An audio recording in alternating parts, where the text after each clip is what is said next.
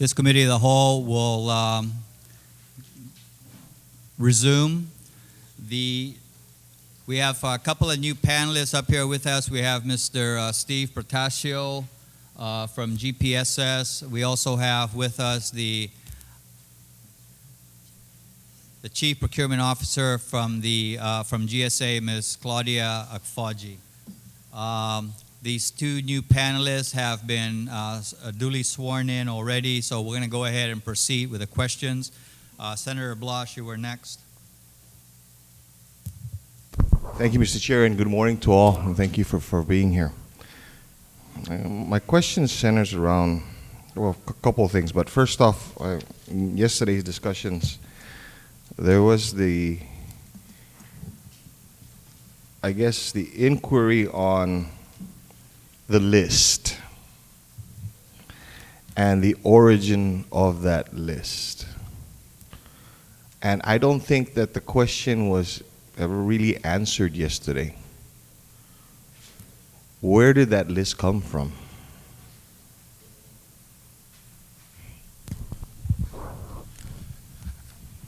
Senator, when that question was posed yesterday, that list actually came from the DPW to GSA, but we're not sure exactly who, and when we say DPW actually got that from, it was being claimed from the JFK Task Force. I'm not sure exactly whom from the JFK Task Force it was given by, but I know that DPW did not generate that list only because we're not experts in the field of education, and we absolutely don't run schools, so it was generated according to Mr. Jesse Garcia, who is our Chief of Operations at DPW, from the JFK Task Force. Okay, now I'm even more confused, because let's go back a little bit then. Who makes up this JFK Task Force?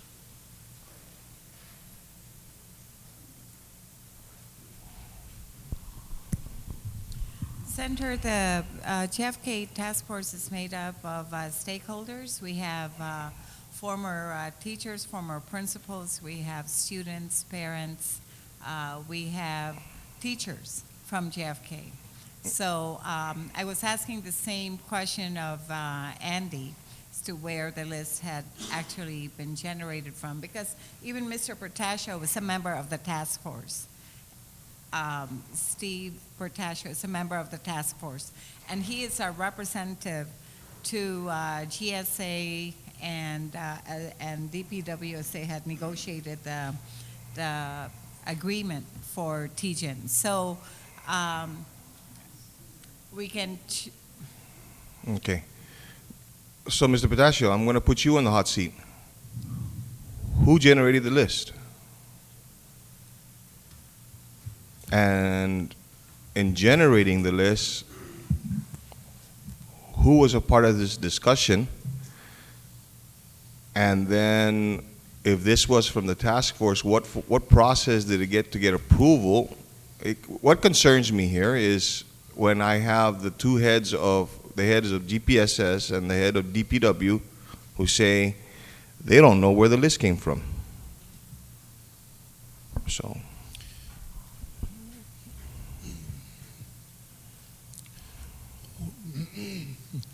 Excuse me, because I have strep throat right now. Okay. It's hard to. Take your time. One of the first jobs of the task force, the Exit Strategy Task Force, was to create 3 committees. One committee was tasked with developing plans for the rebuild of JFK. Another committee was tasked with coming up with an interim plan for JFK until the new school could be rebuilt. The third committee was tasked with public awareness, working with senators for legislation and such. My specific responsibility shifted from committee to committee because I was the administrative representative to the committee from JFK, and so I needed to be involved in all 3 of the committees. But my primary responsibility was on the interim plan committee, where we looked originally at to determine whether the Brody Elementary campus could be used as an interim plan. There was another committee that focused primarily on the rebuild. They had to, based on input from teachers, administrators, trying to glean experience from the recently built new schools for GPSS, their experiences, their successes and challenges. They had to consider all of that information, and they were the ones who came up with the specifications that went to the DPW request for proposals. Included in that was the beginnings of that collateral list. That collateral equipment list was designed to determine what equipment would be needed to open the new school, the completely brand new school. I did not track that development. I know that it did go to DPW. I know that they did eventually do their RFPs and get bids, and it went through that process.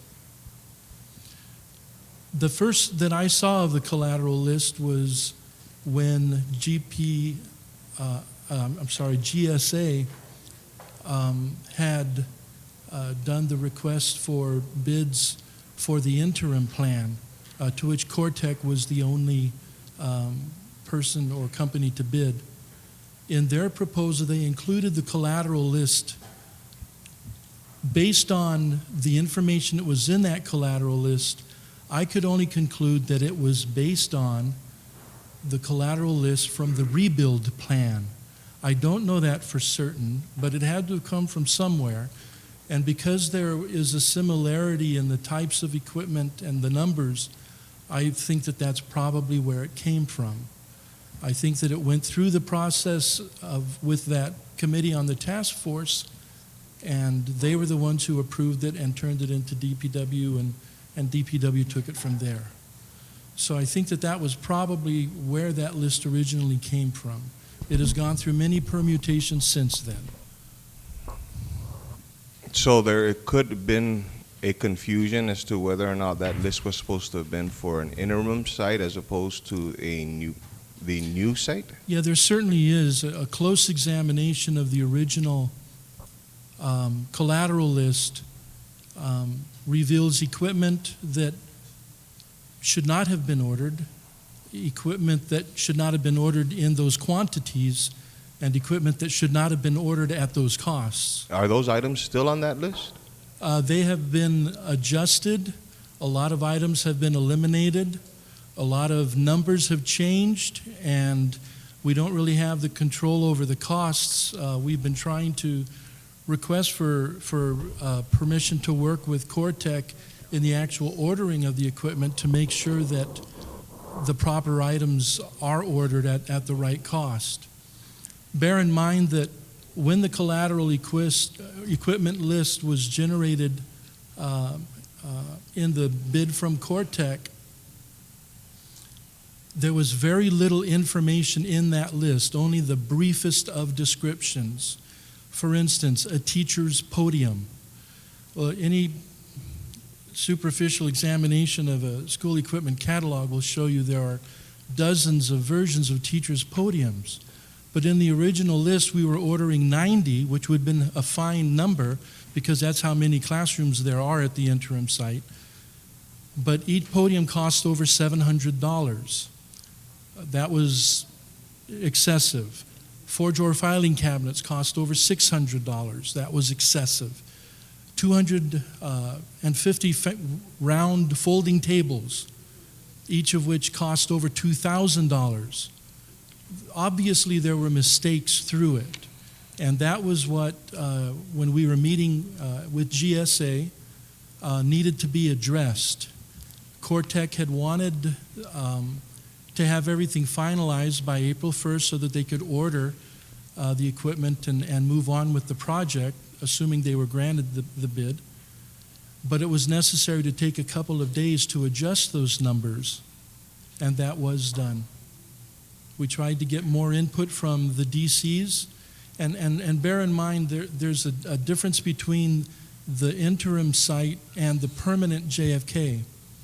Interim was intended to be used, well, interim.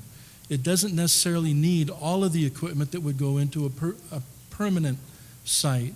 However, you still did need enough equipment to be able to run a viable educational program there. The superintendent, I think, in looking ahead, was considering continuing to use the Teadsden site even after JFK had vacated and gone to their permanent site, to continue using it as a long-term high school to ease overcrowding. And so when we were looking at what equipment we should be ordering for the interim site, we had to keep one eye on what did JFK really need, and another eye on what would need to stay there after JFK was gone. And so the numbers changed back and forth a couple of times, and as I said, items were removed, and quantities were adjusted, but the costs of the items were really beyond our scope of responsibility. Okay, so who put the cost together?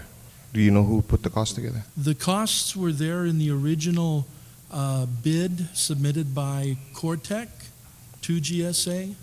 It was part of their bid package.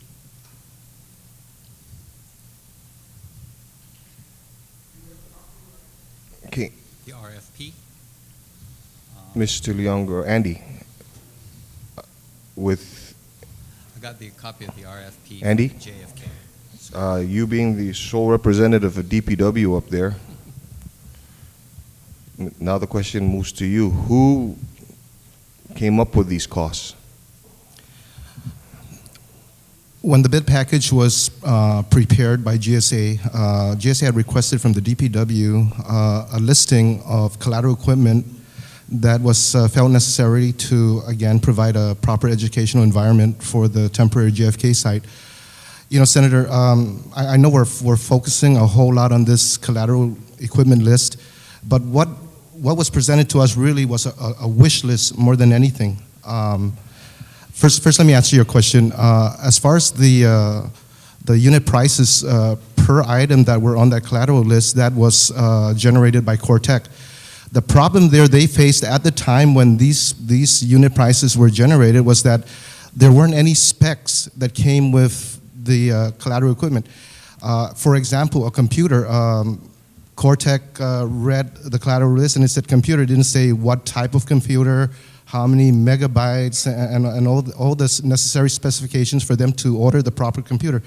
So I guess what they did was they just decided to go on the high end of whatever computer was available, and then that price per unit came about. It may seem ridiculous at the time, but you know, we had to start somewhere. Then Claudia Agfaji from GSA pulled me over and said, Andy, you know, some of these prices are ridiculous, and I agreed with her. So we went back to the table again with Mr. Portacio, myself, Claudia, and Martin Liano from DPW, and we said, well, let's get some specs on some of these items on the collateral equipment list, so that we could get a better pricing idea of what we're really looking at, instead of just saying we need a computer. You know, I mean, Cortex saying, okay, we can give you a high-end computer, we can give you a mid-range computer, we can give you a low-end computer, but we need specs in order to really give you a better idea of what these computers are really going to cost.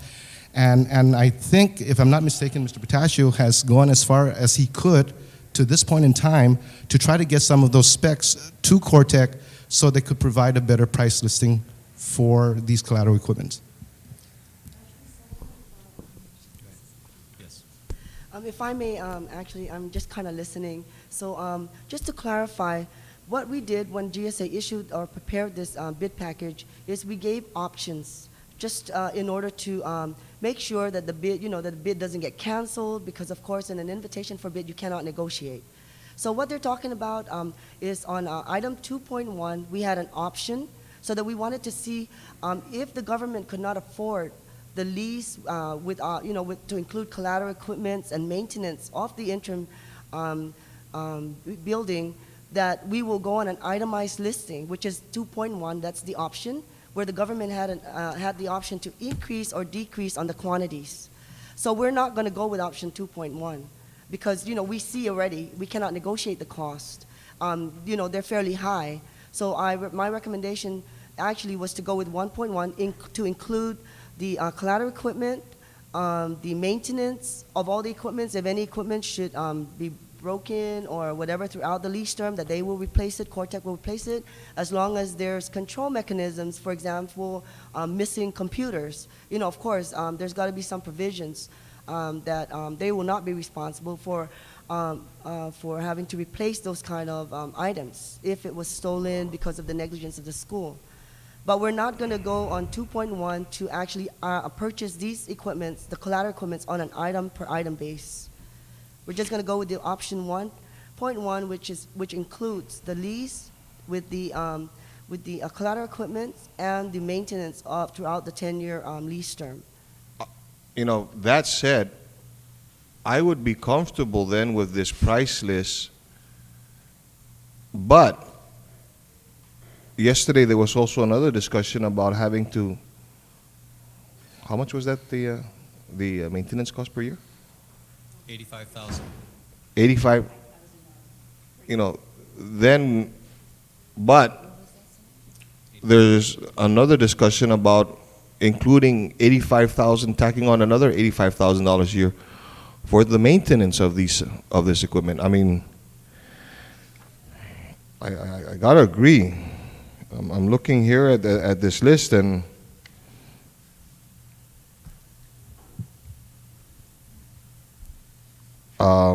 even at the high end for some of these things, I would love to have an $81.42 cutting board for my kitchen, you know, or a $15.07 serving tongue, 16-inch. You know, and so if the maintenance of these items were included in the cost here, then maybe it's easier for me to swallow, but it's not. And so, I guess Mr. Chair,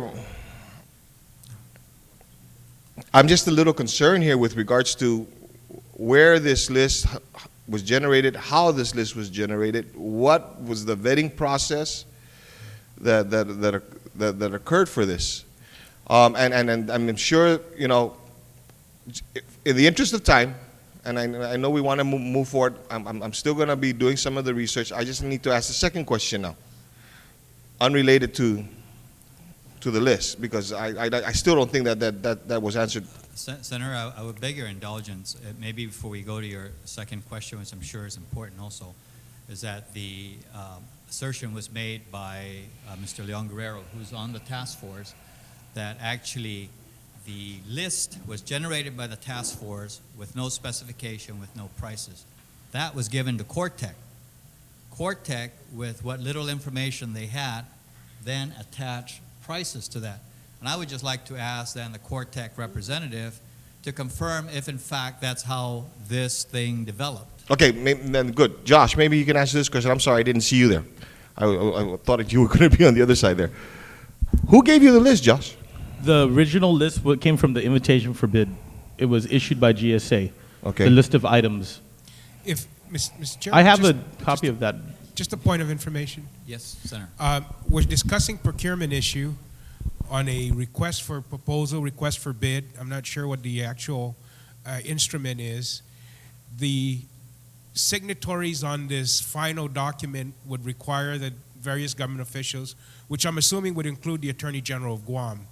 And so I just want to ask, has anybody asked the Attorney General of Guam to please be here so that we can discuss these things, so that if we find anything at all related to this issue that may preclude the signing of the final contract, if that's what it ends up being, that I think she should be here to discuss, to at least give us some guidance on these issues also.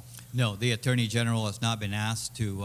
Can I request that she be asked to? That's fine, and I'll ask the Sergeant at Arms to make that contact. Thank you very much. Okay. And thanks for answering the question, Josh. But you know, really, I don't think that again, my question goes in line before it even gets to him. Where, why, all the W's for the list, I'm not satisfied that it has been answered. Who was the approving authority? And I guess the Speaker, Speaker Pangalinan's request for the AG to be here would help to clarify or to answer that question. But, and I'll wait for her to come so that I can continue down that line. I want to move on to my second question.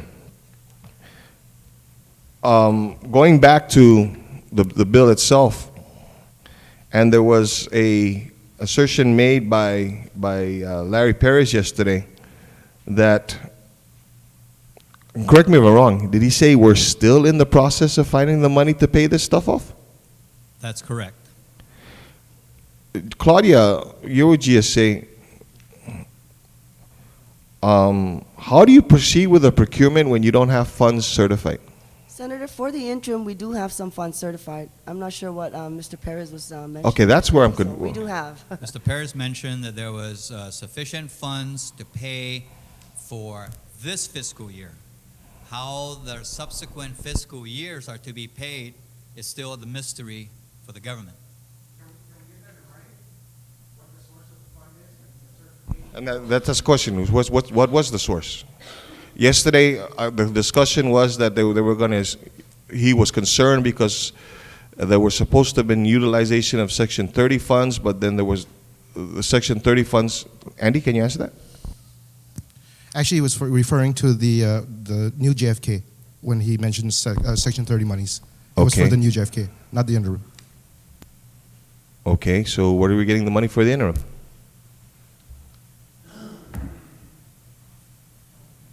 Claudia, you want to answer that? I don't handle funding. I just handle the procurement process. I don't even look at account numbers. Once we get the requisition certified, then that's an accounting issue. We don't look for monies for the department. I understand. Yes. But so when it came to you, the documents, there was all, it encumbered. was all certified and everything. Yes, yes. I'm still, Mr. Chair, I'm wondering where this money's coming from. Senator, the money came from the governor's office. But was that just to pay for their obligations for fiscal year 2009? That's correct. Or for Senator. the, Senator, I really think if they're saying that the money's there, the governor has it, whether it's in his wallet or over at DOA, I'm requesting, and excuse me, the documentation certifying that the funds are available. Can somebody provide that to this body?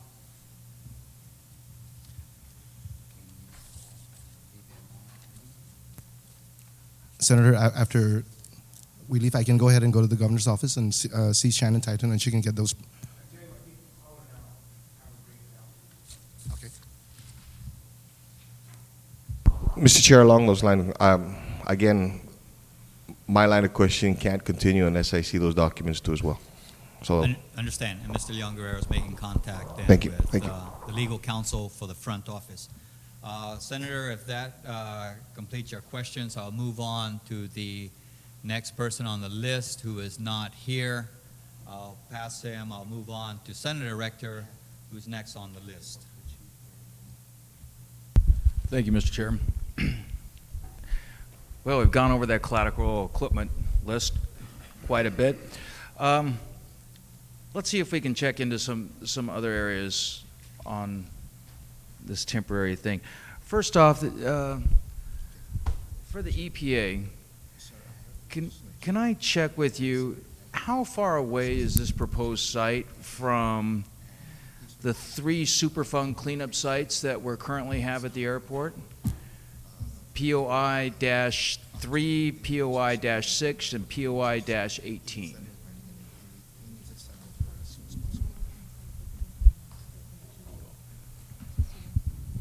I'm sorry, you're asking the distance of this site from the Superfund site? There's only one on the MPL, which is Anderson Air Force Base, and I don't know the distance. Well, we just received a Brownsfield grant from the U.S. EPA to clean up 3 sites at the airport, Okay, so which I believe are Under Very CERCLA. close. Okay, because when you asked me the question of Superfund, I'm thinking national priorities. Listen, there's only one on, well, aside from the ORDOT dump, but that's Might have been a debatable. bad terminology. I was Okay. asking them, and So in they terms said of- it's a different program under the Superfund okay, program, okay. the Brownsville grant. So, in terms of brownfields, there was one that was the Dedido, where the tire. I'm actually just worried about the three that we just received $660,000 to clean, or $600,000 to clean up. POI 3, It's- POI 6, and yeah. POI 18. From my understanding, it's just behind our building. We're talking about the brownfield sites. The brownfield sites, Yeah. all three of them. Yeah. How my far understanding. away are they from Cortec? Do they share a fence with them? About one. Within a mile. I mean, Cortex is in front of our building, the cleanups and behind our building. So- The building that we're leasing for GIA, from With- GIA. Within a mile or within a block? Less than a mile. Less than a mile. Yeah. Like, how much less than a mile? 100 feet? Actually, it's even less than. Does it share fences with it? I don't know. I mean, Uh, like, it's within a half a mile radius. How about that? I mean, I'm not going to. It's awful darn close. Yeah, because we're One under way or Earth, so another, I'm it's not gonna awful do darn 0.1. close, About right? 300 0.21. feet. I walk by there every day. It's about behind 300 us. feet. That's why I said it's right behind our office. Right. I mean, there's a reason that the federal government gave us $600,000 to clean that site up, because it wasn't even habitable as an industrial site. Is that correct? Yes, Brownsville usually is for industrial site cleanups. Right. Because it wasn't even habitable as an industrial site, which kind of worries me. Like, when I looked at when somebody read to me the lease yesterday, basically it said that when the feds granted us this quitclaim deed, they said, look, we don't suggest you using this for children and families, but if you're going to, here's all the things we're going to put in there so you can't sue us, which is what that list says. And when this property is right next to a Superfund cleanup site, that kind of worries me. Because the problem is with this is these aren't things that hurt children right off the bat, like lead poisoning. This isn't something that, like, a kid's going to come up and, like, end up with the dust blowing in his face from contaminated land and get sick and go to the hospital that day. It's something that 10 years from now, their cancer rates are going to go through the roof. 10 years from now, they're going to be sterile. 10 years from now, their kids are going to have birth defects. And I think this is something we have to be incredibly close with and incredibly careful with. These are our future. Guam already has astronomical cancer rates because of the toxic landscape. And if we're right next door to a toxic site, that concerns me a lot. So I'm going to ask EPA to please do due diligence on this. These are your kids. These are your family. These are your nephews.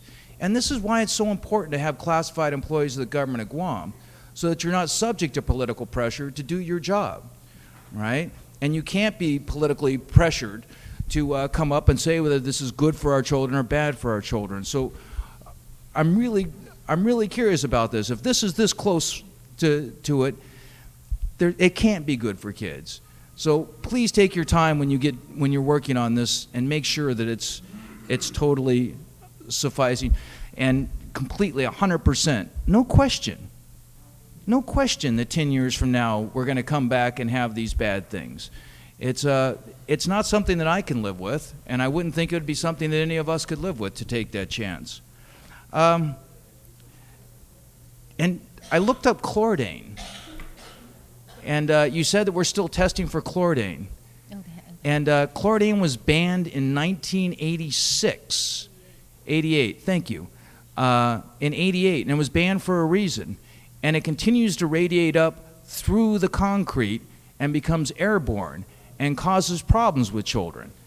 And that too worries me quite a bunch, to make sure that we do it. And how are we able to test to make sure that the levels that are in the air, the airborne particles that are in that room, in those buildings that are floating around, are the consistent for every day? Have we tested the air quality in these buildings? There's not even windows in the buildings now, right? There are windows in the buildings now.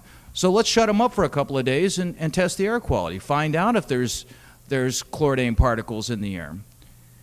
You see, we just can't be too careful when it comes to our children's health.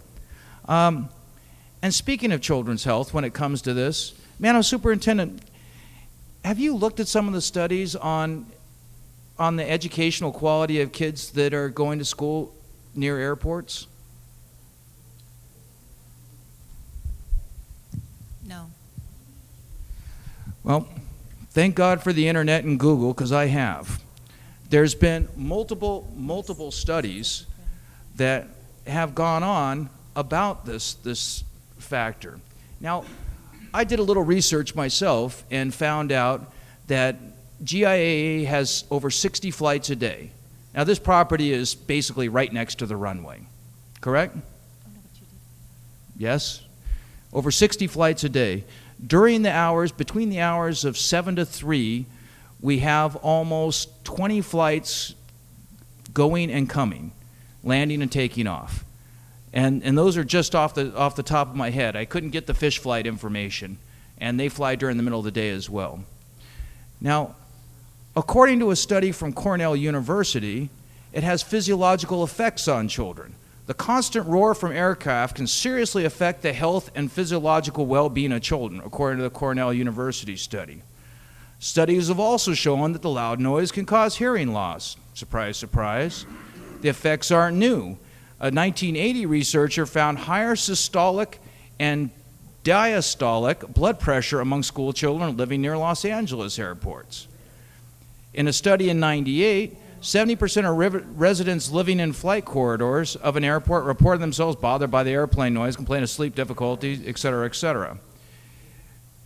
Cognitive effects. Children in schools bombarded by frequent aircraft noise don't learn to read as well as children in quiet schools. Another Cornell University.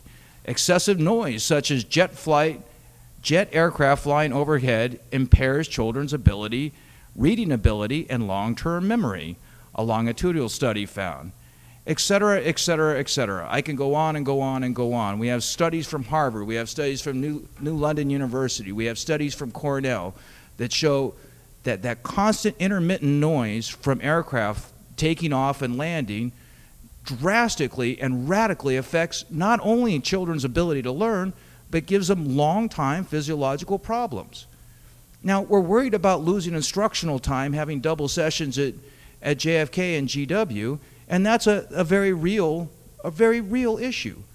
But also, this is a very real issue. We have multiple studies saying that this isn't going to work, that it hurts children's ability to learn.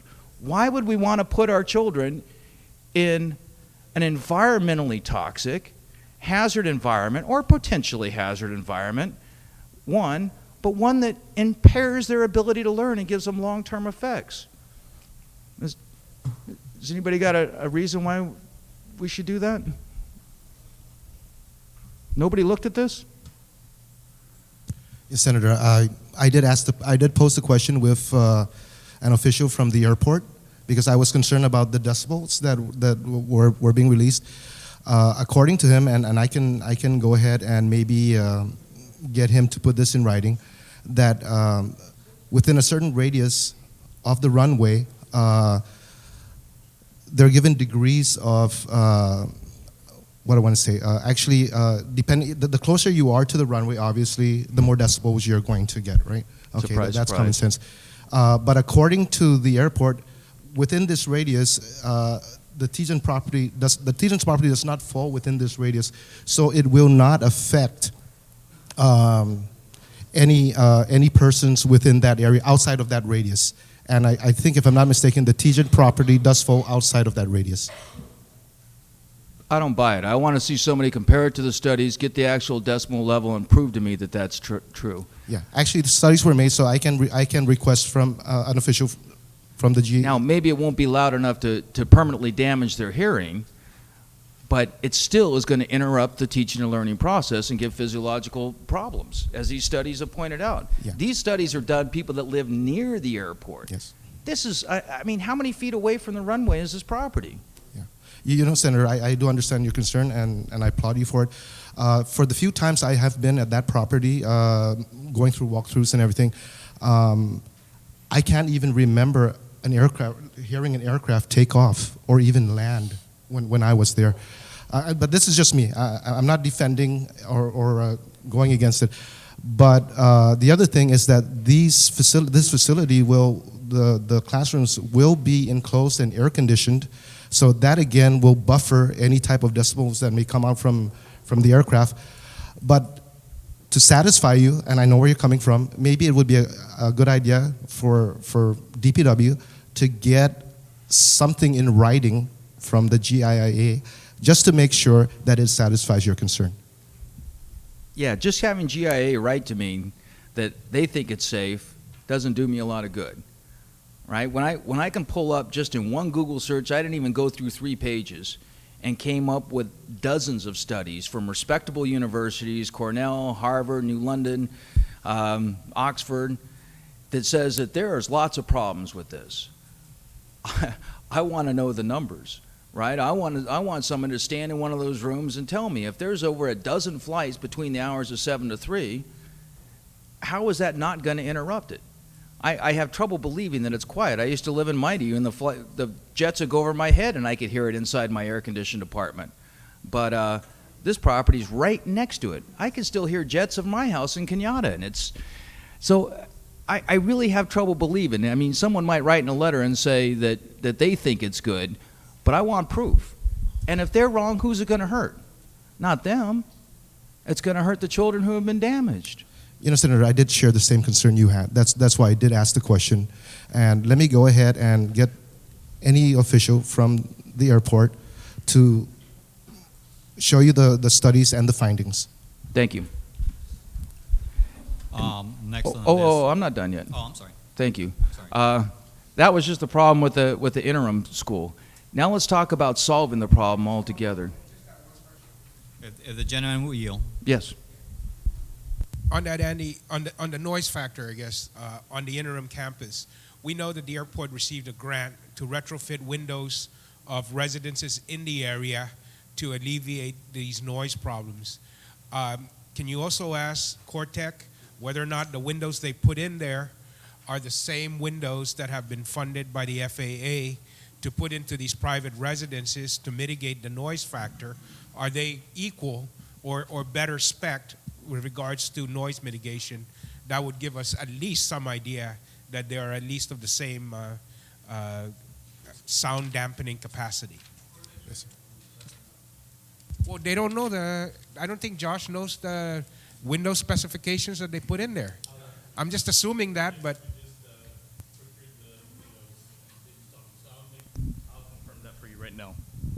I'll confirm that for you right now, but in our discussions with our managers, I believe that those are the specs that they use to order them. I'll confirm that for you. Proceed, Senator Ricker. Thank you. Yeah. Okay, moving right along. Let's talk about a long-term solution. I mean, obviously I have problems with the temporary campus. Long-term solution. You testified earlier that an engineering firm came back and said that we could repair JFK for approximately $20 million. Is that correct? Yes. Yes. Okay, I think I saw a copy of that report. The speaker had a copy, and it was broken down into immediate funding, midterm, and long-term funding, and all three of them adding up is approximately a little over 20 million, something like that? No? Uh-oh. I'll yield to the speaker. Okay. Point of information. Yes, I do have the copy of it. The immediate construction cost will be 7.6. Short term is 7.1, and the long term will be 4.4. So it's not 21, 24, 25 million dollars. But then if you look further, then it talks about an estimated time. And if you were going to do a long term, it would be 270 days. If it's short term, it's 390 days. And if it's immediate, it's anywhere between 120 to 300 for all the different items. So maybe Dr. Schaefer, you can discuss this even further, but at least those are the figures and time frames and dollar amounts that we're looking at to do a long-term repair of the identified scope of work.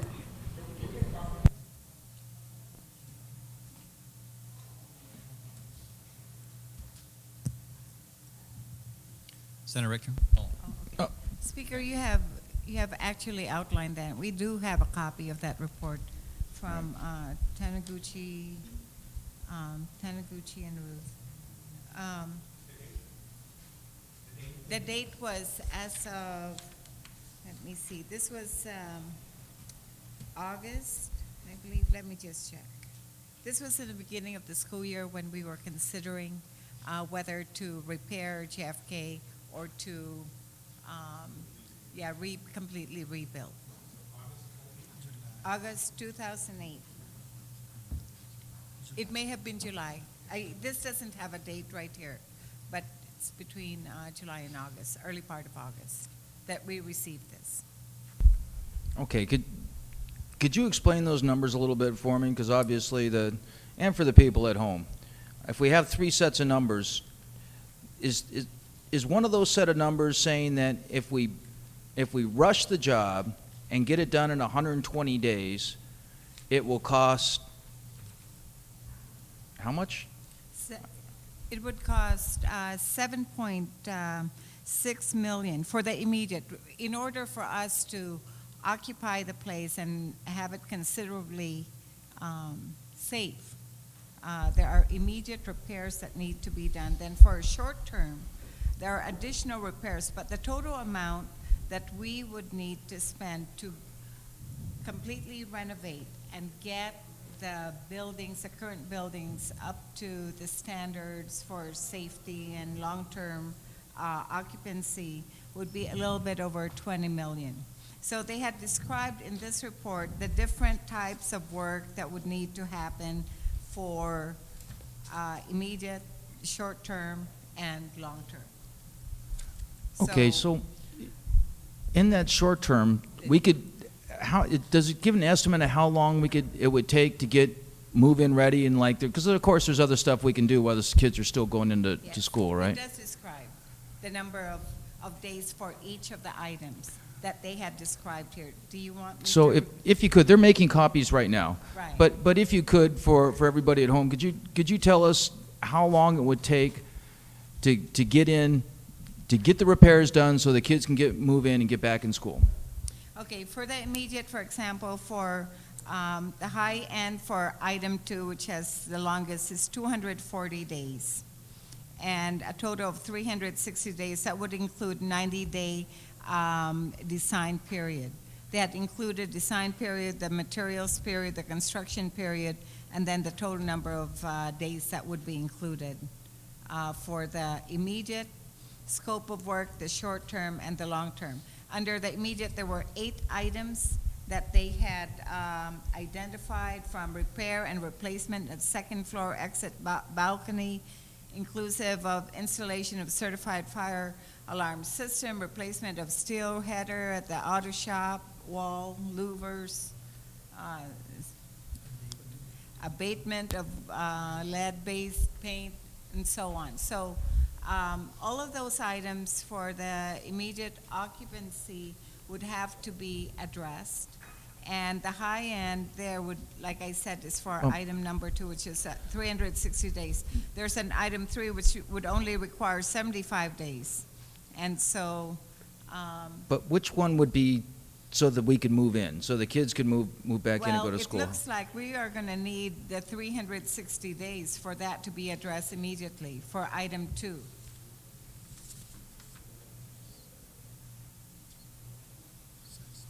Which has to do with the seismic upgrades.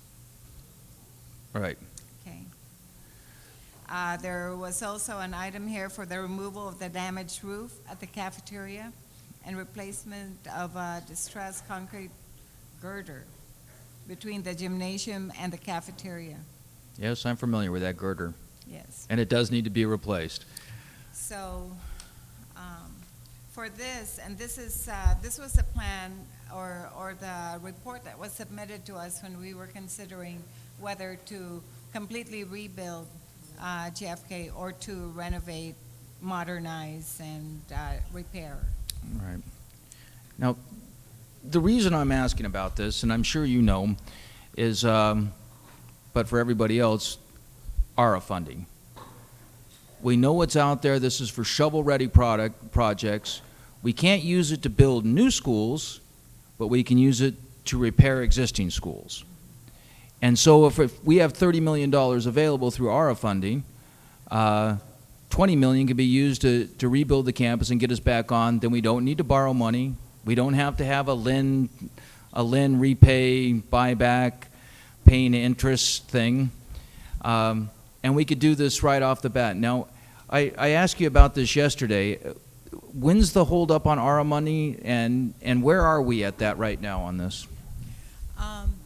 We had a conference call last week with the U.S. Department of Education and Department of Interior, and they actually had just told us that they're still working on the guidelines for the territories, the outlying areas. There are 4 entities that they are considering right now for this ARA money that are not within the States. So they had noted that they're developing the guidelines specific for territories, that they're trying to get this out as soon as possible. It's not going to be months. It's more like a matter of weeks. And the total amount that each of us will get, they have yet to decide. And so we're hoping that this certainly will be announced or given to us before July. So Great. that's my hope. Now, my question on this is, it's my understanding that the ARA funding basically gives control to the governor on it for shovel-ready projects. I know other states around the nation they are on the ground working even as we speak. Do you know, because I know in procurement law for Guam, the governor can declare a state of emergency, and I think we all think JFK is a state of emergency at this point, and speed up the procurement process. Is that allowable under this ARA funding, do you know? I don't know, Senator, because I don't know the parameters that they're setting for territories. Obviously, if it was just going to be based on the same guidelines as the states, guidelines have given to the states, then we would have gotten this now. But I'm concerned that because of, for example, our high-risk status, there may be additional conditions that they would want for us to comply with. So I don't even want to try to answer that at this point. Well, who would be able to answer that? I mean, assuming that we're treated the same as everywhere else, where can we come up with some idea as to, 1, how fast can we get this? 2, just from the local side. 2, how fast can we get the design and rebuild specs up and get shovels in the ground at JFK? Does anybody have an estimate on that? Just as a matter of clarification regarding this is resulting from the conference call that we had last week. Shovel ready doesn't necessarily mean that you have the A&E specs all in place. I understand. So planning can be a part of that. They clarified that Sure. for us. But I'm not sure. Is this referring to the new JFK, but retrofitting it? Is that what you're referring? Rebuilding JFK. Yeah. Well, actually, the timelines are listed right here, and you'll get a copy of that. So in the Taniguchi report, that has the timelines. The number of days. Number of days for design period, number of days for materials period, and the construction period. Okay. So, Madam Superintendent, let me go back to you one last time on this, and then I'll wait till I get the report and follow up on it. Do you think it'd be a viable option to rebuild at this point if we could get the funding available almost instantly? Like let's say, let me rephrase that. Let's say that I asked USDOE, and I say, look, we need to rebuild the school. We need to rebuild it ASAP. Give me the guidelines. Give us the guidelines by next week. And they say, okay, we'll give you $20 million. Here are the guidelines of how you spend it, and it'll be available to you in a month, say. Do you think that would be a good option if you know the money's available and we can start building almost instantly? What would be your take on that? You've researched this exhaustively, I'm sure, at this point. You know, and again, Senator, I'm just going to go back again to my stance regarding the decisions that we make. How I feel about the different options is irrelevant to the consequence to our students regarding the decisions that we make. And the timeliness of our decisions is very critical. The safety of our students is very critical, and the condition of the facilities in which we place them is very critical, as well as the impact to other students as we try to remedy this. You know, whether that's going to be the best use of funds that's going to be given to us, given the limited resources, again, that's going to be up. We're going to leave that up to the stakeholders, which is inclusive of our elected leaders, our school leaders, and so on.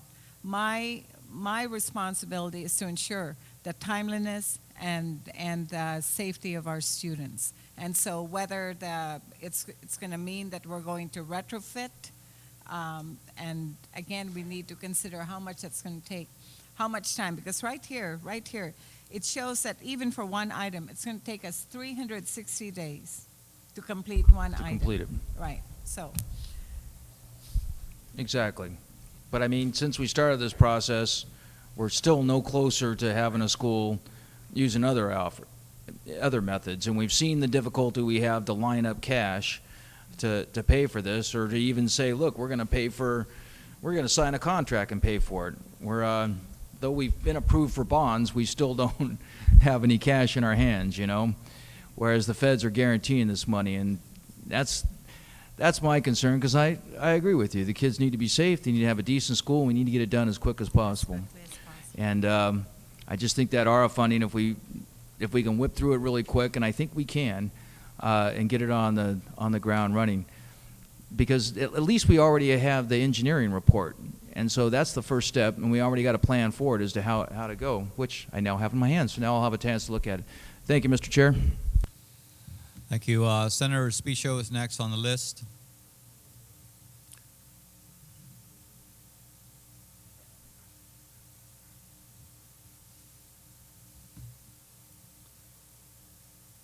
All right. Senator Pangilinan, I thought I saw your hand up. Thank you very much. I was trying to follow the conversation and the discussion to see, I guess, what are we discussing? Are we discussing Bill 52 as it relates to the construction and so forth, or are we discussing, you know, as part of the entire problem with JFK as being offered as a remedy in Bill 52, the provision of an interim space for the children to receive their education. On Bill 52, it would allow an RFP to be awarded with regards to the construction time frame and change that.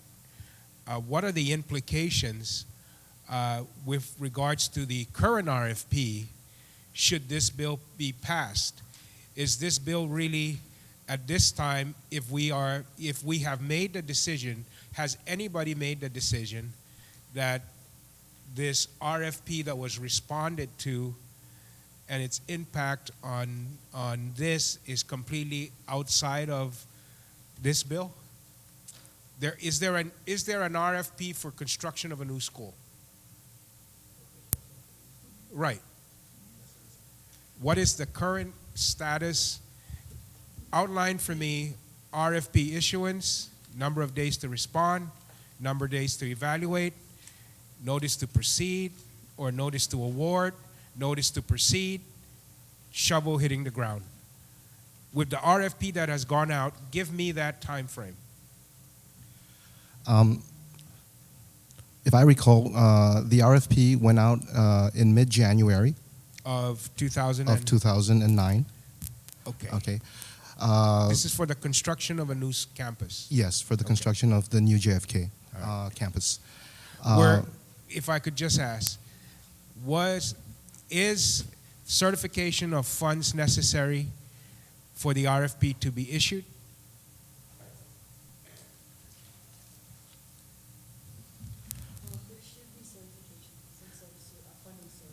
Okay. In the RFP, Andy, what was the source of funding then that was certified? Section 30 money, sir. Okay. Section 30 as a loan, Section 30 as a yearly certification, Section 30 as a how? If I recollect, 9.8 million out of these monies was supposed to be dedicated to the new JFK for debt service annually. Okay. How did they certify that? Was there a bill that was passed for that purpose? Under what public law was that certification done? 29114, sir. Senator, Okay. I think I'm going to need to bring us back to yesterday.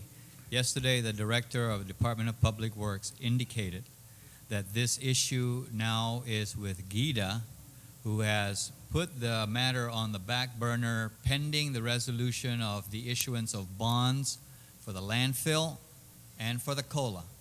Once that is accomplished, then they will come back to take a look at then the funding to satisfy the debt service for the rebuilding of JFK. That was the information provided by JFK, by the director of DPW. So basically, the issue is it's on hold at GIDA until the other two bonds have been taken care of. That's where it's at. Okay. Do they have an estimate of when are they going to be able to resolve that issue? I guess after they come back after they're able to issue the two bonds. Well, maybe we should. I mean, unless Okay, I you're understand. testifying No. on behalf of GIDA. No. Okay. I mean, Then, that's or they have- all that the director was able. And the director is not here today because he was called to another meeting, but he said he will be here as soon as he's Okay. completed with that. And GIDA was never here. No representative was GIDA. They had two testified to that? representatives, but they were really not in any position to make any statements. The chair for the economic development indicated that he would, Okay. I guess, respond on behalf. But no, Guido's not here. They were all on a plane heading out to the East Coast. Okay. All right. So we have this RFP. So certified funds under the RFP was a guarantee of Section 30 to pay for debt service for the construction of the school. Okay, and that was $9.8 million that they reserved. Yes, that 9.8 million, yes, sir. 9.8 million. And so then the total cost would be The, based to- upon the debt service, the total cost for the new JFK would be 45 million. 45 million. Okay. All right. And this is Does the gentleman yield? yes. It was noted, 40. You just mentioned 45 million for the new JFK, but when we were discussing this matter previously, when we were the public law that exists today, we were talking at everything being at 25. When did it change to up to 45? We were looking at 20,000. Madam Speaker, I'm asking Mr. Chair if we can have a recollection, because I'm just saying based on knowledge that I retained from last term, I was looking at the school being anywhere between 20 and no more than 30, and now it's up to 45. I just want to know, when did all that change? I think that's very important. Senator Barnes, when the RFP went out and three companies picked up packages and turned in proposals, the lowest proposal was 45 million by IBC. Was there any changes on the bid specifications when it was sent out based on what was mandated by law? No changes at all. Okay, Mr. Chair, Was there a I government thank the Speaker. estimate? Was there a government estimate? I would have to go back and look. I'm not too sure right now. I can get back to you on that. Yeah, if you can get back to me on that. Okay. So the issuance of the RFP with regards to the terms and conditions of the RFP then were construction within 90 days? No, construction within 9 months. 9 months. Yes, sir. Okay. And were there any other provisions in the RFP that was inconsistent with law? Nothing. So, so the only time frame allowed under the RFP was 9 months. As it stands, with Bill Public Loan 29114, 9 months, yes, sir. 29114. All right. Now, and all negotiations are proceeding on that basis. Yes, they are. The award was issued. Notice of award's been issued. Not right now. No, notice of award has not been issued. There's no notice of award yet? No. Okay. So, and the reason being no notice of award, was it an RFP or a request for bid? It was an RFP, sir. An RFP. And how long have you been in negotiations? We've been in negotiations now approximately 2 months. Okay. Is there Claudia, in the procurement regulations, is there a time frame to conclude negotiations under an RFP, or is it indefinite? They didn't indicate in the RFP package, Senator. An expiration? Yeah, the irrevocable time period of the process. Right. Then it's kind of like open-ended. So it's open-ended. Yes. There's no bid bond requirement that expires at the end that makes their price good for a certain number of days? At this point, I'm not sure because it was a construction that was handled by DPW. Okay. But normally for construction, they should require actually the 100% performance bond is still required. Right. Was there an expiration, Andy, on the performance bond requirement under the request for proposal? Actually, under the request for proposal, that wasn't included, but that will be included with the negotiations with GITA and the IBC. Those stipulations will be included in their leaseback agreement. So in the request for proposal, there was no requirement for a performance bond? No, there wasn't. Claudia, is that normal practice? I'm not sure, Senator, because I haven't had a chance to review their RFP. Okay. I'm not sure. Is this a lease with finance? No. Turnkey or design build? I'm not sure at this point about the documents. I haven't seen their RFP. It's a leaseback. It's a design build, maintain leaseback RFP. I just don't want to make a comment with something that I didn't review at this point. Yeah. Okay. And so we don't know if there's any kind of expiration with regards to their ability to perform as evidenced by the issuance of a performance bond. That's correct, sir. So we don't know that. Okay, so you're negotiating and hoping that at the end of the day you will have something that says guarantees their performance. Yes. You will require that. We will require it. We're hoping for liquidated damages and a performance bond. All right. So any reason why you decided not to put, wouldn't you think that's something that you would want in an RFP? The question had been presented to us. I would prefer if the director, I think he's on his way, because I had referred the question to him because it had been asked on numerous occasions. He did come up with a certain reason, but I would prefer if he was the person to answer that. Yeah. All right. I know Larry will come up with a reason, no matter what. So, that I know. The question then that I have is, how long do you anticipate the negotiations to continue? Well, Senator, I think we're at the tail end right now. Okay. Everything's at GITA. Okay, it is now the responsibility of GITA to prepare the lease, the contracts, and whatever components that came with the RFP. But okay, but all that has to be when you conclude. Well, they can't prepare a lease if they don't know what the terms are. They right. can't. So you have to conclude your negotiations. Yes. And what's your target date for the conclusion of your negotiations in order to be able to issue a notice to award? You mean when you say your DPWs? Or Yes, yeah, DPWs, because Okay. you're handling it, correct? Yeah, well, actually, you know, sir, since it went to GITA, now GITA has the full responsibility of awarding this RFP, not DPW. Wait. How can they award something that you issue? Under what authority?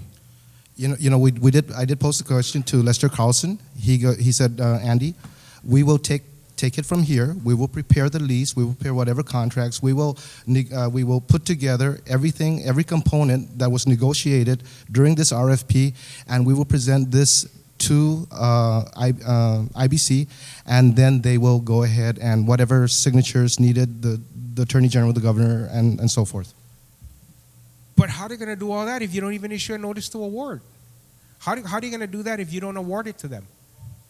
Let me go back to the notice of award, and let me find out from GITA if that was ever issued, just to make sure. See, I think that's why we need the Attorney General here, because we're now entering into people acting on executions of contracts, execution of the applicable rules, regulations, and law of the procurement code, and the Attorney General is going to have to sign off in all my years of experience on all contracts that they've all been entered into in an appropriate and legal manner. And if has the Attorney General ever been brought into the discussion of this RFP and been briefed on it? None. None at all. Okay.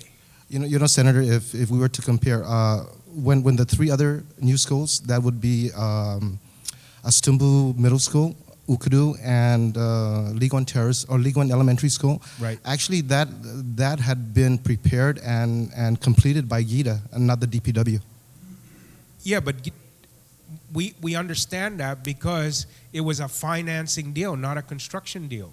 Well, this is a 70% financing RFP, sir. So what is DPW doing issuing financial RFPs if all financial debt and instruments really should be issued by GITA according to law? So if you're telling me now that DPW is off running around issuing, financing deals and RFPs, then something's the matter even at the very beginning. Yeah. I think mainly because it's a construction. 30%. I'm sorry? 30% construction, 70% finance. 30% everything else. Yeah. Yeah. So DPW doesn't have authority to be issuing RFPs for financing deals. I think the take on this, and I've just been instructed to, so I'm not too knowledgeable about procurement laws and everything, but because it was a construction RFP, even though it's 70% financing, because DPW is mandated to address all construction activities. Is the decision to award going to be based on construction or the financing package? Which one? The financing. So what is DPW doing with issuing RFPs on a financing deal? And I know that's probably, way before your time. I understand, and please bear with me because you're the one here. Sure. But so those are the questions that I think I have with regards to this. Let's say we're able to do all this. Let's say, how has GITA given you any indication when all of this would happen so that they now, I don't know how, but will issue a notice to award? I don't know where and under what sequence of authority they're going to be able to do that. So they issue a notice to award and they say, okay, here it is. How long from the notice to award to the preparation of the documents? No additional negotiations going to be required once the notice of award is issued? I'm not sure what component GITA may require from IBC, but as far as everything on the technical side, everything has been completed. So you're telling me that DPW has decided what's the best financing deal on this and send it over to GITA or not yet? my understanding of that question is when the RFP went out, Yeah. we had evaluators, Okay. and these evaluators were in the took part in actually evaluating the three RFPs or the three proposals that came in, and this evaluating team was the one who decided and ranked these three contractors. So when will a contract, when do you anticipate a contract being signed certifying the funding's available? Because now you've got to certify that you're going to have the money to pay for it, certifying that the financing is in place that will be acceptable to the contractor in order to go out there and begin turning dirt. You know, sir, right now at this point in time, I don't have an answer for that. Could it be 3 months? I honestly don't know, sir. Yeah. So we really could have everything done, the contracts done, and the contractor say, see, if it's a design build, then at which point in this whole process does the government have to have the financing in place? If they're financing, are they financing the construction? Is that part of the design build finance? The contractor is providing the funding for the construction of everything from the beginning to the end, up to the 30-year lease. Okay. And then our debt service would be determined on those negotiations with GIDA and IBC, whatever that dollar figure is at the end of the day. And so we really don't have to go and issue bonds. Is that what you're saying? No, I'm not saying that. We do have to have some kind of funding source to pay for the debt service, which will not start until 2012. 2012. But under the 29114, which is a guarantee of Section 30. Now, in that financing, is it a guarantee of Section 30 for a loan to be issued or for just the debt service to be issued, so that if it's part of the design of the financing, then we don't have to worry. The contractor's going to go and find $45 million, and all we have to worry about is that first year payment and the next 30 years. That's correct. Yeah. And was there a interest rate range set for the financing? I would have to check with GIDA on that. Okay, so, but the RFP did not include one? No, it didn't. Not to my knowledge. Okay. So, how then did you evaluate, I guess, you know, I'm just trying to figure out the criteria for determining, I guess, which is the best financing package. And Well, the major criteria was obviously the lowest. The lowest proposal, right? on the construction side. On the financing. On the construction side, yeah. If it was going to cost $45 million, that was the lowest. It went up as I think another contractor went as high as $60 million, if I'm not mistaken. Okay.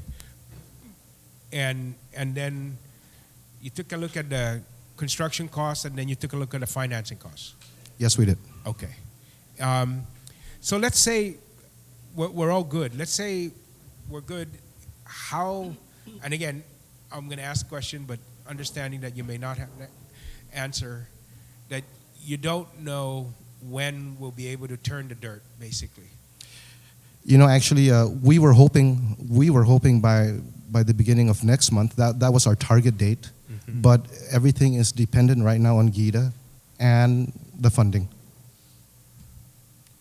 As soon as GIDA, my assumption of this, sir, is that right now, you know, because of some of the problems the government is facing now with the consent decree and tapping into the Section 30 monies, mm-hmm. you know, that 9.8 million is not 9.8 million today.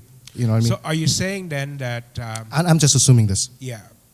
there's a possibility that the contractor can say, I'm sorry, I'm not satisfied with Section 30?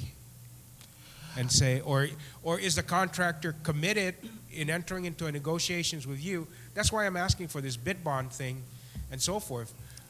Can you get to the end and the contractor says, no, I don't want this. I'm not going to take it because now we see a Section 30 cash flow projection of 45 million and you've already taken 30 for debt service and other issues and obligations of Section 30.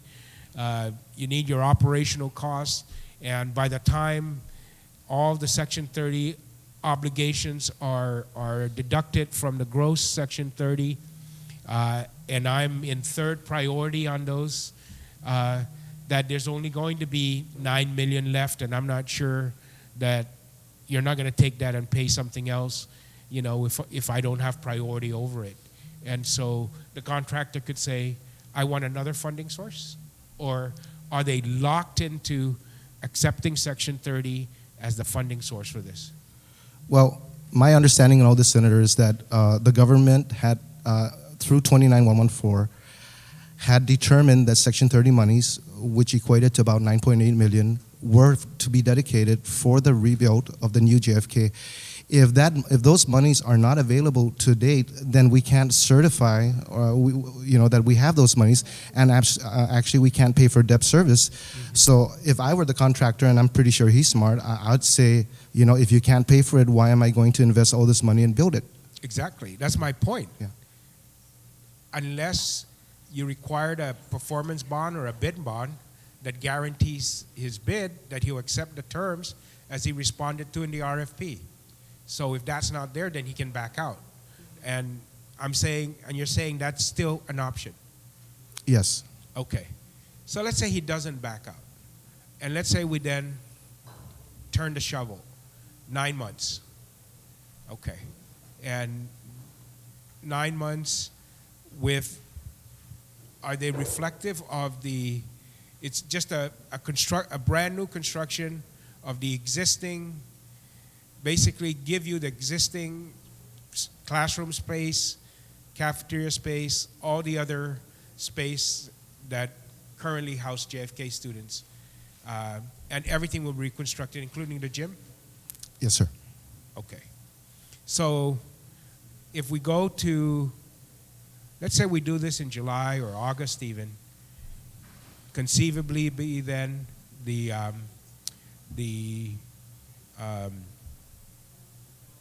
children could be in another double session, at least for another year. That is correct. Okay. Is this, Madam Superintendent, is this the acceptable path that you want to take? No, that isn't, Senator Pangilinan, that is the least of our acceptable path, is to have another double session for more than 5,000 students. Okay. So we're separating now, I'm separating just a reconstruction of getting students back to JFK, that this is the proposal on the table now. This is the only concrete proposal on the table now for getting a new JFK campus. Is that correct? Well, you have, yes, of what has already gone this far. Okay. In terms of getting an RFP out and getting individuals to propose and so on. The other option that we have, of course, would be to entertain the possibility of not rebuilding the entire JFK, but then renovating it, modernizing it, and so on. But then that's also going to take as long of a period because right. Some of the items there is going to take up to 360 days. So without an interim campus, right. Without any interim campus, it is inevitable that we get a double session. And whether the double session, we could eliminate one double session at GW if we had an interim campus at JFK. and we can do an interim campus at JFK and Brody or whatever, and reconstruct JFK at the same time. So That's that also a possibility. that's a possibility, and at least that alleviates the GW double session, That's and a GW possibility. can can possibly That is- settle back into their normal Right. schedule. And again, that isn't without any adversarial impact for students, because we still have between 300 and 400 students at Chief Brody that we're going to have to, again, reassign their attendance areas. Right. And most of them would most likely have to move up to the north. And that again, but you're talking, when we're talking about quantities of students, then it's Right. all relative. We are all very concerned, of course, of the impact on the elementary students, but considering what the 5,000 students have gone through this year, then the only other option we have, if we don't have the TGen as an interim, would be then to take go back to the Chief Brody, put that in the drawing board, as one of our options. And there was a preliminary estimate for that of, I think the high end was 4 million. About 4 million. Yeah. Now, the question that I have is, if we were to pursue another path, and let's say we were to say we're going to alleviate the double session at GW for the GW students, live with a double session for JFK students, and invest the money that it takes for a lease of a campus for 1 year, and we can do everything in a year. We can either retrofit or reconstruct. Build anew or reconstruct and retrofit the existing JFK within a 1 year time frame. If we make a decision by August, by next August we can have a campus, whether it's a rebuilt or a brand new campus, we'll have one there. And we can do that. So the debate is, which way are we going to go? Which one guarantees us the money? For me, it's which one has the most positive impact on the finances of the government of Guam and so forth. And so then we have to worry about putting the students of JFK then in a facility so that we can at least get the GW students back to normal. Can we, Andy, retrofit the JFK existing campus, the extension campus there, and Chief Brody to accept the JFK students on a double session basis, because we know we can't accept them on a single section basis? Can we do that before the new school year begins?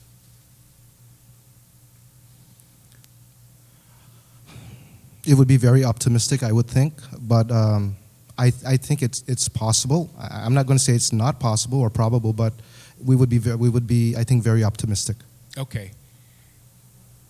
Can we, I guess, and so then those buildings, though, government buildings, will receive $3-4 million worth of investment.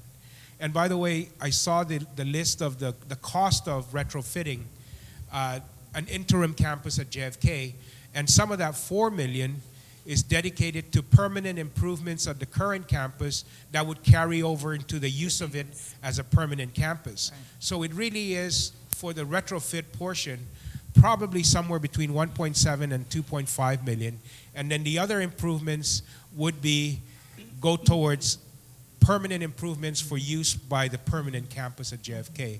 So, so if we're talking just a retrofit to make it usable, we're talking about 2 million, 2.5 million, somewhere in that neighborhood, and we could do that, and that's an option that could be considered. We won't eliminate double session for both JFK and GW, but we will eliminate it for GW. We will have a contract in place, either using ARA funds, that is guaranteed funding is there, or somehow guarantee the funding under this program, and we begin sometime in August, and by next school year, we will have a new campus that is either totally brand new or virtually brand new, with a major reconstruction with guaranteed availability of funds. And I think those are the two areas we're looking at. So I understand the issue. either option that we take, Bill 52 may not be critical to those options. Bill 52 may not be critical in the amendment or so forth. Actually, it would be detrimental to the amendment if we were to say we want a new campus available for JFK by next school year, if that's the decision that we proceed with. It would allow a change in the current conditions and terms under the RFP issued and under the negotiations that have been conducted. So it may open avenues of question with regards to awarding under a different criteria than what was legally authorized by law in the issuance. Yeah, the concern is it may invite a protest.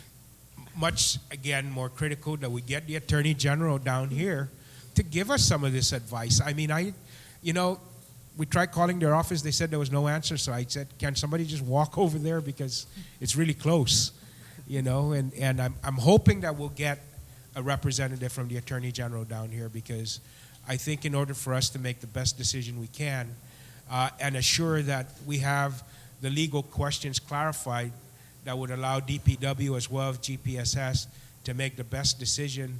DPW, GSA on the guidance on the procurement side, GPSS on what's going to be available to them so that they can make the best policy decision referencing the education of the children that are affected by this current situation. We need to make those kind of decisions. We need to make them quick right now, but we should also hurry so that in hurrying, we open ourselves to having our questions and our decisions open to some kind of legal challenge. So, Mr. Chair, thank you very much for indulging me in my questioning, and I think I've got a clear picture of what the available options are for this body, and I hope I've given GPSS and DPW some clearer picture of the questions that we would have necessary to make the decision, if any is required on this side or this branch of the government. So I'm still going to request the certification of those funds with regards to these bids, because I want to make sure that when we do it, they're there, they're gone, and we don't have to now come back because we got a letter from the governor. I guess there was some question on the interim. Let's say we decided to go to TGen on an interim campus basis. We don't have any funds. There's been promises and representations made that don't worry about that. We'll find the funding for it. We have it, and so forth, but nothing in writing. And then my understanding is, after being assured all this time that if we were to go to TGen and that was an acceptable alternative, that the funding's there. But my understanding, we just got a letter from the governor saying, I'm not doing compact impact, to do an interim campus. Is that a fact? Do we have such a letter? And all of that. So all of these, that's another issue. Can we ask the legislative clerk if we ever got any correspondence from the governor referencing financing for the lease payments of interim campus at JFK? And Madam Superintendent, do you have anything at all? No, sir. Andy, do you have anything at all? No, I have not seen any. So when the RFP for the interim campus went out, what was the source of funding? Again, governor's office. I mean, for RFP for the interim campus. Yes, governor's office. Yes. Governor's office. So we're waiting for those certifications. Yes, they're being prepared right now as we speak. Are they being prepared, or it's supposed to be prepared? No. What I mean by prepared is they're making copies. Yes. Okay, I hope so. See, Bertha Duenas is off island right now, so she John Pangilinan is the acting right now, so he's getting that ready for us. Okay. All right. Getting it ready for us. Okay. Thank you very much. All right. Thank you, Senator Pangilinan. Senator Respicio. Mr. Chairman, I'll yield to Senator Tenorio, and I ask if you come back to me. He has a couple of follow-up questions. All right. Thank you. Senator Tenorio. Thank you, Mr. Chairman. Of course, good morning, everyone. Thank you very much. I've been listening intently, of course, and we're all concerned about some things. I'd like to kind of spring off a couple questions that my colleagues have asked.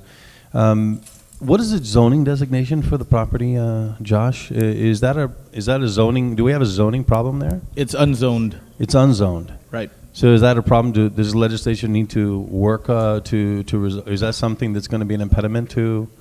The letter that we received from land management, where it talks about it being unzoned, talks about the deed, and it also talks about the property being appropriate for single-family residential to light commercial. Okay. They're send me the PDF of that so I can transmit it to the legislature. So is that sufficient for the purposes of which the building is going to be used on the projected or the anticipated temporary interim campus? Well, I think that I don't know the answer to that question because I think school zones have just been introduced into the zoning program of Guam. Most of the schools in Guam are not in school zones. I think there's a handful that are now, the ones that are newly constructed. So I have to go back and take a look at that, especially because this calls for interim use, and the government would have to make a decision whether or not they'd like to use that permanently. And if that's the case, then we'd certainly have to go and find out whether or not the current unzoned definition would meet that criteria, or if there needs to be some further action. Next question. What is the term of the lease for this interim campus? The term of the lease is the invitation for bid has it for a 10-year lease with option for 5 years and an option to purchase. That's minimum 10 years? Yes. So the interim is a 10-year period? Right. It was my understanding that we're looking at this bill to facilitate a 18 to 24-month program. I'd just like to say, Senator, that when the bid came out and when the governor's office came up to the property along with the Education Policy Board, we weren't sure what would come out, but the discussions that they asked our company were whether or not we'd be willing to make the campus available for interim JFK, and afterwards would we be willing to have the campus be utilized for GPSS to alleviate whatever facility needs they'd have for the entire system. Okay. The money availability, it was mentioned earlier, and I just want to kind of springboard from that. They said it's coming from the governor's office. We don't know from what fund, what appropriation. Do we have any information on that? You're getting that information now, right? Yes, it is, Senator. It should be provided very soon. Okay. And then the final question I have, and thank you very much to my colleague, Senator Respicio, for allowing me to ask this. The equipment that came from JFK, Superintendent, the one that was there before, some of it we know clearly, it's very old. Some of it just can't be moved or used, but some of it could. What do we do with that? The collateral equipment? Right. Some of that were claimed by the schools from other schools. We have a distribution list, and then we still have some that we have in place. Like, for example, I believe we still have 1,600 student desks, but other schools had gotten some of that collateral equipment. So everything that was at JFK has been taken out, collateral equipment-wise? No, some of them are still in storage. Right. At JFK? That's right. Okay. Are they in locations that, because it seems to me you're basically cannibalizing the equipment or using those other equipment to restore other equipment, so it's being put to use in the meantime, and so we're going to be anticipating, for the most part, entirely new collateral equipment to the degree that you can get it financed and facilitate the overcrowding in other schools and buy this equipment. Is that correct? That's correct. All right. And the final question is, when they were looking at the collateral equipment, when they were looking at developing a list, there was an idea about the student population, the number of teachers, the number of classrooms, all of the different criteria. Wasn't it anticipated when you were looking at getting this new equipment that Cortec ultimately gave you a price for giving some kind of a standard? You know, we don't want to get rock bottom prices, but then again, we don't want to be looking for the Lamborghini Testarossa. We're going to be looking something in the mid range, which takes care of both quality, durability, but financing on a level that we're not paying for plastic chairs. So, was there not any thought? I mean, I'm sure there was, but why didn't we include some criterion insofar as what kind of computers, how many megabytes, how much of a hard drive, what kind of software should come with it, what kind of desk are we buying, what kind of podiums. I mean, the things that just seem to me to be responsible government in determining what kind of things we need. Was it a hasty process? What exactly happened that we didn't have something that defined what we ultimately want in this new school? We did everything we could on our part to make sure that we practice responsible government. Actually, what had happened was we were given a wish list. Really, that's all that was. A wish list with no specs, you know. And I knew that when that was turned in, that it would be the responsibility of the members, the evaluation members, for the invitation to bid, to sit down and at the end of the day negotiate all these things. We knew that they were bloated unit numbers. We knew that we didn't know the costs were going to be that way, but we knew that we were going to have to sit down eventually, and we were going to need specs. We were going to need actual unit numbers, that we were going to streamline the list because a lot of it were equipment that wasn't necessary, you know, that were just part of this wish list. We knew at the end of the day all those things were going to be done, but we needed something or a list to start somewhere. And that list came to us, and that list made us start somewhere. The gentleman to your right, I've known for years and years, and I know he's a very practical guy, and I'm sure he was part of that process. And to the degree he was instrumental in trying to guide that effort, and ultimately the procurement, and then the contractor who's going to be financing it, and the government who's going to be paying for it. Steve, can you answer the question a little bit better? I mean, I think I've articulated as best I can. When we first saw the list in the GSA, in the bid from Cortec, that was one of the things that was questioned constantly through this, was the amounts. And what was offered as an explanation, and I think I said it earlier, was they did the high and the low and they averaged it out. And like Andy has said, it gave us a starting place, but we knew that it had to be further refined. Well, I guess the problem that I have in that, and this will be the final point that I'll make, and I want to ask you another question, but we go through this every time. The superintendent's been on the public hearing many times when we've gone through, you know, why do you have variations in the type of cost of computer with the same basic computer depending on the school? Bulk purchasing, looking at the actual details of what the Guam Public School System needs, and that's the key word here, needs. As part of that refinement, we did go back with catalogs that are standard school equipment catalogs and identify specific items that were appropriately priced, and we have since resubmitted that to Cortex so that they'd have, you know, more specific guidance on what to order. It was either an actual item or, you know, the generic or equivalent to, so that they could have something more specific. Steve, do you want us to pass this bill? Sorry, which one are you referring to? Bill number 52. 52? At this point, I don't think that it's necessary. I think that we're opening Pandora's box if we do that. I fully expect that the bidder that we're dealing with now would challenge it, and we're going to see a slowdown that would make this go a lot longer than anybody wants. So do you think this legislation needs to do anything to empower this? I don't think that it's necessary at this point in time. So why are we here? Thank you, Mr. Chair. Thank you very much. Senator Spicio. Thank you very much, Mr. Chairman. Mr. Chairman, those are actually very good and pointed questions offered by the previous speaker, and I want to discuss those things along the same lines.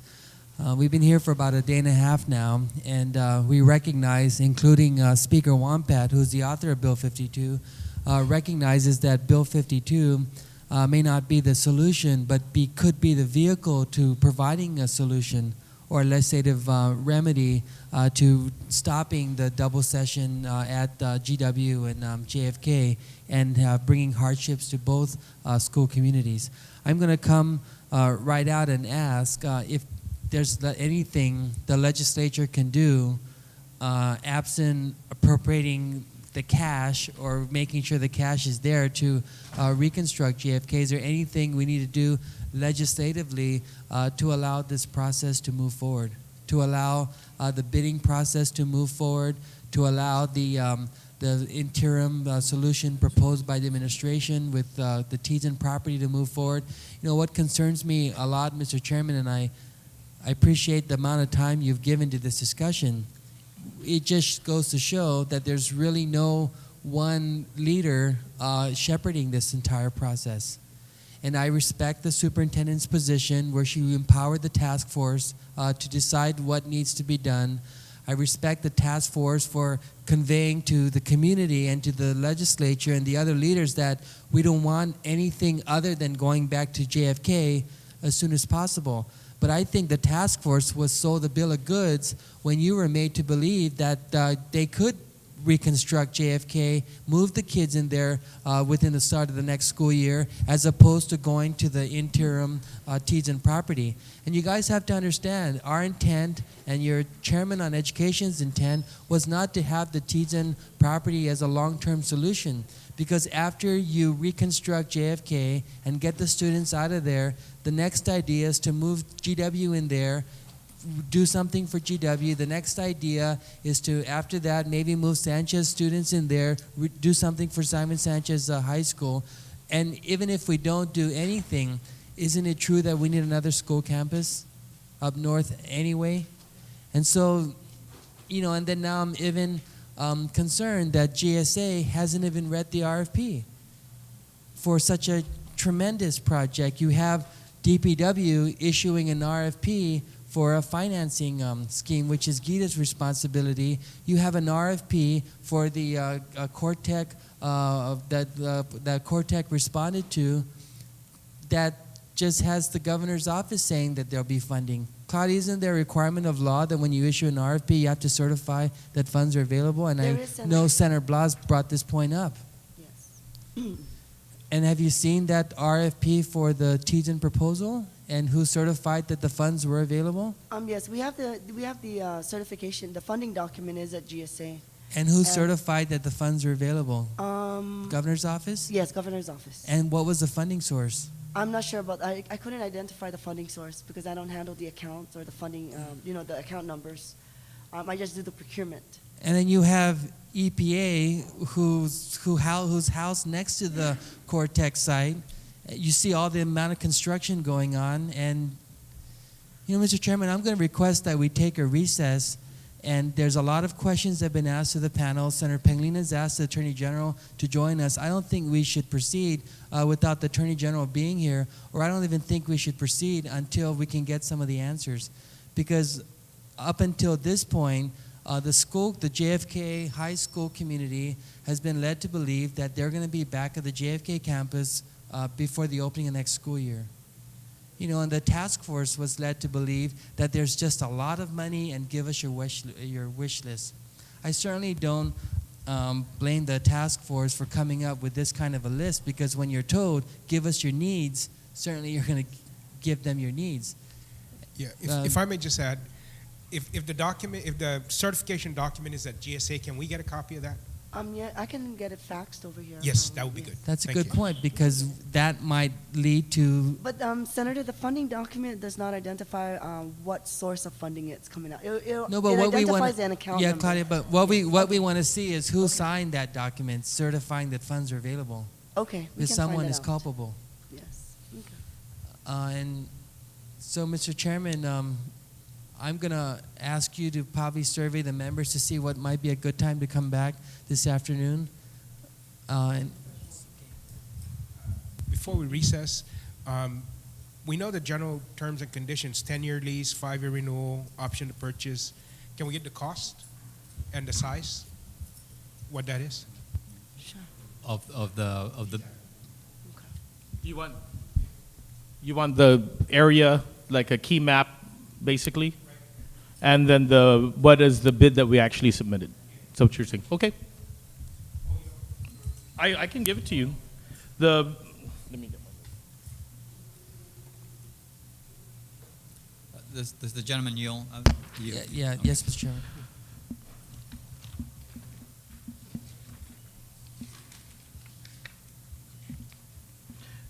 The total building facility is 158,069 square feet. The bid submitted was $1.90 a square foot monthly for that facility, and the monthly lease payment for facility alone is $300,714.97. The invitation for bid, though, Senator, also included the collateral equipment, which has been discussed. It also included utilities, maintenance, and insurance.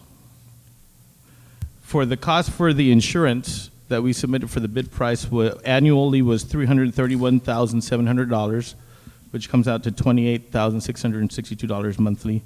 For maintenance, the annual maintenance bid was $681,556.16.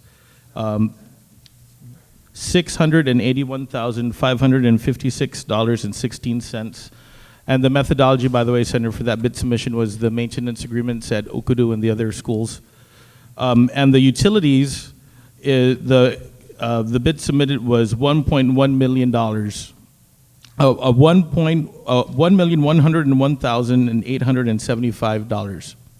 I also want to say that in our communication with GSA, we had from the get-go expressed concerns about the inclusion of utilities in the bid document. But in order for us to be a responsive bidder, we did submit a price for that.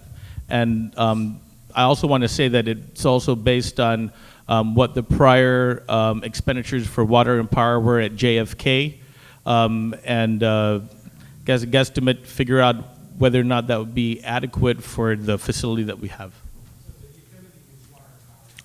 Well, the invitation for bid says utilities such as water and power. We also asked for telephone. We understand it also includes telephones. It also includes internet services and other. I think, are those the only four? And it also includes like the janitor, of course, the maintenance, janitorial Well, services. that for utilities, for janitorial service, trash, that's the maintenance, right? Yes. So what's the bottom line monthly? Right. So what's The bottom- total, including collateral equipment, is $6.243,504, or $540,000 a month. No, month.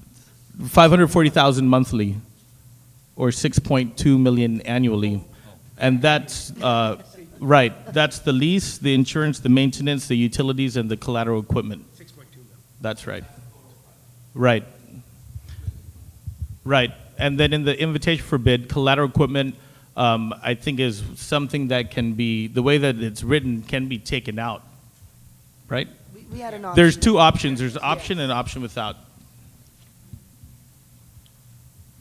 So, but if it's a 10-year lease and you're including the collateral equipment, are we assuming that all the collateral equipment have a lifespan of 10 years? That's what, and I want to thank you for asking that. That is the assumption that we made to go and get the price, because it's supposed to basically be for 10 years, and our understanding of the bid document is that all of the collateral equipment that's in the bid, there has to be that level of equipment on the campus for the entire 10 years. So you need That to includes replacement costs. So one of the things that we talked about is we need to have some sort of Sinking fund or process. Right, there would be a fund, but then how do you tap on the fund? Who's the ultimate signature that authorizes that expenditure? And then the other thing that we talked about in bid conferences, if they don't exceed that set aside that we estimated, Right. what then would happen with that pot? Would it be transferred to the next year, or is it going to be available for the school community to use for whatever they want?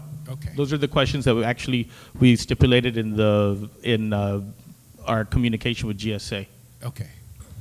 Can I just also say, though, that the same thing with utilities, the utilities is in there, and one of the things that we've talked about in bid conference is, if GPSS or JFK is not going to be paying for utilities because it's part of our bid.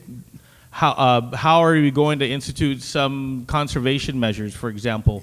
Where is the impetus for the school administration to make sure that we're practicing energy conservation and not having a continuing skyrocket? Because the collateral equipment basically mandates us to go out and buy and amortize the cost of the equipment over these 10 years.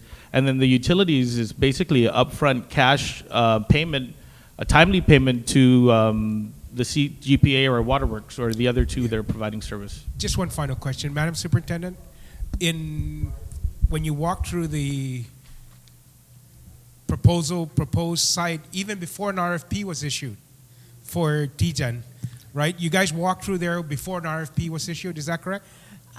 There was an invitation. I actually wasn't here when the walkthrough had occurred, so I've never really walked through. But it was the site. before, There was a walkthrough. and then we decided to issue an RFP. Yes, before with the board members and I believe the administrators of JFK and including the governor and the Yes. stakeholders. Did the board or yourself ask for a 10-year access to this site or to an interim campus site? No, How did we I did decide that we not. wanted one for 10 years? Right. I didn't ask for a 10-year. No policy statement from the board saying we need an interim site for 10 years? Not that I know of. Andy, how did the 10-year minimum term come about? I think this, I can answer this two ways. First of all, one of the purposes the governor wanted with this interim JFK was, of course, to alleviate the double sessioning at GW right now and provide a temporary facility for JFK until the new JFK was built. On top of that, once the new JFK had been completed and the kids migrated to the new JFK, we would utilize that facility to possibly alleviate some of the overcrowding at the existing high schools that are out there today, number one. Did the policy board ask for that? No, they didn't. So the governor just decided Yes, he was going to be a nice guy this time and Yes, he was support going to be a nice guy. Yes, education. sir. Okay. Yeah. And then, of course, a lot of the existing schools are as old as the JFK, if not, of course, JFK is the oldest, but they're within the same range as far as age is concerned. So this would be a good opportunity to get some of these students out of JFK, put them in this temporary site, renovate GW, renovate what other schools need to be renovated, and then bring them back to those areas. And all this was done without board consultation? Yes. Okay. Thank you. Thank you very much. Senator Mr. Chair. Michaud? Just a real quick question to Josh, since we're still on the subject. You mentioned maintenance at $681,000, and you mentioned some other schools. Can you elaborate on that? I think what I said is that the bid that we submitted was based on the methodology behind the maintenance contracts at Okadu. In other words, the cost per square foot. Okay. That was what was used as the basis for the bid submittal. Okay, thank you. Thank you. Thank you, Mr. Chair. Senator? Yes. Senator Pangilinan, going back to your question, your previous question, the other point in matter was the fact that on a business standpoint, and I can see this, and I'm pretty sure you can see this, is that millions of dollars is being invested in this temporary facility. I don't see any contractor or any landlord putting millions of dollars in renovation to lease it out for a year or 6 months or 9 months. It's just not feasible, So one of the major reasons for possibly getting back their investment was to not only provide the site for overcrowding and possibly for renovation of other schools, but to also give the Cortec an opportunity to regain their investment. I can understand all the business decisions, but as you also have heard here, this should have been, in my opinion, it should have been done in concert with the board. Get a plan, have it accepted, have it agreed to. Now we've got a longitudinal study that says you put kids long-term basis next to an airport and they can't learn. So, so are we going to keep putting kids there knowing some of these issues that have not been ferreted and debated and thought about from the educational policy makers on this side? I appreciate the governor's attempt to help, but it should be to help and not to supplant the authorities of those that are vested with the educational policy and direction of the island. So Speaker, can I also, would you allow me to also address you that during the tour with members of the policy board, several members of the policy board talked about the same thing, acquiring another facility because of the overcrowding. But I did want to tell you that we will be submitting to Guam EPA, but also to your attention, 2003 and 2008 noise exposure maps that the airport contracted, showing that our facility is outside the DNL 65 that you're referring to, in which the noise abatement program has been authorized and pursued. Thank you. All right, Senator Respicio, did you have any further questions? Yeah, I don't want to limit debate, and if other senators have followed, but I think, Mr. Chairman, the point is that we've asked a lot of questions, and the main question being, what can the legislature do to facilitate this ending of the double session, whether it's the Teason site as an interim campus, or whether it's reconstruction or renovation of JFK, and I don't believe we've had any of those questions answered. I also want to ask, I'm going to try to ask this question if I can get an answer. Who is the lead person responsible for this entire move, or just who's Andy? Who in the administration has been the one person that everybody sort of goes to? Because when everybody's in charge, no one's in charge, and we've seen that for the last day and a half of session, where one says, oh, so-and-so is doing this, and the other says, well, we're waiting for this person and that person. You've made it very clear that you're kind of paralyzed because you're waiting for Gita for the financing aspect of this, and I just don't want the legislature to be equally paralyzed in our attempt to try to assist. And so, do you know who the one person responsible for this entire issue is? Other than the task force, I don't consider the task force one person. I want to know who, beyond the task force, has been responsible for bird dogging this issue and putting all the pieces of the puzzle together, whether it's move JFK temporarily to Teason and then reconstruct JFK, or scrap the Teason project and go at JFK, or don't rebuild JFK, renovate it. I mean, who's calling the shots? I get my instructions from the Chief of Staff, Mr. George Mampa. As far as the interim JFK is concerned, that came from, actually, a letter from Dr. Schaefer was sent to the governor requesting for help because of her concern with the double sessioning at GW. That went to the governor. It went from the governor to the Chief of Staff, and then to GSA, because GSA is actually the agency handling the IFB for the interim JFK. So there's no one other than the Chief of Staff. He's the one person? For the interim JFK, I got my instructions. I get my instructions from him. But as far as the actual handling of the interim JFK, the IFB is being handled by GSA.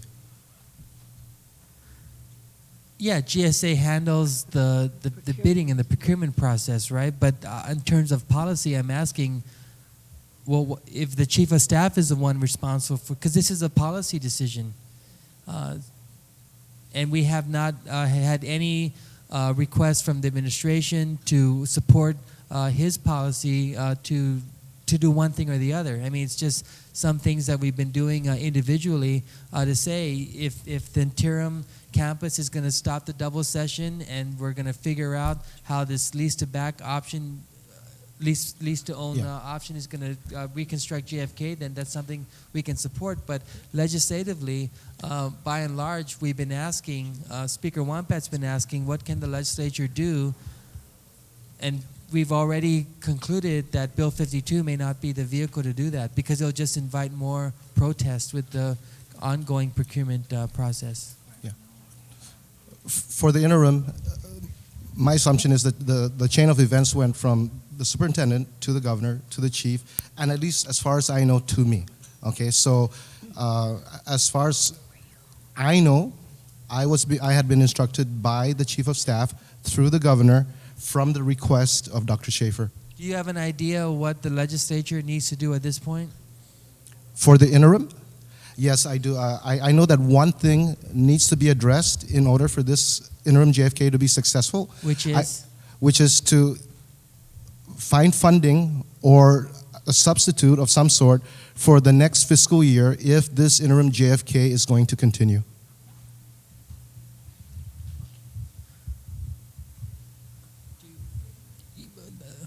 I guess Just for this fiscal year, sir. We have monies for the end of the up to the end of this fiscal year.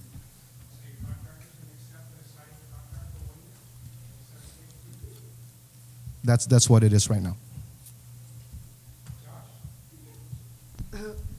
I think that we are concerned, and we've expressed our concern about, the funding, the government's ability to pay for a contract.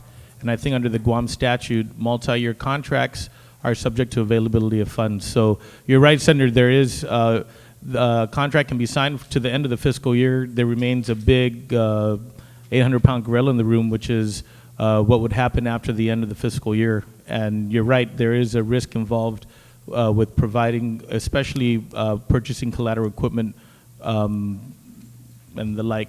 That's right. Well, Madam Speaker, I was going to make a motion, but I see two of our colleagues' hands going up. I'm going to just reserve that motion until they have opportunity to speak. Thank you.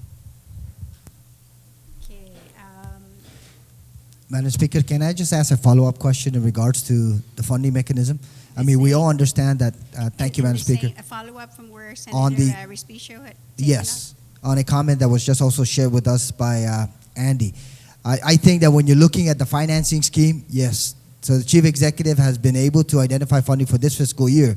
And then you said, you alluded to the legislature having to find funding. I think this is an obligation on the part of both parties. Yeah. No, I didn't In allude fact, that. the executive branch is going to commit us Yeah. to either a midterm or long-term contract. Really, they should step forward and also share with us where they would like to identify the funding source to originate from, so that in fact the chair of appropriations can be able to incorporate that into his overall calculations and present that to the legislative body. So I think this is really a government project, and we need to recognize that certainly both parties have to contribute to that discussion. Senator, you're absolutely right. And just a point of information, Please state your point. we have received the governor's budget for 2010, and there is nothing in the budget that identifies the payment of even 1 year for the TGen interim campus. The governor's office does not contain any request for funding for the TGen interim campus for any fiscal year, this year, next year, or any year beyond that. Senator Guthertz. Thank you, Madam Chair. I have to say this, and pardon me if I offend anybody, but this is turning out to be a real circus. I'm astounded by the lack of inter-department and agency communication. I'm astounded at the lack of leadership from Adaloop, since they're supposed to be coordinating this project. What the hell is going on? This thing is falling into a deep hole, and no one is picking up the pieces. Now, I want to ask a question of the superintendent, Dr. Schaefer. Do you recognize the necessity of having an interim campus for next school year? Yes, ma'am. I certainly recognize an interim campus. I also recognize that we need to make a decision right away. Absolutely. About where this is going to occur. If it's going to be Chief Brody, then we've got to get started, because time is of the essence. We're going to end up delaying the opening of school and just giving our students, JFK and also George Washington, stable sense about what's going to happen Absolutely. next year. All right. So that I agree with you with that. However, I do have concerns about Chief Brody, because you're going to be disrupting another school. And I want you to know that the Chief Brody community is very tight and very committed to their school. And now they're listening to this. They saw it in the paper that there's a possibility that their school is going to be disrupted and the kids would be dispersed if Brody would be the temporary school. And we would spend $4 million to prepare Brody as a temporary school. Am I right? That's what you said yesterday. Senator Guthertz, that's at the high end. We were actually told by the architects and engineers, that could actually come down at the end, that would be reduced, but that was at the high end of an estimate. But that the they had. reality is you would be dispersing the students at Chief Brody, the teachers, the staff, in order to make room for JFK as an interim campus. To me, and it may be the call of the board, I'm not certain, but I think it would be a poor decision to disrupt another school to make way for an interim JFK. I think there is a solution here. The RFP's gone out, there's been a response, there's some discussions, it has not been consummated apparently. I don't understand that at all, and I'm very concerned about what Senator Spicio said, who certified funds for that. We've got to get this back on track. What's lacking in this process is good public administration and follow through. Now, you mentioned Mr. Bamba, Andy, as the person that's giving you direction. Well, he should be here to answer questions. I want to hear from Mr. George Bamba and what the hell his office is doing on this whole project. It's obviously not a priority. I heard him on radio and TV 2 weeks ago to say that we're getting ready to complete the contract for the interim campus. It'll be done in 2 weeks. He said that on television, on the news. And we have this hearing, and look what we found out here. Now, this has got to get back on track. When I left here last night, I went to a function in Maynilao, and I want you to know, people are very concerned. I also went to a function in Tamuning, and people are concerned. They're watching this on television and saying, what the heck is going on? Something should not be this complicated. And the legislature should not have to step in to correct these things, because we had a plan of action we acted on months ago in response to a request, and it hasn't come through, and there's been a lot of people volunteering their time and effort in the task force, very sincere people, providing input, giving input. Where's the policy board chair? Why isn't he here? And Mr. Bamba? Neither of those two gentlemen were invited. Well, I'll tell you, Madam Chairperson, I think this is not a complete scene here, since it seems to be that Mr. Bamba is the man, the guy in charge. He needs to answer some questions here. It's already end of May. Dr. Schaefer needs a definitive plan. And frankly, Dr. Schaefer, if I was you, I'd say the heck with Mr. Bamba and the heck with everybody else. You make your decision and you move. And they join the movement. You shouldn't have to be at the beck and call of the governor or anybody else to get this thing done. So, Senator Guthertz, is your question then being addressed to the superintendent that I'm trying she to tells this body exactly what it is that I'm trying to find out what more we can do, because we're still confused here. But I think there's an option. If that's the best option, then move with it. These guys are on a string. This company's on a string. If it's a legal agreement, then follow through with it. If funds are needed, tell us what you need. As Senator Pangilinan said, the governor never asked for a dime for next fiscal year's budget. I can't believe that. That's hard to believe. Unless he has plans to borrow money from USDA or take it from Compact Impact, and I know they were talking about that. So what changed? Madam Chair, I move that we recess and we get Mr. Bamba here, and we get someone from the board here. Madam Speaker, I have another motion, because we do have many other items on the second reading. Draw my motion in. Yeah. Go ahead. I'm thinking the more appropriate motion will be, given the fact that some ideas need to be looked at and some solutions need to be proposed, I'm going to move that we rise from the committee of the whole and keep Bill 52 on the second reading file, and we go to the second item on the agenda, which is Bill 3. We would be in session until such time, I think for the duration of the week, and you're thinking about maybe even early next week, Madam Speaker, if at any time in the day or so that the board and the superintendent or DPW or Mr. Bamba or anybody for that matter has an idea on what the legislature should do to solve this issue, I know that you and the others here would be open to doing that. So I move that we rise from this committee of the whole and with the recommendation to keep Bill 52 on the second reading file. On the motion, are there any, no objections ordered? We will be then now on recess, and we'll return at 2 o'clock this afternoon. Thank you very much, panelists, for coming here this morning and yesterday.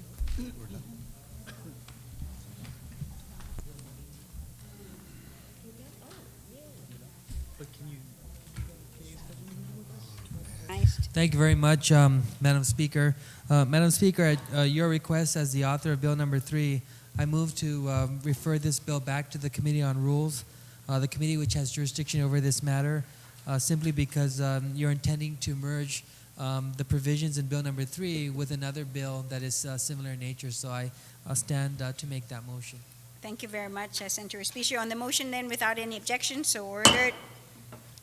We are in substitute Bill number 22. Senator Espaldon, you are recognized. Thank you, Madam Speaker. Madam Speaker, I move to move Bill number 22L as substituted by the Committee on Utilities, Transportation, Public Works, and Veterans Affairs to the third reading file. And would you like to speak on it? And I would like to have a few words on it, Madam Okay, Speaker. so you may proceed then. Thank you, Madam Speaker. Madam Speaker, Bill number 22 is an act to repeal and reenact Chapter 67 of the Guam Code Annotated, and this is relative to adopting the building codes of Guam. Throughout the years, the building code for Guam has been the Uniform Building Code. However, the last Uniform Building Code was promulgated in 1994, or at least our version is the 1994 edition of the Uniform Building Code. However, in the year 2000, the Uniform Building Code, the UBC, has since been replaced with the International Building Code. And so what we're trying to do, what this legislation proposes to do is to replace the Uniform Building Code with the International Building Code, which is now recognized in all of the 50 states as well as the Virgin Islands, Puerto Rico, and the American territories. We would be the last one, I believe, to adopt this if we did. This is important because going forward with all the construction that's going to be happening over the next several years, we need to come up to speed in terms of what a lot of the architects and engineers are designing into their buildings.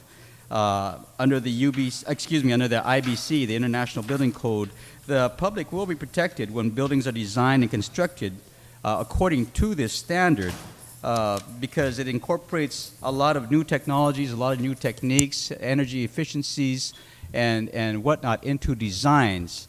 Moreover,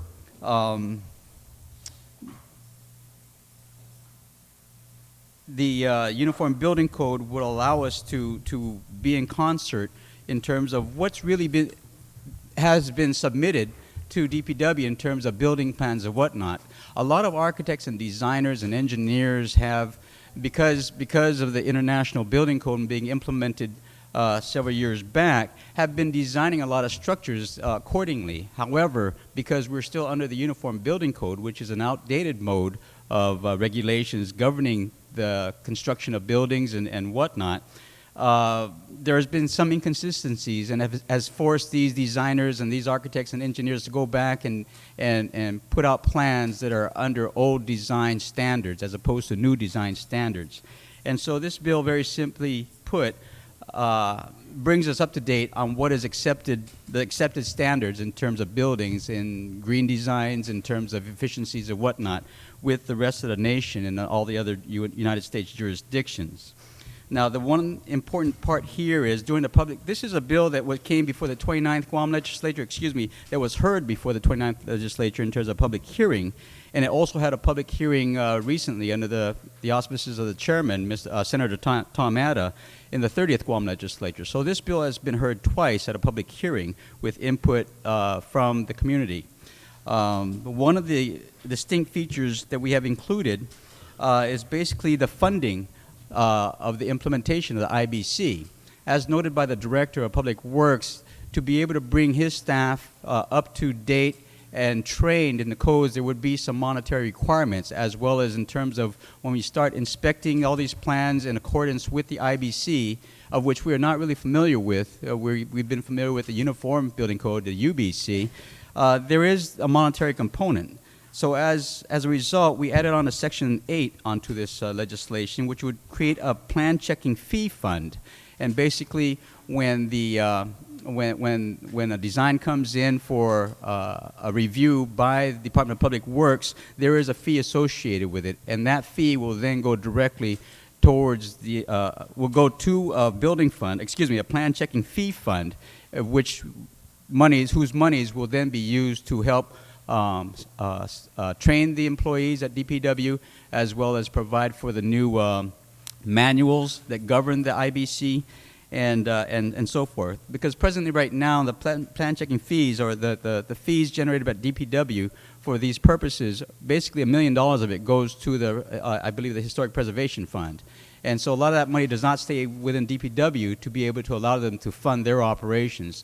So what we've done here is we've created a fund in which those plan checking fees will then be put in a special fund, so that the engineers and the oversight people at DPW can use those monies with legislative approval to oversee all the building plans. Madam Speaker, this has had unanimous support by various members, in fact most members, if not all members, within the sector responsible, the engineers, the architects, and whatnot. And I ask that my colleagues support this bill. Thank you, Madam Speaker. Thank you very much, Senator Espadon. Madam Speaker, if I may, I forgot, there was one amendment I wanted to make, and this is again after lengthy markup sessions with Senator Atta and members of the industry, that when we've reached the end of basically making this as palatable and as true to form as possible, in accordance to what the desires are. And I would like to amend this to have Senator Tom Atta be my co-sponsor. On the motion, there being no objection. Well, he asked it if I could make that amendment, and so okay. On So his no behalf. objections, or Thank you, Madam Speaker. so on the motion, then, are there anyone who would like to speak? Senator Rector, you are recognized. Thank you, Madam Speaker. Yes, this is a great bill, and I rise in support of it. The only concern I have on it is that we're adopting the 2009 edition of the International Building Code. Now, I'm not quite sure how often the International Building Code is updated, but it seems to me that instead of having the legislature go back constantly and updating and falling behind like we did with the current building code, maybe we should make an amendment so that we just use the current edition of the International Building Code. Therefore, I move to make the following amendment. On page 1, line 17, we have the word 2009 underlined, and I'd like to substitute that with of the currently adopted. So substitute the letters 2009 with the currently adopted edition of the International Building Code.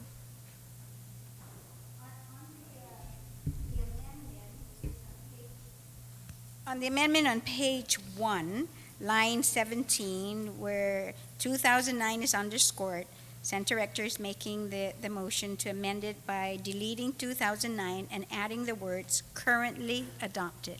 Correct. On that It actually, amendment? no, just currently adopted. The is already in there.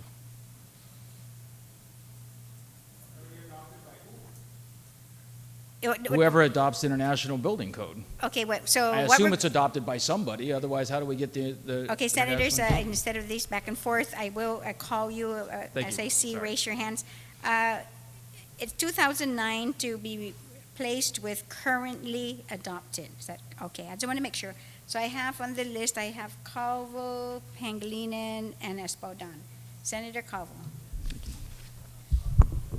Yeah, Madam Speaker, again, I appreciate and I understand the amendment being made. I think it's well intentioned.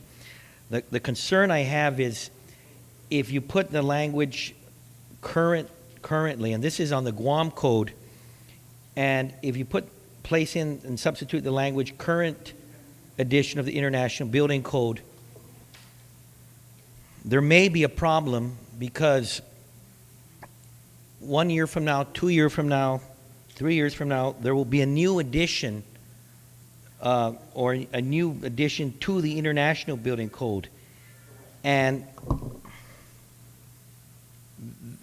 as far as I'm concerned, language is general that there may be some legal issues that where there's, if there was a code adopted by whatever governing association that is internationally that promulgates these rules, and if it's a certain date, if there is some sort of issue that occurs within, before or after that date, within the Guam building codes, because we are right now dealing with what the GCA. My concerns is that there might be this ambiguity that would lead to some serious legal issues as to whether it would be the 2009 code, which was adopted if this legislation goes through, which, by the way, I'm in favor of, or maybe some other new code that may be promulgated through this international body in the future. So I really appreciate the amendment made. It's well intended.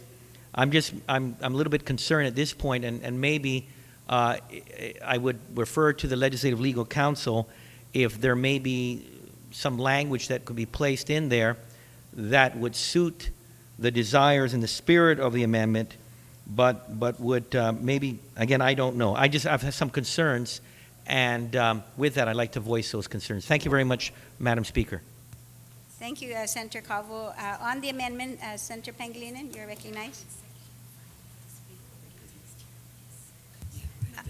Senator Calvo, I was just advised by Senator Rector's concern that is addressed, I think, in Section 5. Section 5? Yes. So, can we take a minute recess, please?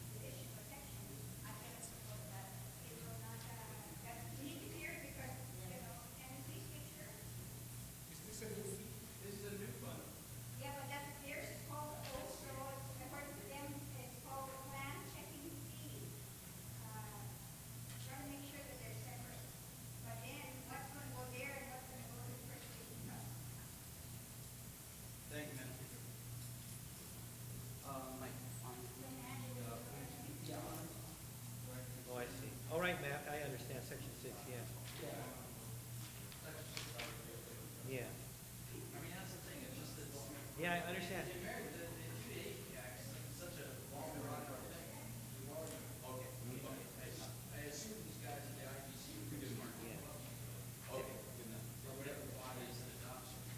Yeah.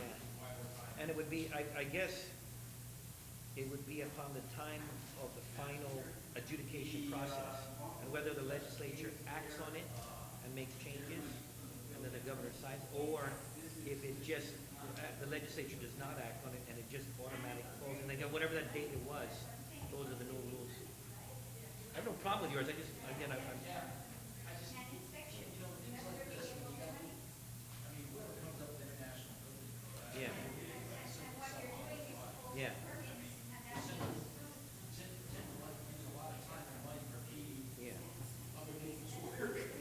Actually, that's why I say your amendment has no problem now. I mean, you can leave it in or not. It just, if you leave it in, there's an automatic mechanism in section 6.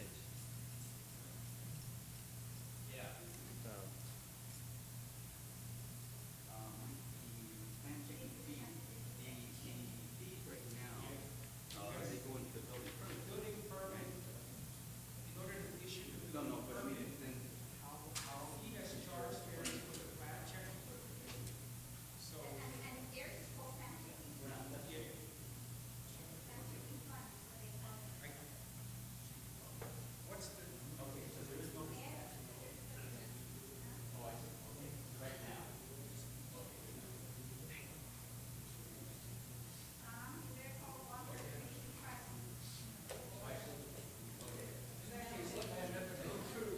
yeah, I have no problem with it. No, it's okay. Yeah. Yeah, I'm cool with it.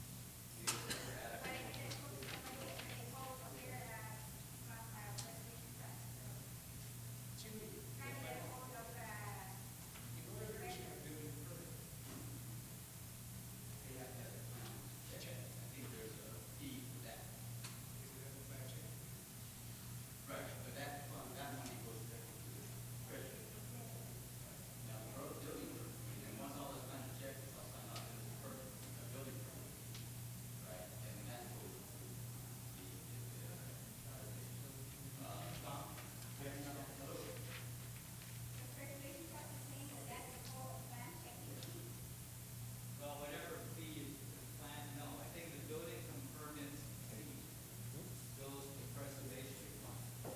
They use that. They have that fund. Legislature for their board. That same thing can satisfy your average.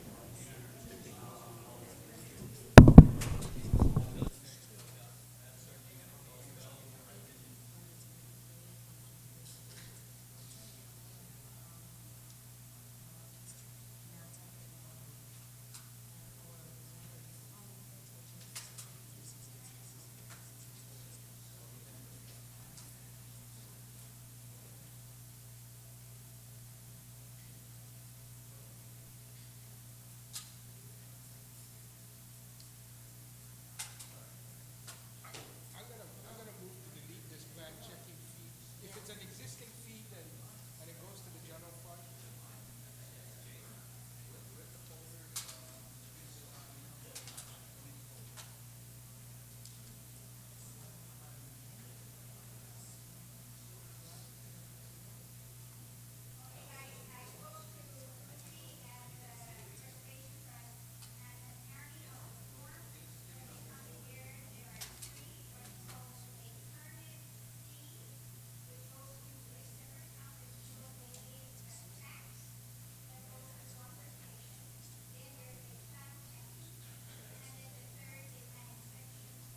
Right, those last two goes into a special fund which goes into the general fund.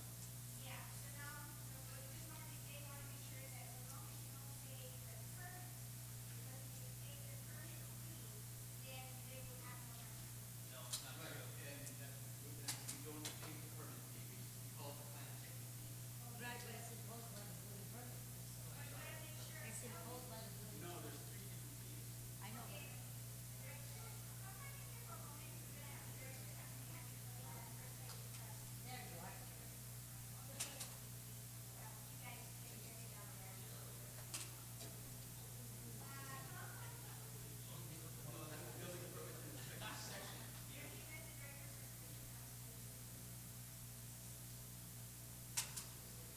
But Jim, I'm gonna oppose this anyway.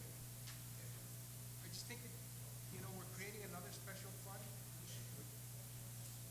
We're trying to move away from the creation of special funds. Now we're creating a new special fund.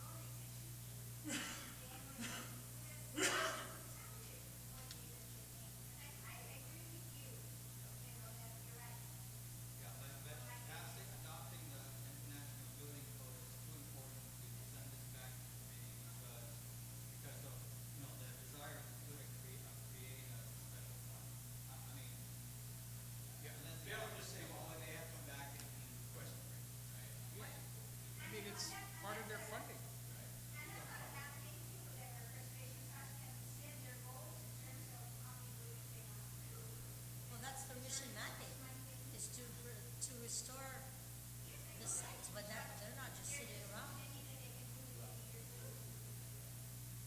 Right. They can only use those funds for what's legislatively authorized. In terms of Yeah, but they're not taking projects have to advantage of it. qualify. They're not. No, but.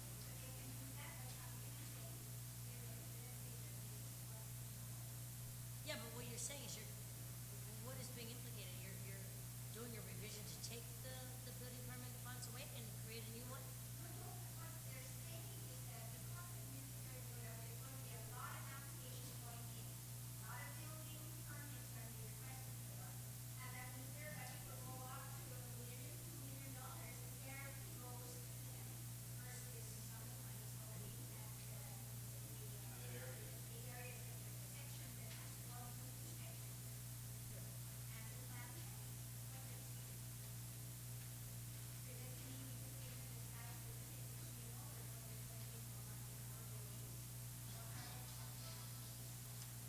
I know, but right now. We can do more projects.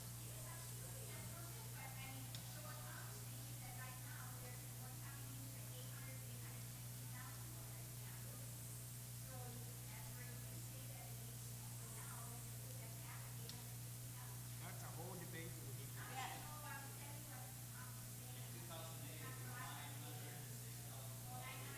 Yeah, that's probably what's allotted on paper, but what's actually given to them is not even there. I'm just saying that in the defense of Chamorro Preservation Trust, I'm going to say there was a reason why we mandated those building permit fees was strictly to make sure that all these buildings are. I'm just saying that you want to set a cap on that, and I differ. No, Thomas. I'm taking. I'm just.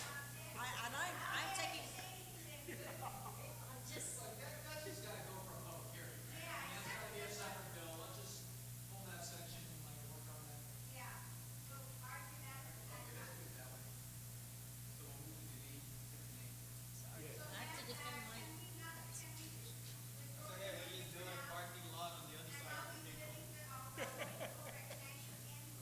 I just have to protect Preservation Trust. And I agree with you on that project. They had no business giving money to the people. Not even the parking lot, inside. No, but and then they gave money for the renovation inside the church. well, you know what? That was considered a part of the building that was turned from the government to whatever, and on the cathedral side. Talk about the Lujan house. I'll defend you there. That is so full of all.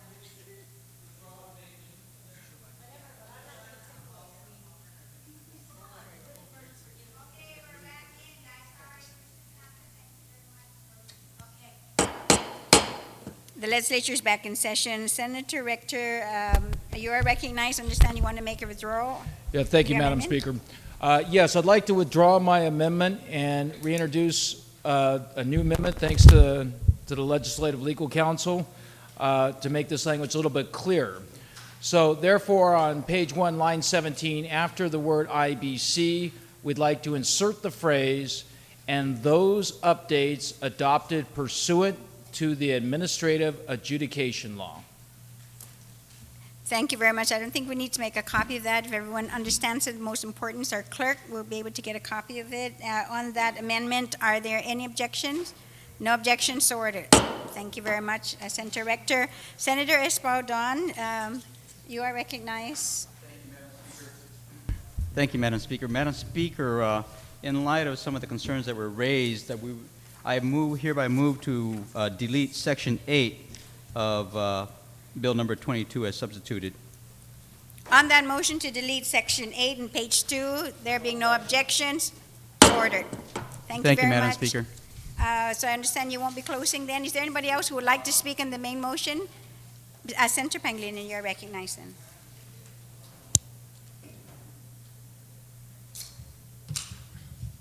Thank you very much, Madam Speaker. Madam Speaker, this bill is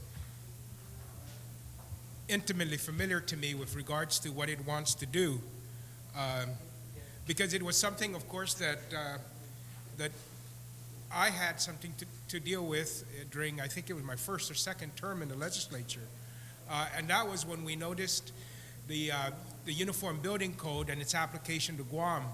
At that time, Uniform Building Code was not universally applied to Guam. We had some of the structural elements of the Uniform Building Code that applied to Guam, some of the high-rise elements that did not apply, and there was even some question on whether or not our building code as enacted at that time, if we had followed the Uniform Building Code to include structures and required inspections for structures above 5 stories, for example, could we have averted the Royal Palm fiasco, in which we had an earthquake and, of course, the building collapsed?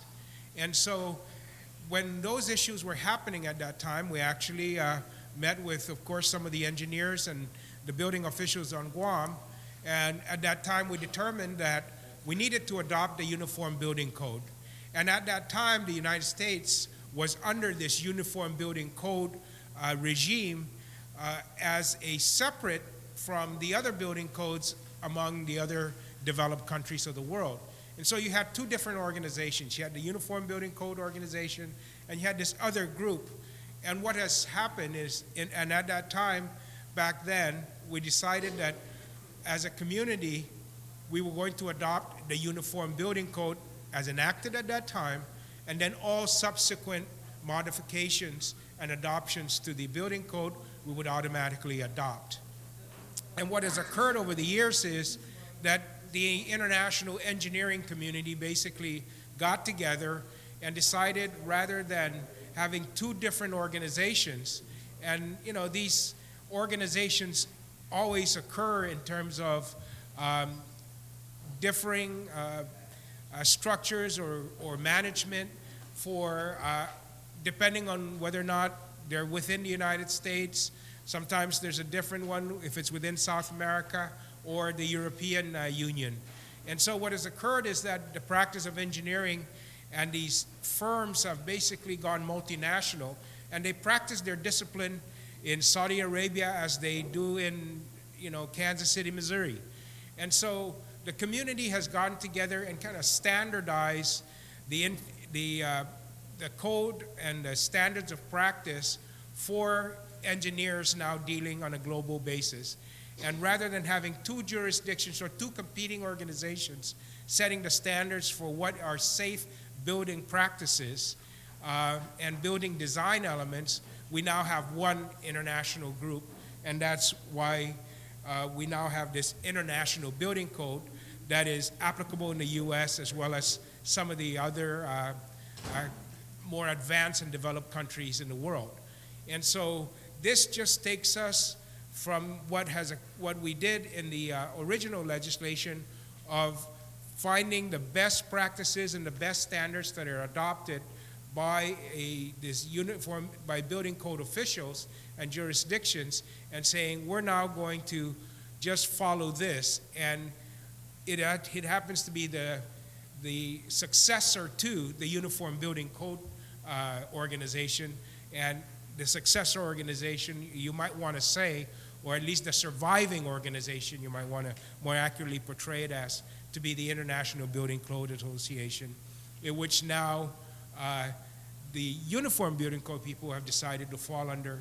And so we have this one set of standards of practice and standards of design for buildings to make sure that there is safety elements built in all of these designs and requirements on both the construction side, design side, inspection sites, et cetera, et cetera.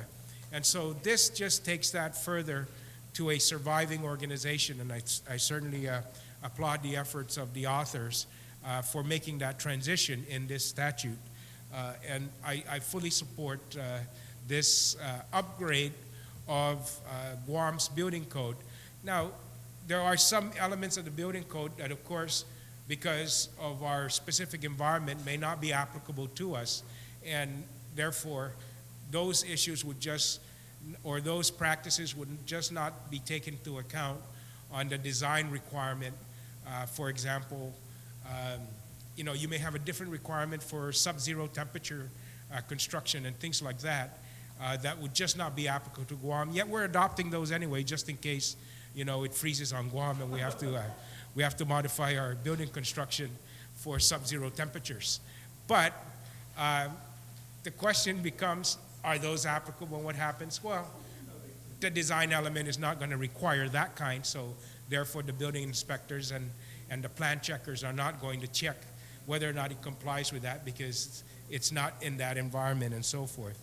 So once again, I do want to say that, you know, having dealt with this issue, you know, 10, 15 years ago when I first got into the legislature and saw the need to do this, I'm certainly glad that as the organization grew and merged with other organizations, and now we have one single standard of best practices, that we do move ahead and adopt those to ensure that buildings on Guam are safe for human occupancy and that they will withstand the weathers and the elements as they are challenged while people are occupying them, so that we can ensure the safety of these individuals. So I fully support this and thank this body for dealing with this matter, and most especially thank them for deleting Section 8 as it relates to setting aside these special funds. As we look at the budget and we look at where we're going to apply these resources, the more we carve them out, the harder the job gets.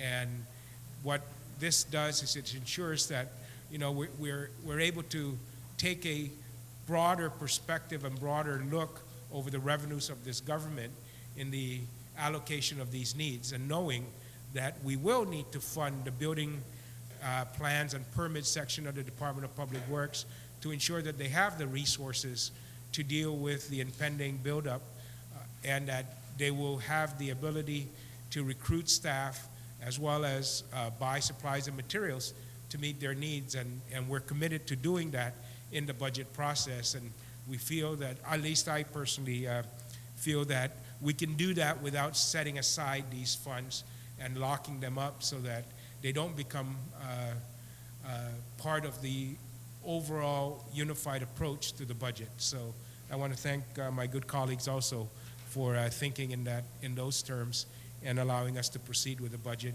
in a bit more holistic manner by ensuring that we're not carving out all these revenue streams and so forth. So thank you very much, and I fully support the bill. Thank you. Thank you very much, Senator Pangilinan. On the motion, Senator Ada, you are recognized. Thank you, Madam Chair. Of course, I rise in support of Bill 22, which seeks to adopt the International Building Code. I just want to emphasize the fact, of course, that yes, we are going to be deleting did we already delete that? The fact that we have deleted that section of the bill, which would seek to create a special fund, I just want to point out the fact that we will have to come back and revisit the funding aspect of the adoption of the International Building Code, because in adopting it, DPW, as it is right now, it's really an unfunded mandate, and the Department of Public Works is actually going to have to go and purchase the necessary manuals. There are software that goes with this. They're going to need to purchase additional equipment. They're going to have to do an outreach program. They're going to have to conduct education programs, and they're going to have to actually then carry out enforcement programs to ensure that the new code is being funded. Being actually applied. So we will have to come back and we will address that, and we will do that, of course, before the chairman of the Ways and Means hopefully finalizes the budget for Department of Public Works. We will have identified the additional funds that will be necessary to fully implement the new rules. But without that funding source, I just want to say that, you know, the important part of Bill 22 was to actually mandate the adoption of the new building codes. That really is the thrust of Bill 22. The other parts, the funding, is something that we will have to come back and revisit. There's also another aspect that we will be revisiting when we come back, and that is the fact that right now 100% of the building permits fund goes to the Historic Preservation Trust, which is used to restore some of our historic sites. Over the past 5 years, if we were to take the average of what has been provided to the Historic Preservation Trust, a 5-year average comes up to about $850,000. Last year alone, for 2008, I believe there was about $906,000 that was generated through the Building Permits Fund in order to, that was supposed to go to the Building Preservation Trust, with which then they can use their board, without any further say from the legislature or anybody else. Their board actually then is the one that decides how those funds are to be used, such as, for example, the restoration of the Lujan house next door. My understanding is that generally your historic preservation organizations actually go out and apply for grants. There are grants out there for historic preservation purposes, and that's really how that organization is kept alive and how the preservation effort is sustained. But here on Guam, basically, there's really no need to go out and compete for funds. You just basically sit back and wait for the building permit fees to come in into their coffers, and then off they go. Now, it's expected that that of course with the military buildup, we're going to be getting a lot more building permit applications going through the Department of Public Works, such that the amount of money going over to the historic preservation would be well over $1 million. And so far, in as much as I would like to see many of our historic sites preserved, the fact also remains that there are many other competing needs within the community, and if nothing else, maybe we should take a look at eventually putting a cap on how much just goes over without any question to the Historic Preservation Trust. Anything beyond that, they're probably gonna. I would certainly move that they come in and they ask for an appropriation. But that we'll save that for another day, and for another discussion. But the important part now is to adopt the International Building Code dated for 2009, and that is basically going to give everybody the same point of reference to work off from. Thank you very much, Madam Speaker. Thank you very much, Senator Ada. On the motion, are there any other speakers before I call the author to close? Okay, there being none, Senator Espaldon, would you like to close? Thank you, Madam Speaker. Just a few words, and again, it's more in reiteration of what was said. With the pending military buildup and all the construction that's going to happen on this island, it's important that we now implement or adopt and implement and apply the building standards that is accepted throughout the United States and other jurisdictions. And I believe that this is a good bill, and I'm asking my colleagues for their full support, recognizing full well, as the previous speaker, Senator Ada, stated, that we need to make sure that ultimately, if we do pass this, that we would have to come back and identify some funds so that the Department of Public Works can go ahead and basically get the necessary tools and resources to implement the International Building Code. But that being said, it is a very important measure, and I thank everybody for their support in advance. Thank you, Madam Speaker. You're welcome. On the motion and to place substitute bill 22 and third reading file, are there any objections? No objections, so ordered. We are on now substitute bill number 25. Senator Espaldon, you are recognized. Thank you, Madam Speaker.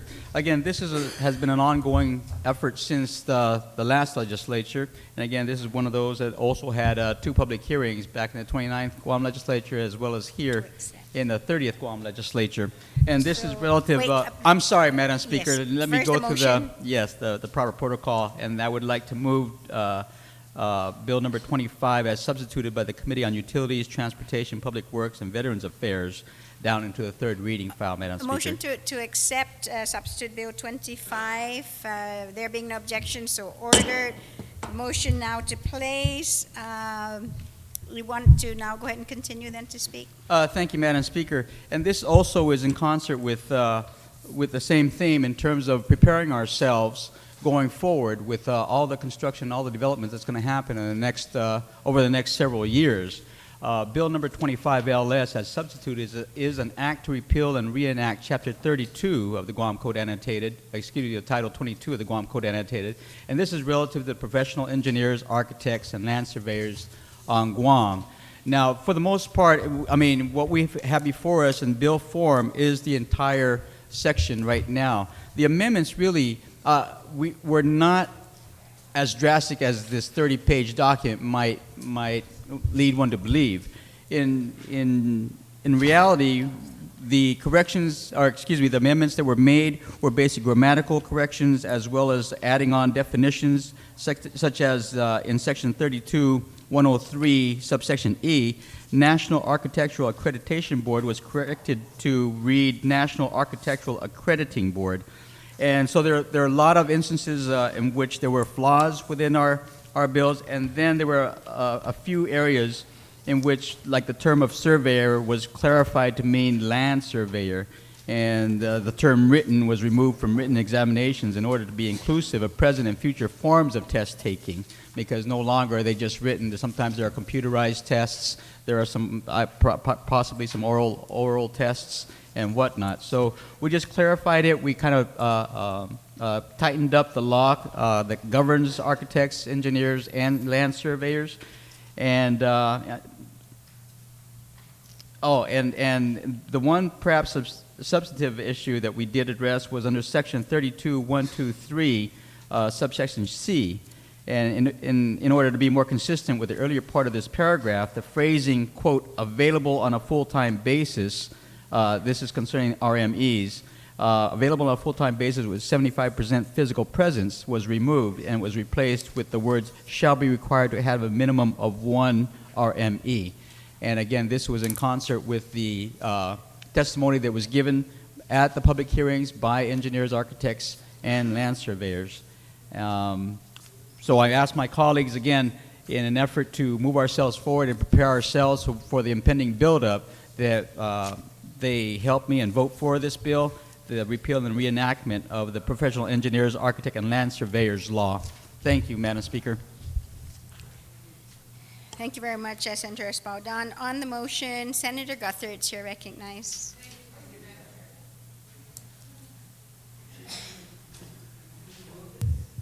Madam Chair, Madam Speaker, colleagues, I think a lot of work went into this bill, and I appreciate it very much.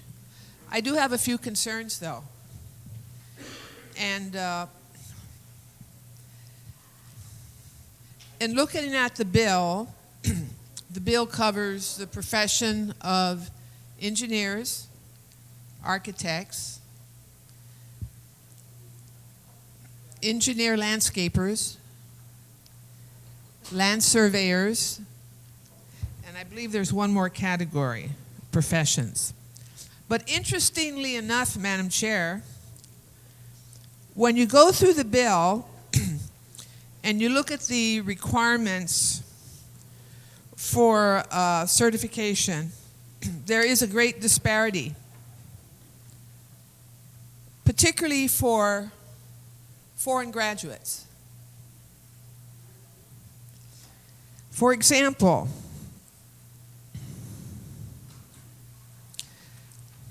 for the category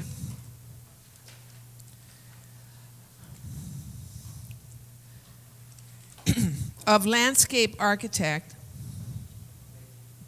page 21, that is where I found the first reference to a foreign graduate.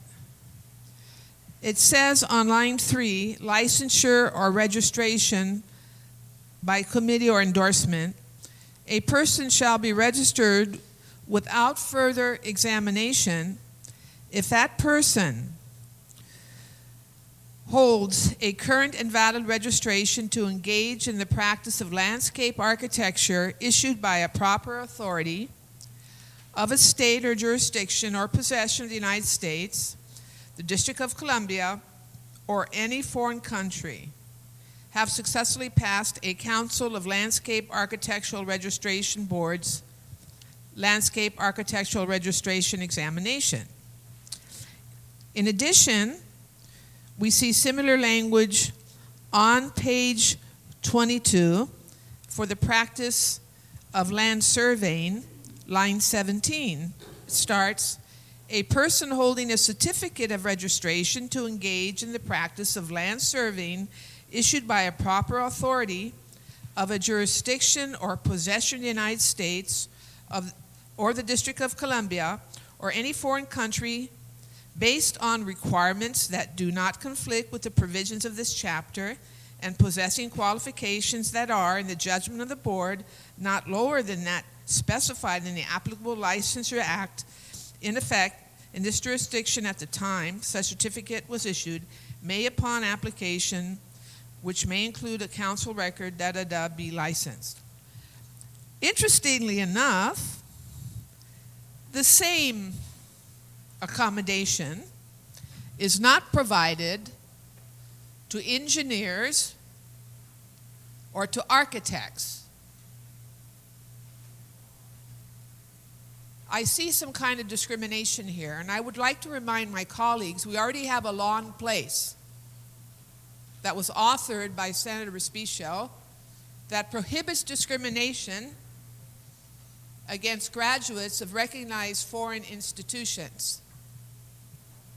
Now, many of us here know, at least in the government sector where we have engineers and architects, at Public Works, at Waterworks, and at other GovGuam entities, we have graduates of foreign institutions who are actually qualified engineers and architects, but who are not allowed to be recognized through our appeals board.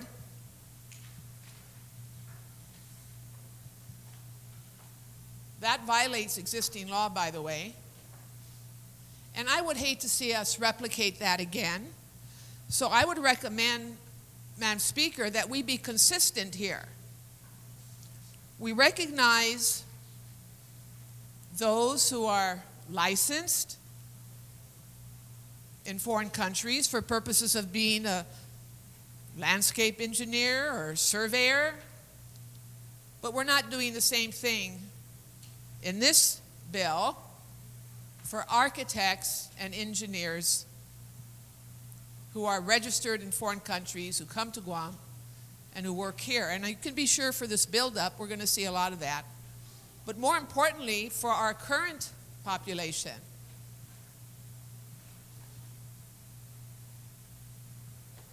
we need to correct this disparity. This is not right. So my recommendation is that the language be rewritten to be consistent for the positions of architects and engineers. The same reference, the same language should show that we have on page 21, line 7, and page 22, line 19, or any foreign country. I think that would resolve my concern.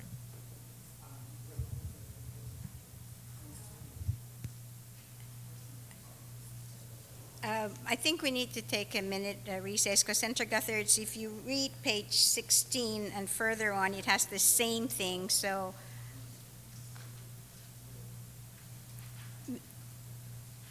unless you want to just make a general amendment then, because if it's there already, you just want to make sure that it is.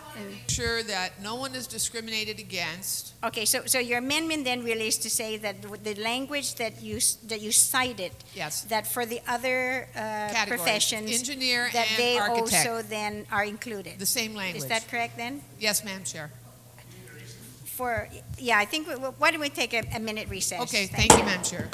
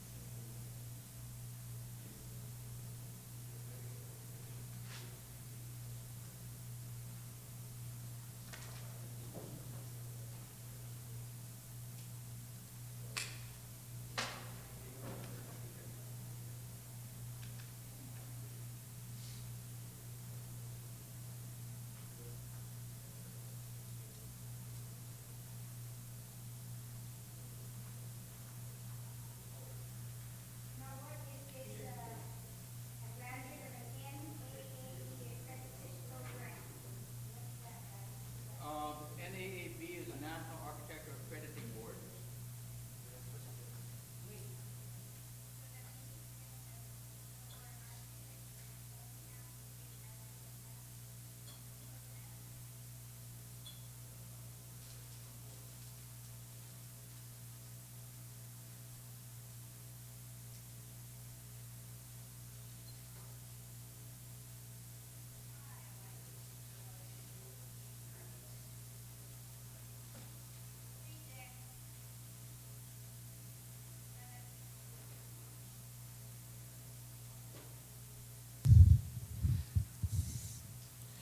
Madam Chair, also on page 7.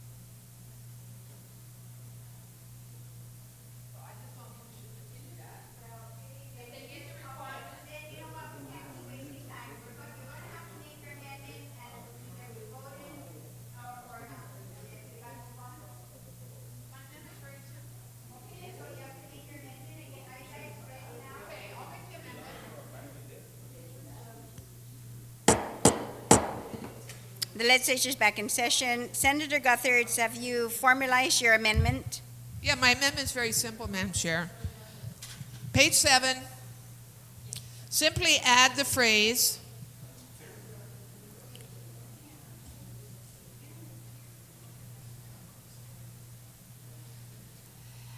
after the, on line 28,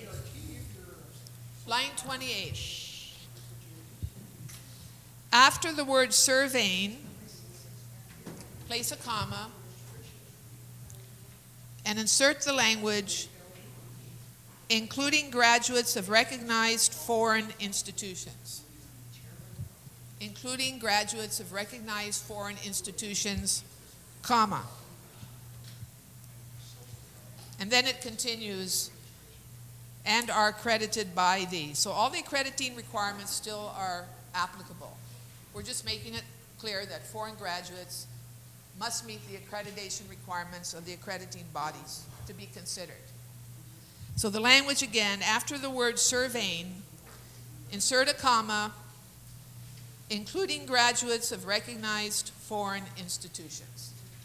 On the Guthertz amendment, which is on page 7, line 28, after the word surveying, at the comma, including graduates of recognized foreign institutions, comma, and then it continues. On the amendment, Senator Palacios and then Senator Ada. Thank you, Madam Speaker.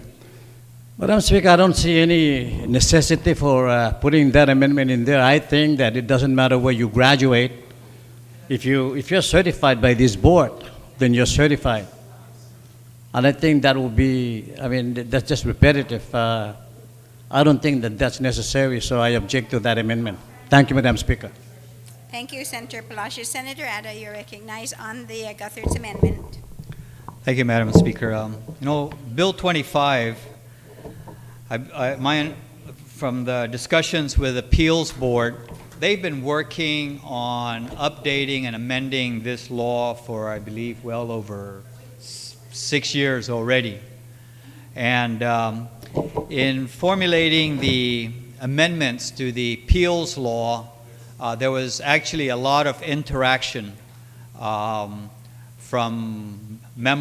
engineering members out in the community, of course, the members sitting on the board, and certainly the public hearing was open to anybody who wanted to come in. So first of all, nobody came in and spoke about these perceived discriminations, or that because they didn't come from a certain school or they came from a certain area, they were being discriminated. So certainly that sort of testimony did not come up at the public hearing. In addition to that, we had markup hearings. Again, nothing of that concern was ever raised, either privately with me as the chairman that was overseeing the markup of this bill, or during the markup hearing itself, or even through some anonymous letter. So this perceived discrimination, I'm having a difficult time grasping it. The real difficulty that I have with the proposed amendment is that if we read on page 1 itself, the general provision, starting in line 9, in order to safeguard life, health, and property, and to promote the public welfare, the practice of engineering, architecture, and other disciplines here, land surveying in Guam is hereby declared to be subject to regulation in the public interest. Now, if we're going to, just allow anybody to come in, well then let's not stop here. Let's go into our medical standards. And also allow anybody who comes from what was the term that was used? Graduates of recognized foreign institutions. Recognized by who? I don't know what that means. But at least with what we have right now, as the way the Bill 25 is proposing to define approved schools, it really does not say that it has to be a U.S. institution. It doesn't make any mention about excluding foreign institutions. It just asks that it be an institution that offers curricula leading to first professional degrees and are accredited by the Accreditation Board for Engineering and Technology or the NCEES Center for Professional Engineering Education Services or the National Architecture Accreditation Board. These are institutions that have certainly been in existence for a long time and has been a watchdog for these professions to ensure that when structures are built, that they are safe. Especially here on Guam, where we're certainly subject to many earthquakes. And obviously, we've done a good job, the profession has done a good job in policing its members, making sure that the people that we have out there that are practicing are qualified, as evidenced by the fact that when we had that earthquake that registered 8 point something, only one building fell. And after a long court hearing, it was found out that it wasn't because of poor engineering practices, but because they took shortcuts. Penny wise, pound foolish.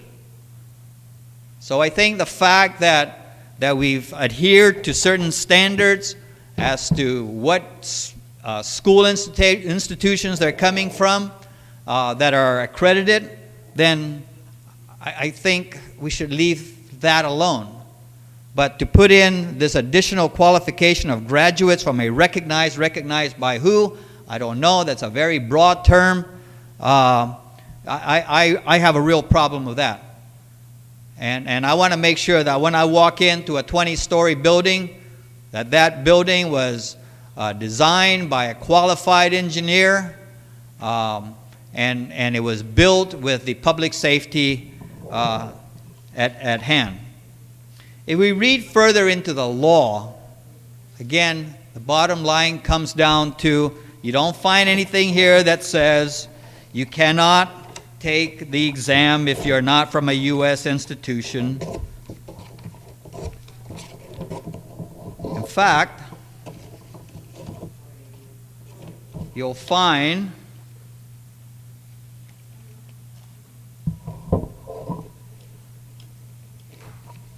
that a requirement, the bottom line is you pass the test. There's a national exam that is given, and you've got to pass it. But to at least be able to be admitted into the room, you've got to be a U.S. citizen or a legally admitted alien. Now, I presume a legally admitted alien comes from a foreign country. So you know, this perceived notion of discrimination, I just don't buy that. Somebody who's of good moral character, somebody who meets the professional qualifications that's stipulated in the provisions, which requires that you have so many years of experience, that you at least have some work references from registered professional engineers. So I just don't see the need to insert that language, especially when it is left as broad as it is being proposed, to have graduates of a recognized, unstated by who, foreign institutions. So, Madam Chair, Madam Speaker, I object to the proposed amendment. Thank you, Senator Addy. Are there any others who would like to speak on the Guthridge amendment? There being none, I'm going to call on the mover of the amendment if she'd like to close. Thank you, Madam Speaker. It's reassuring to hear from my colleagues that they believe that this bill does not limit or discriminate against foreign graduates who are legally on Guam, who may meet the requirements to apply for the specialized recognition. And I hope the record will show that if this bill passes, that that is the intent of the legislature. I do want to clarify one thing. If you read, starting with line 26 on page 7, it says, approved school. The term approved school as used in this chapter shall mean institutions offering curricula leading to first professional degrees in engineering, architecture, landscape architecture, or land surveying. And then my amendment would have added, including graduates of recognized foreign institutions, comma, and this remains, as is in the bill, and are accredited by the Accreditation Board for Engineering and Technology, or the NCEES Center for Professional Engineering, Education Services, or the National Architectural Accrediting Board. These are the national boards that would determine what institutions are recognized, what foreign institutions are recognized.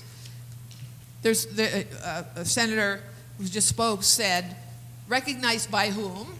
Well, recognized by the Architecture Accrediting Board, the Board for Engineering and Technology, the Center for Professional Engineering, Education Services, or the National Architectural Accrediting Board, as I said. So the entities to do the recognizing are the ones that are stated in the bill.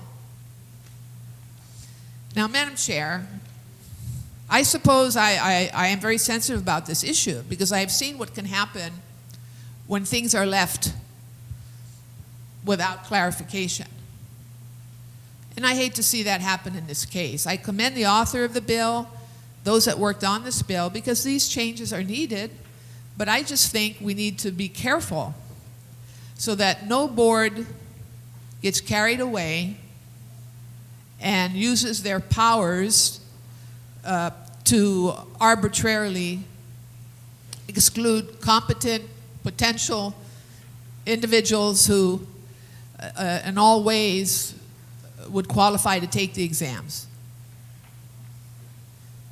And if it's very clear to everybody, and we stated for the record that it is not the intent of this legislature to see any discrimination against qualified graduates of foreign institutions that are recognized by these accrediting boards, then I have no problem, as long as that is in the accompanying report on the bill.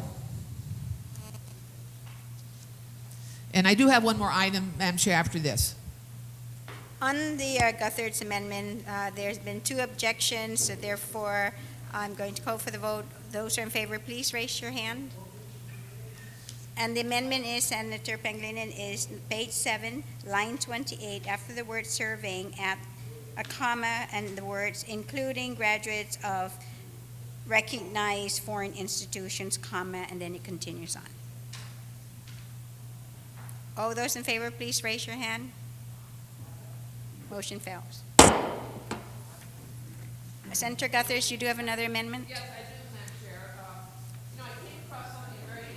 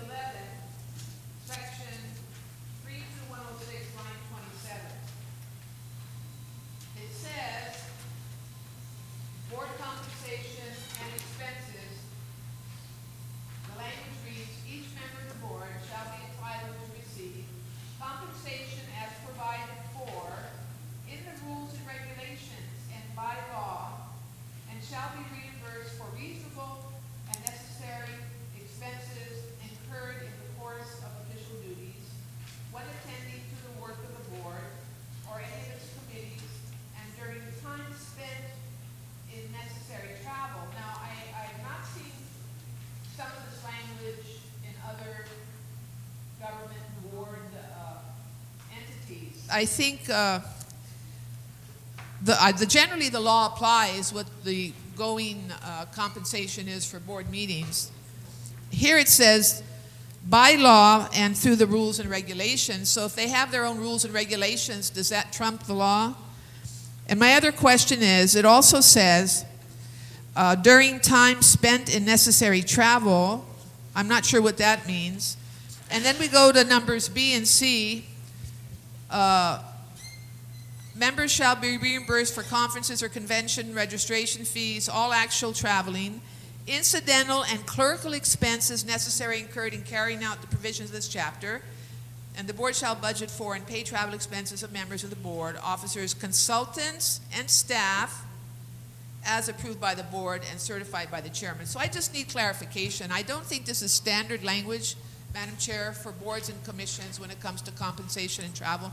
I may be wrong. If the authors can please clarify, and maybe we need to tighten this up a little bit. Senator Thank you. Spaldon, do you yield to Madam the question? Speaker, I yield. Madam Speaker, I'd like to make note that this is not one of the areas of the existing law that we actually improved upon. This is existing law. So this was not a section that we actually worked upon, just for the Senator's information. If she would like to make whatever amendments to the existing law, then she's welcome to do that.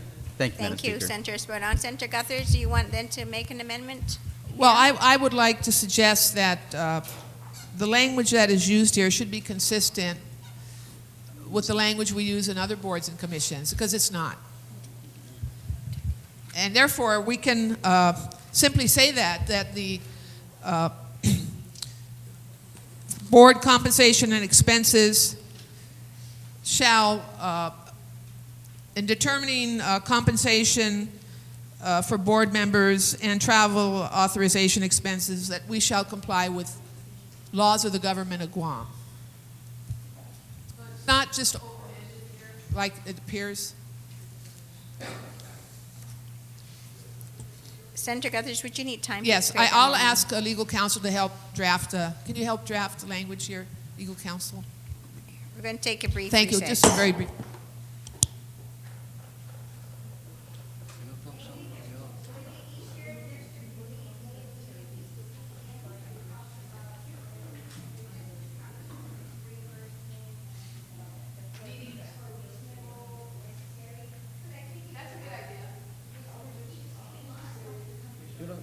You know, some boards still got paid, some commissions.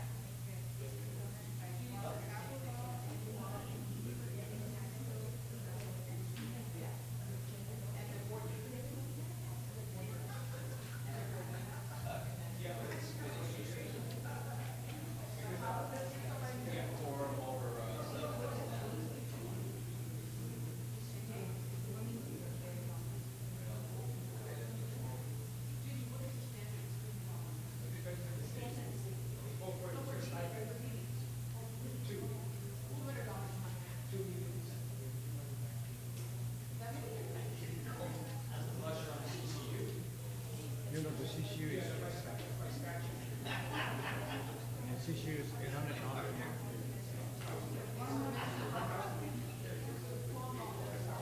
Now you took it down to 800.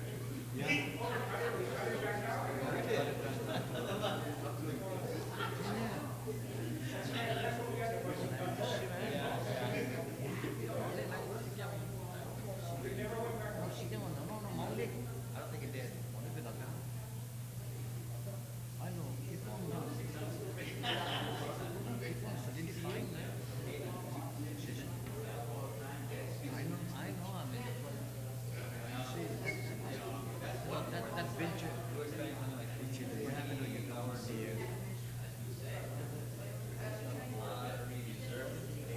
surprise at the end.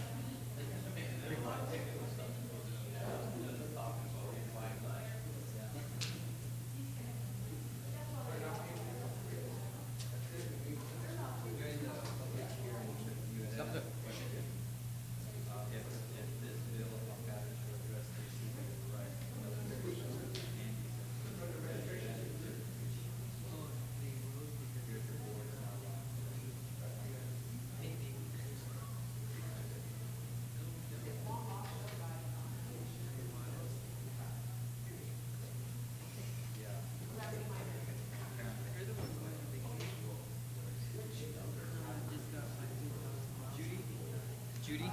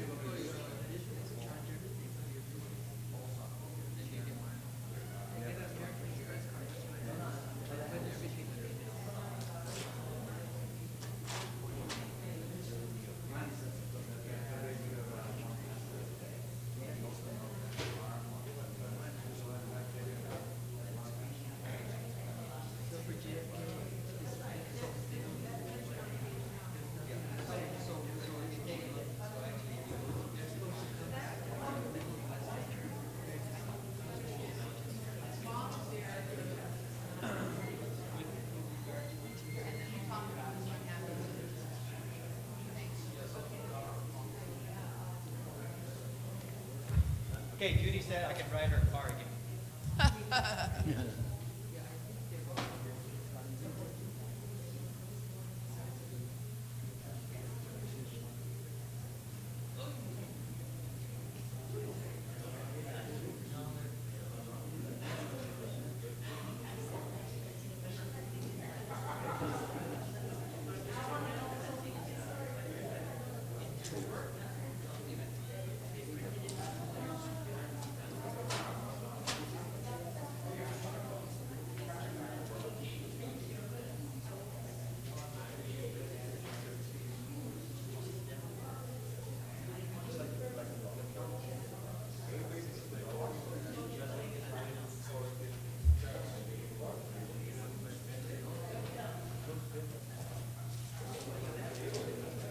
Madam Chair, I have a simple amendment.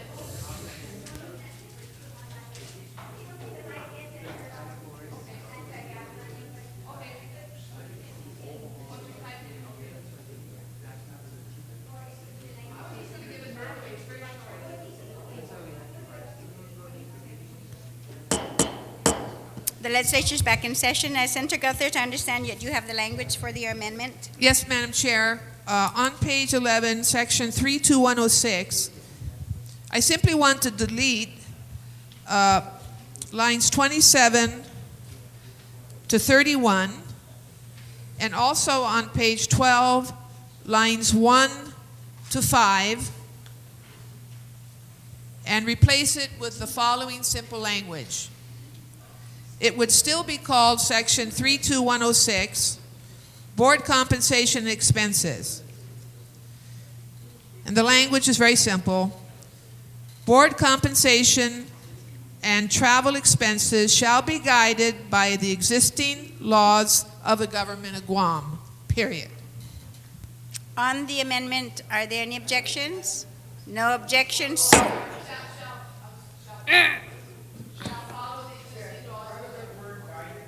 But we have the simple, the technical amendment that the... Yes, changing, okay, well, okay, well, so then that's... Can you please, Yes. okay. The amendment is new section 32106, board compensation and expenses shall read, board compensation and travel shall be guided by shall follow existing laws of the government of Guam, period. So board compensation and travel expenses shall follow existing laws of, okay, laws of the government of Guam. Okay, did you all hear it? Did the clerks get it? We want to make sure. Can you please put that, Senator Guthrie, it's in writing, and please give it to the clerks? So everybody's clear now on this language, so that no objections, so ordered.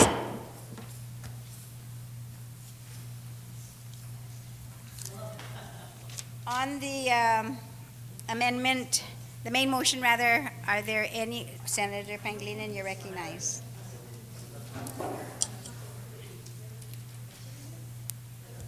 Thank you very much, Mrs. Masi, Madam Speaker. Madam Speaker, I certainly rise in support of the bill. I think that as we move forward and we begin to modernize and harmonize the practice of building and engineering and design within our community to ensure public safety and protect the public interest, that we need to do the same for the administrative infrastructure that is needed to support the updating of these criteria and rules and regulations and practices. Earlier, we just did the International Building Code, and in order to ensure that those who are going to work within the realm of the International Building Code and its new standards must be up to date with regards to the design and the engineering and the math and the science of what goes into these designs and the safety elements of the rules and regulations and the requirements of the building code. And that, of course, is done by humans.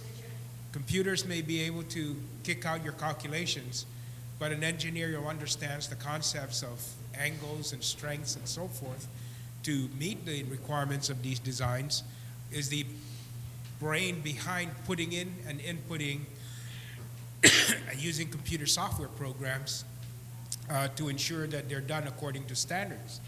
And so no matter what, you can't get away from the element of the human requirement and the people behind the work that occurs.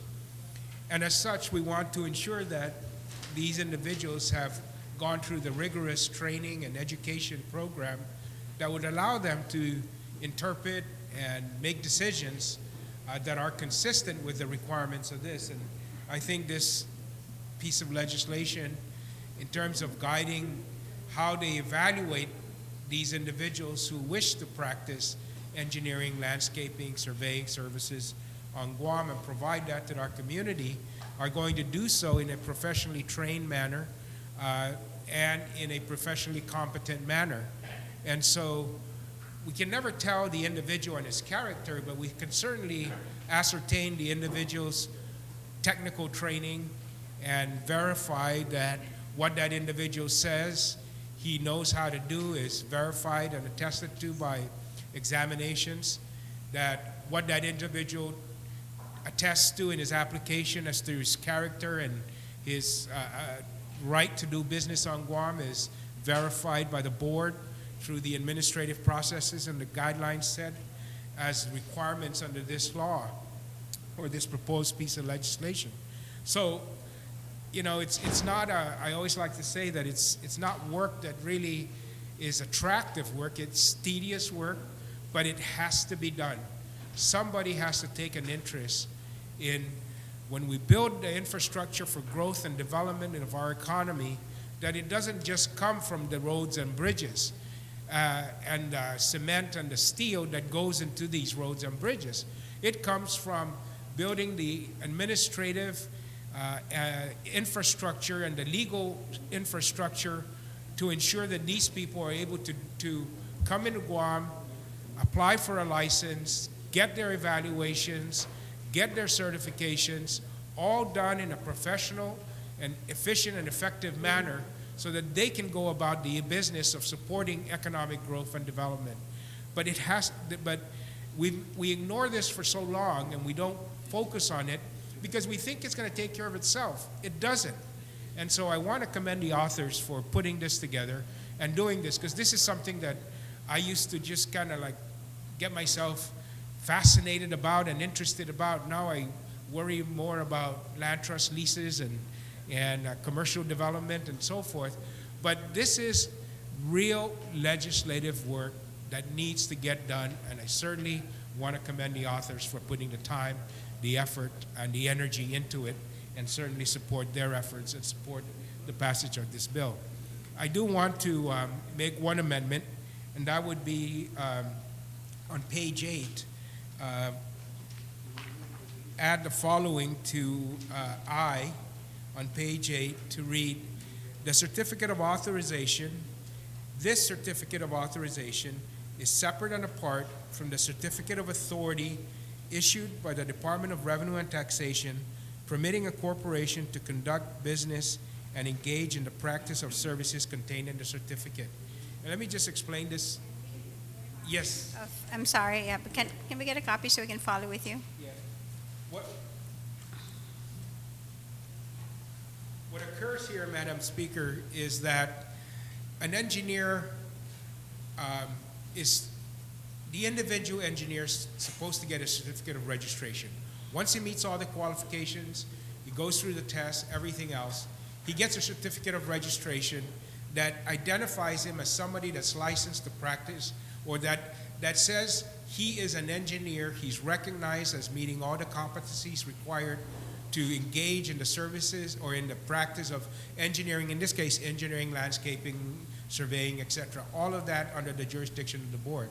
Now that individual can then go and practice as a sole proprietorship, for example.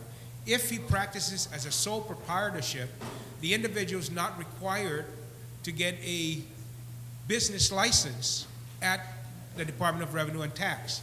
So a person who is licensed to for professional services under one of the jurisdictions authorized by the board, if he gets that from the board and he's going to practice as a sole proprietorship, no business license it requires. His certificate of registration functions as his business license. So Tax doesn't need to give him a business license to engage and conduct business. Now, if that engineer who now has his certificate of registration goes to work for a corporation, or if that engineer forms a corporation and he wants to conduct services, professional services as a corporation, he needs to get from the board a certificate of authorization that he is now, as a corporation, as a limited liability partnership, as an association, he now needs that entity, that new legal entity of a corporate body, now needs to get a certificate of authorization from the appeals board. So there's two levels of authorizations needed. One is for the individual engineer or landscaper or survey architect, needs to be registered, and he gets a certificate of registration. Now the corporation itself, now that's going to employ more than one engineer and is a structure separate and apart from a sole proprietorship, now needs to get a certificate of authorization from the appeals board. So he gets that. But if you're going to be a corporation practicing engineering services, landscape services, whatever, at the Department of Revenue and Tax, you are now required to get a certificate of authority. And that confusion comes in. So now you get your certificate of authorization as a corporation to practice from the appeals board, but you also need to get a business license from the Department of Revenue and Tax, and that business license is called a certificate of authority, and it's a certificate of authority to conduct business. So what has happened is we've gotten some confusion with regards to especially the off-island companies that come to Guam. They think that once they get their certificate of authorization from the appeals board, they don't need to get a certificate of authority from Rev Tax. Yet, if they don't do that, then we have no way of assessing corporate income tax, withholding tax, because now they have employees, etc. And so this would make it very clear to these corporations, especially those coming from off-island. Most of our engineering firms that have been in practice on Guam for a long time understand this perfectly. but we're getting a lot of off-island companies that are coming in, getting a license to do engineering services, and then just stopping at the appeals board and say, I already can legally conduct business on Guam with a certificate of authorization. So this would clarify it and would now require and state perfectly clear that the certificate of authorization issued by the appeals board is separate and apart from the certificate of authority issued by the Department of Revenue and Taxation, and that certificate of authority is what permits them to conduct business and engage in the practice of services authorized in their certificate of authorization. And then in another section of the law, we now require then these individuals who are renewing their licenses to get now the clearances for business licenses when they go to renew their certificate of authorization and their certificate of registration at the appeals board. Because right now, sometimes they don't. So you have corporations that may owe back taxes, may not have paid their withholding taxes, and they're not able to get they're not required to get those clearances from Rev and Tax, and so they just go about their merry way, and we have no way of tracking that they are complying with the business laws and engaging in conducting business on Guam. So now we tie those three together so that we now have a system of capturing the revenues generated as well as the licensing required, and have now, the two are now able to cross-check each other. And so everyone then would get the required authorizations, required business license, required authorities, and we can then track for our purposes as a government the activity conducted by these individuals, and we're making, or corporations, and we're making sure that they pay their taxes and they don't, continue engaging in business without meeting their obligations as a corporation to either the government or to their employees. So that's the intent behind the amendment, Madam Speaker. On the amendment, is there anyone who would like to speak? There being none, are there any objections? No objections, so ordered. Senator Pangilinan, do you have another amendment, or you're done? Senator Pangilinan's done? Okay. Senator Ada.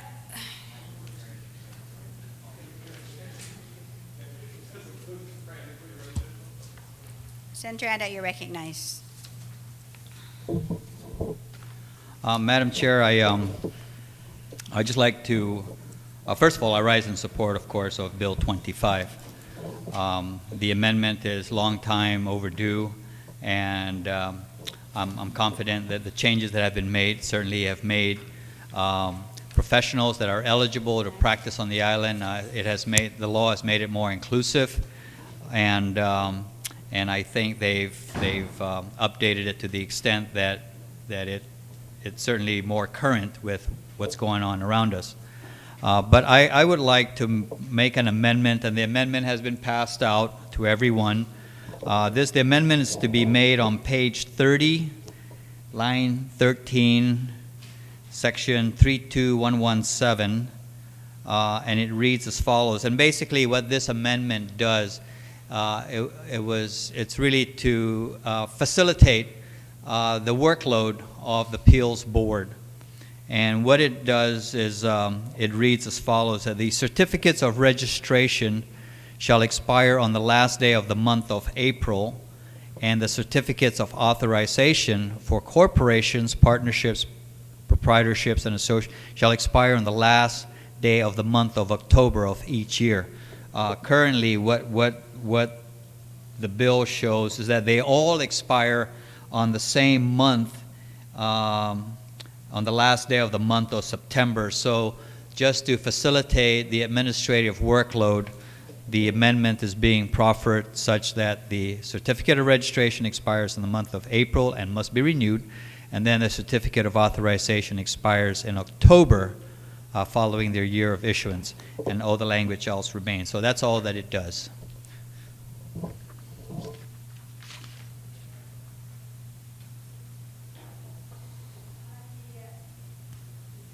On the amendment. No objection.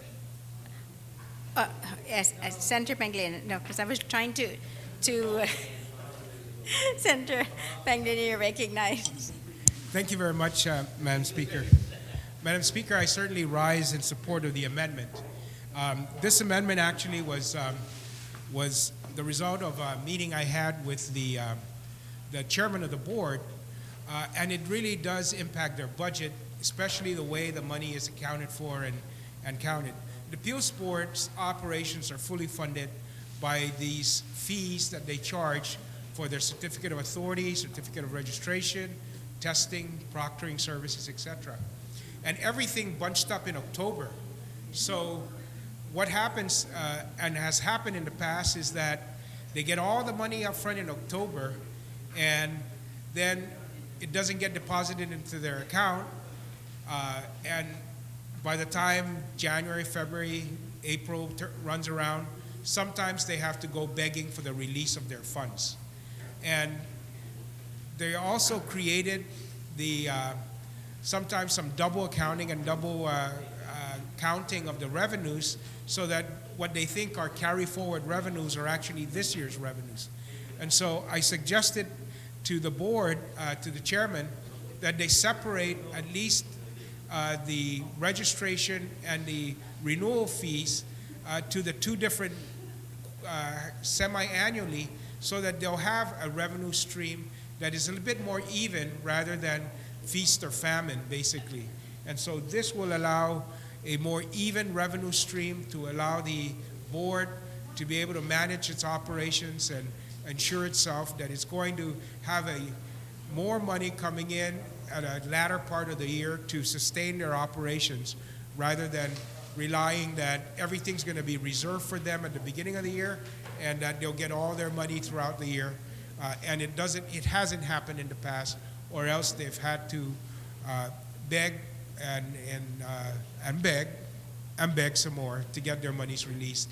And this will alleviate that situation for the board and be able to get them to do more planning. Plus, it evens out the workload given the small amount of staff that they have at the appeals board. So I certainly stand in full support of this amendment, and would ask my colleagues to do the same. Thank you, Senator Pangilinan. Are there anybody else who would like to speak on the ADA amendment?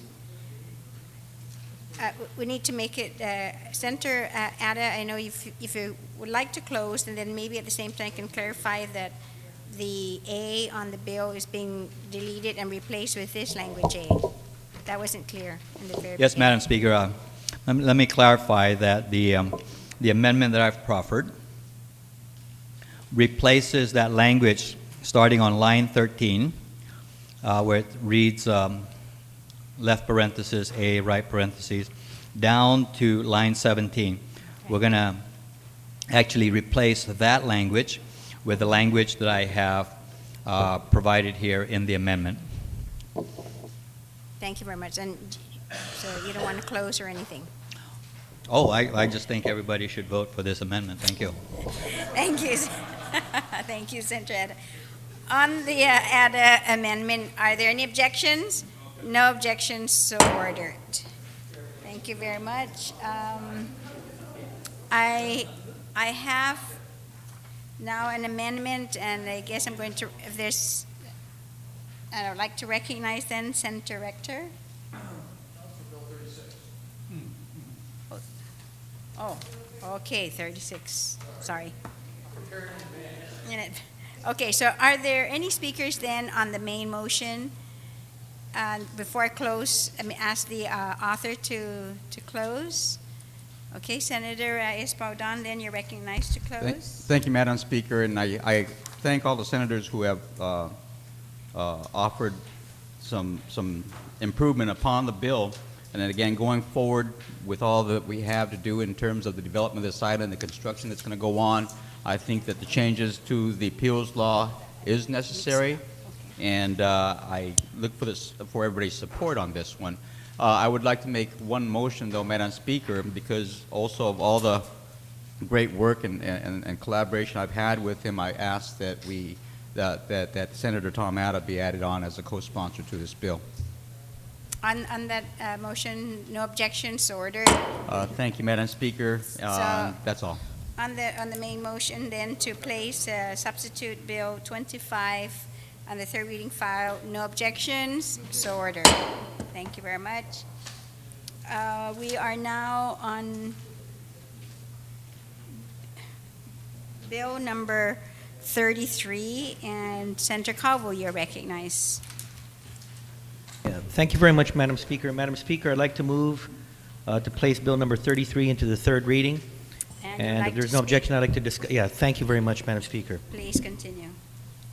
Again, really what Bill 33 does and attempts to do is, again, seeking the assistance of the legislature for the rezoning of properties owned by the Kim family.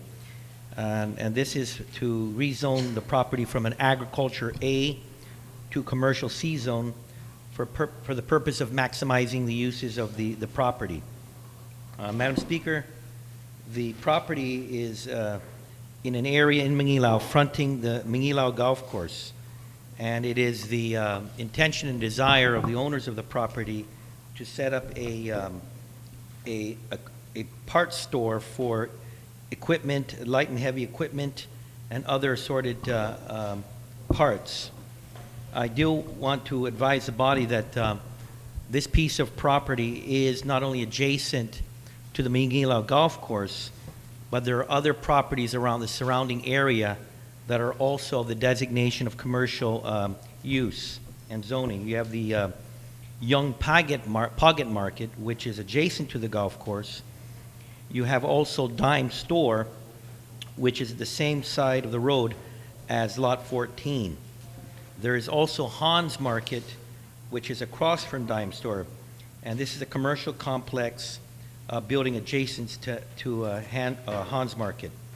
And these are all relatively within the same area of this particular lot, within a quarter mile. It will be also noted that this is a main thoroughfare for traffic in a north-south and south-north direction from, again, the Mangilao area and Jigo. Madam Speaker, and the members of the body, I'm again asking your support for the movement of this bill. This is not a big business. This is a small family-owned operation. These individuals have worked hard in this community, and they have a piece of property that they would like to, again, fully maximize. So again, I'm asking for the support of all my colleagues in the movement forward and the affirmation of Bill number 33. Thank you very much, Madam Speaker. On the motion, Senator Pangilinan, you're recognized.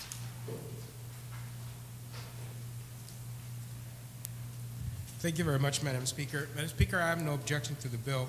I do want to make one minor amendment, and that is to delete, beginning on line 5, under legislating findings, to delete, the legislature finds that the subject property fronting Route 15 Mangilao across the golf course, or no, I'm sorry, it's to delete, beginning on line 7, Mr. and Mrs. Kim desire to open a light heavy equipment and parts store to serve the neighborhood. And I just want to delete that because we are zoning it commercial, and let only what is set in statute as being applicable for commercial activity, let that process determine what will be allowed under the commercial designation. There was some question of whether or not light heavy equipment, either repair or anything associated with the selling of parts, would be applicable under a C. And I don't want to have any kind of question that because we mentioned it in our findings that this is what they wanted to use for, that even though it may not be consistent with a C use, we're going to be allowing this activity. So once again, I have no problem with designating the commercial activities there, but that it be only what is under applicable rules and regulations and law, and not stating any kind of specific purpose. So with just to delete, beginning with the word Mr. on line 7 and ending with the word neighborhood on line 8. On the motion, Senator Respicio, you're recognized. Just want to quickly rise in support of this amendment.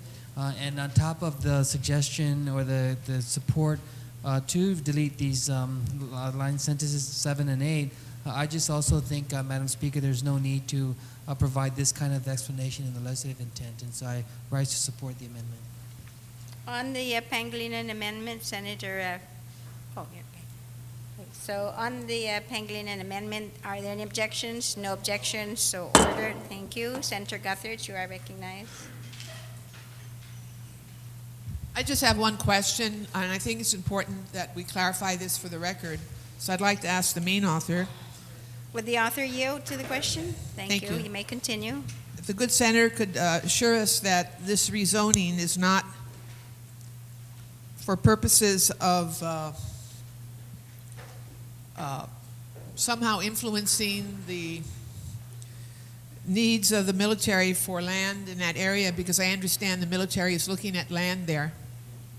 And I don't want to be part of a group that would be rezoning land for speculative benefits. So if you could assure us that that is not the case here.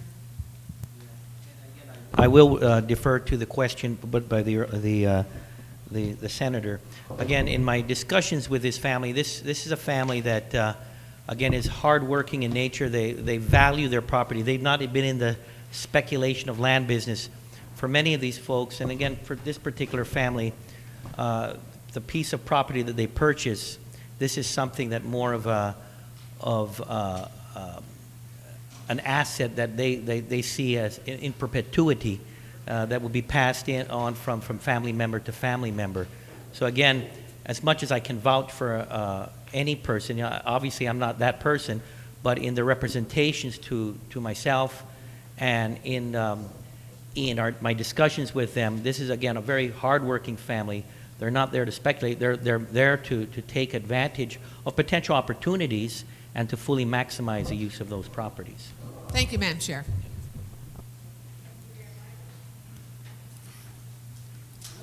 On the main motion, okay, Senator Uggan, you are recognized. Thank you. Thank you very much, Madam Speaker.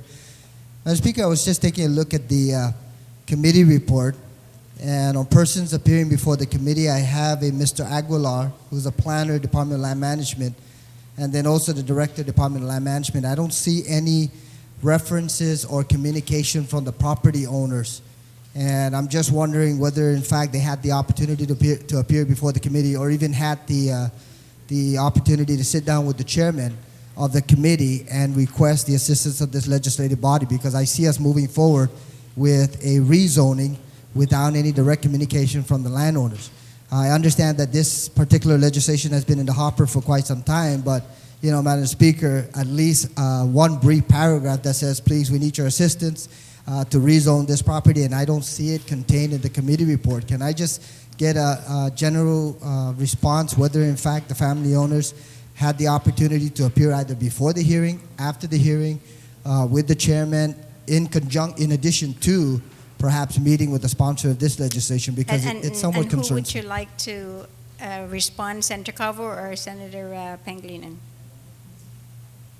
Senator Pangilinan, do you Perhaps yield? the chairman, because the sponsor, I'm sure, perhaps had the opportunity to meet with these individuals. Thank you very much. Madam Speaker, we send out the notices. As Senator Uggan pointed out, this was a bill that was introduced in the last term also. Senator Cavo's committee told us that they had communicated with the landowners. They did not appear at the hearing, that is correct. But the authors of the legislation assured the committee that the family still requested the rezoning and still desired the legislative body to act on it.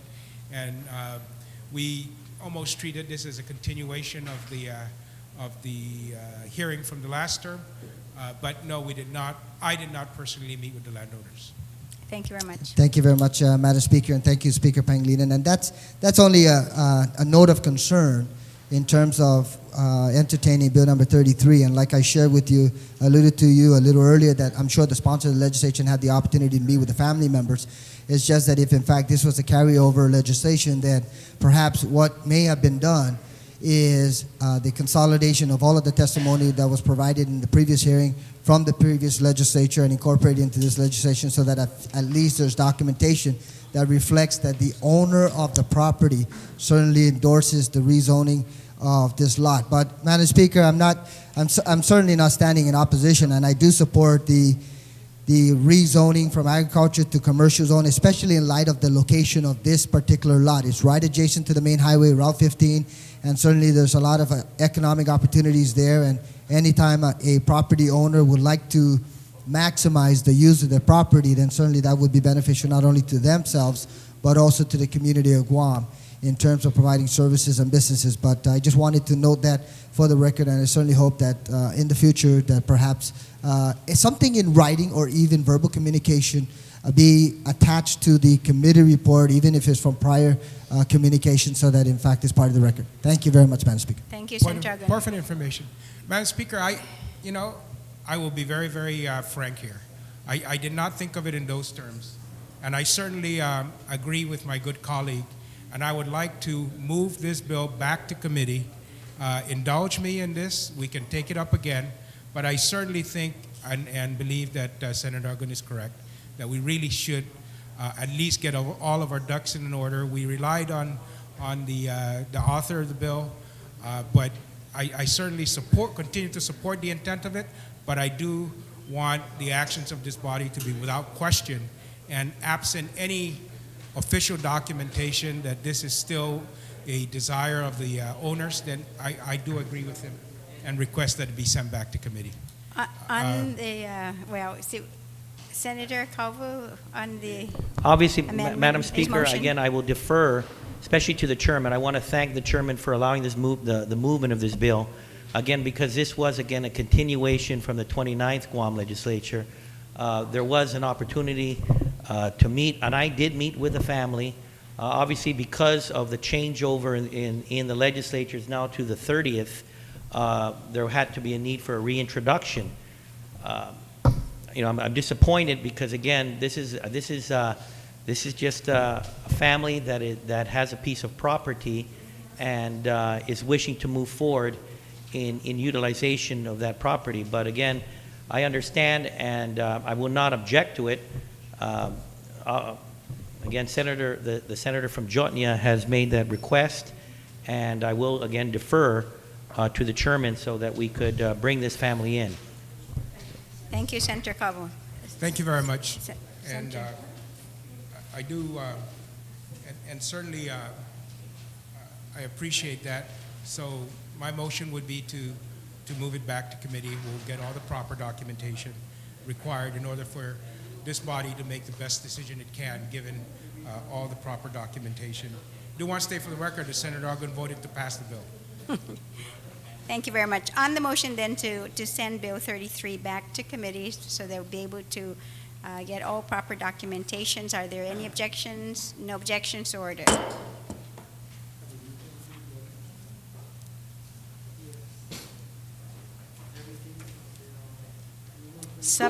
We are in substitute bill number 36, and I recognize Senator Tina Rose Munya Barnes. Si Diyos Masi, Madam Speaker. Madam Speaker, I move that Bill number 36, COR, is substituted by the author, introduced by myself, Senator Ray Tenorio, Senator Wampat, Senator Guthertz, which is an act to add new Chapter 26 to Title 9 GCA relative to combating human trafficking on Guam and to protect victims of human trafficking from sexual and economic exploitation, be moved to the accepted To accept. in the second reading. On the motion to accept, are there any objections? No objections, so ordered. Senator Munya Barnes, you may continue motion Si to. Diyos Masitalo, Madam Speaker. Madam Speaker, I move that Bill number 36 be moved to the third reading, and I'd like to speak on the motion. Yes, and you hope I may- can get my colleagues' support on the bill. Please continue then. Si Diyos Masitalo, Madam Speaker. Madam Speaker, this bill, number 36, in reference to combating human trafficking here on our island, and to protect the victims of human trafficking from sexual and economic exploitation would strengthen laws that prohibit this kind of exploitation in our island.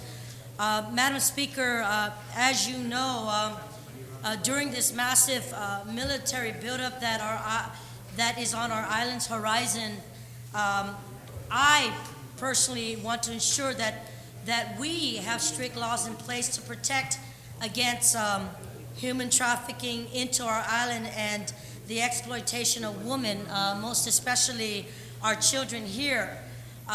We all know that there will be this influx of people to our island, not just from this military buildup, but from, as we see the growth of others who'd like to wish to come into this island. Guam's geographic location definitely makes it a prime target for criminal enterprises. I'm sorry to bother within- you, but there's so much discussion back there that the members can't hear. Thank you very much, and I'm really sorry, Senator Tuna Barnes, you may continue. Speaker, thank you very much. As I noted earlier, with Guam's geographic location, it makes it a prime target for criminal enterprises within the Asian region. These criminal enterprises will take advantage of the potential economic benefits they will receive through human trafficking to Guam if we do not act to strengthen our laws here on our island. You know, as noted, we had a public hearing, and before I talk about the public hearing, I'd just like to take the time to thank the Oversight Chair, Senator Palacios, who worked diligently and closely with the Attorney General's office, with Senator Tenorio's office, so that we could work closely with both bills that were proposed on the floor, and the strong efforts of Senator Tenorio wanting to collaborate and work closely with our office, with the Attorney Generals, with the University of Guam, with those who came to present testimony in support of Madam Speaker. There was a strong consensus and a favored testimony to have this bill move forward. Madam Speaker, I just want to note for the record that human trafficking is definitely a severe crime that deprives and violates victims of their fundamental human dignity. I want you to know, the people of Guam to know, Madam Speaker, that over 35 states and territories have passed anti-human trafficking laws to fight against forced labor, sexual exploitation, and modern-day slavery of children and adults. As you know, as you are aware of, being involved with a lot of nonprofit organizations yourself, Madam Speaker, human trafficking is definitely a global international issue, and all local and federal law enforcement, social service, medical, victim advocacy, education, and other related governmental and non-governmental organizations must continue to work together to effectively prevent, investigate, prosecute, and protect the victims. I say that most certainly, Madam Speaker, as it was noted at the public hearing, it was stressed by our Attorney General. You and I have spoken intensively. The women in this august body who took the time to help support the efforts.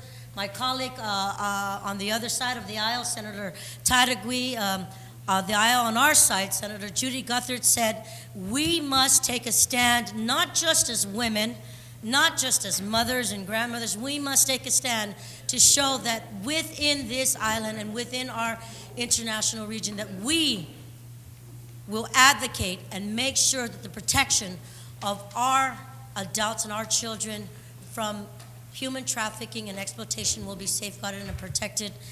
Madam Speaker, I know that I've talked to a lot of my colleagues. I want to continue to urge them to join me in combating this human trafficking here on Guam, and to protect the victims of human trafficking from sexual and this economic exploitation. Again, I want to send a message, a clear message, that Guam will not tolerate this kind of criminal activity. And Madam Speaker, I just want to add a little note before I close, at least on this brief presentation, that no stranger to Guam. We've had a case most recently involving this kind of criminal activity. We want to say publicly that this shouldn't be happening based on our traditions, our values, how we are close-knit as a family, that this shouldn't be happening. We shouldn't even be dreaming of, but it has happened. It has touched the families, some of the families here, some of the families who have integrated into this community, and it is a shame that it has gone down to affecting even those in the arena of our children. Madam Speaker, this law, if my colleagues support us in this effort, will send that clear message, not just with the people of Guam, but everybody in the world, to know that we will stand every effort to stop this very terrible crime that will eventually travel into our island again. And I say that, Madam Speaker, because we cannot be blinded by the fact that even as close-knit as this family is here on Guam, that things like this can happen and has happened. And if we don't put a stop today, it will continue to happen. So I hope to hear some positive support from my colleagues and hear their presentation. Si Diyos masi, Madam Speaker. Thank you very much, Senator Tina Rose Muñoz Barnes. I have Senator Rector on Bill 36 on the main motion. Thank you, Madam Speaker.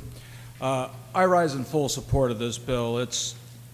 Human trafficking is not a new concept to us. Unfortunately, it's an incredibly old concept for us. And while we currently might want to, I guess glamorize isn't the right word, but we're horrified by the human trafficking of children and women used for sex acts and various other things.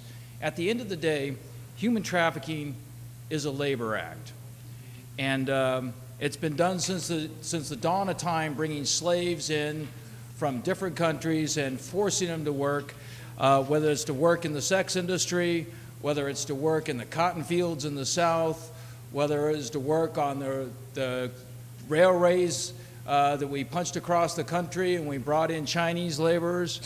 It's a horrible, heinous crime. And we really need to take a stand, a firm stand against this in every way, shape, and form.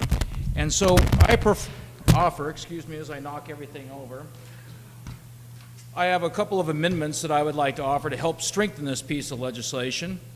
The first one, which everybody has in front of them, is on amends page 9, line 27, to amend subsection B to replace the word may with the word will, so that the new language shall say, if a business entity is convicted of violating any section of this article, the court will, when appropriate, et cetera, et cetera.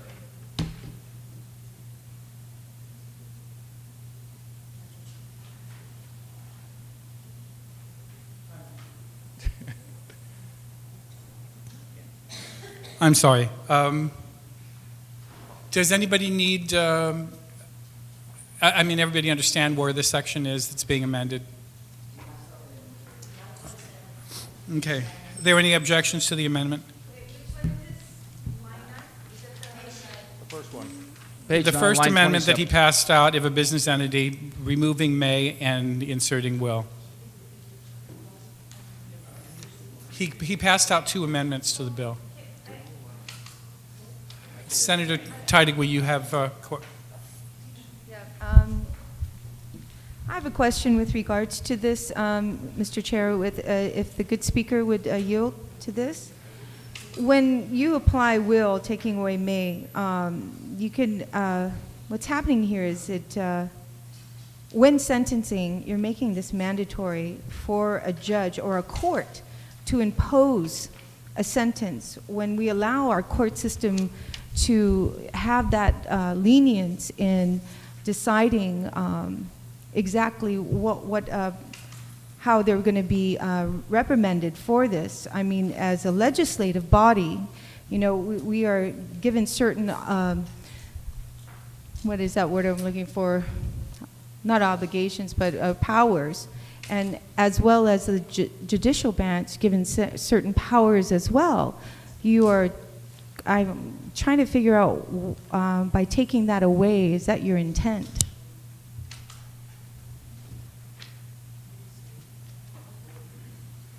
Thank you, Mr. Chair. The intent is to encourage the court. There still is plenty of leeway in the law, allowing 1, 2, and 3 after that on the next page as to how the court may utilize its, what is the appropriate legalese for that?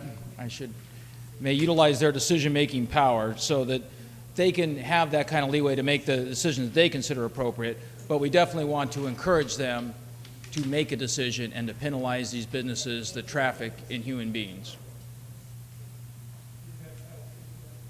Is that satisfactory, Senator Titlegy, or do you have further question? Yeah. Well, I guess the question I'd like to ask is, can we do that as a legislative body toward the judicial? And Mr. Chair or Vice Speaker, you might be able to shed some light on that if you would like. Unfortunately, the legislature has had some mandatory sentencing provisions, and though I personally don't appreciate it, I think you pay them enough to make the decision. It is within the legislature's purview and authority to make those decisions. Okay. Thank you. Thank you. Any further questions on the Rector Amendment? Any objection to the first Rector Amendment? There being no objection, so ordered. Thank you, Senator Mr. Rector. Chair. And thank you to my colleagues for the support. I'd now like to prefer the Second Amendment, which is on page 10, which will add a new number 4 to the sentencing requirements.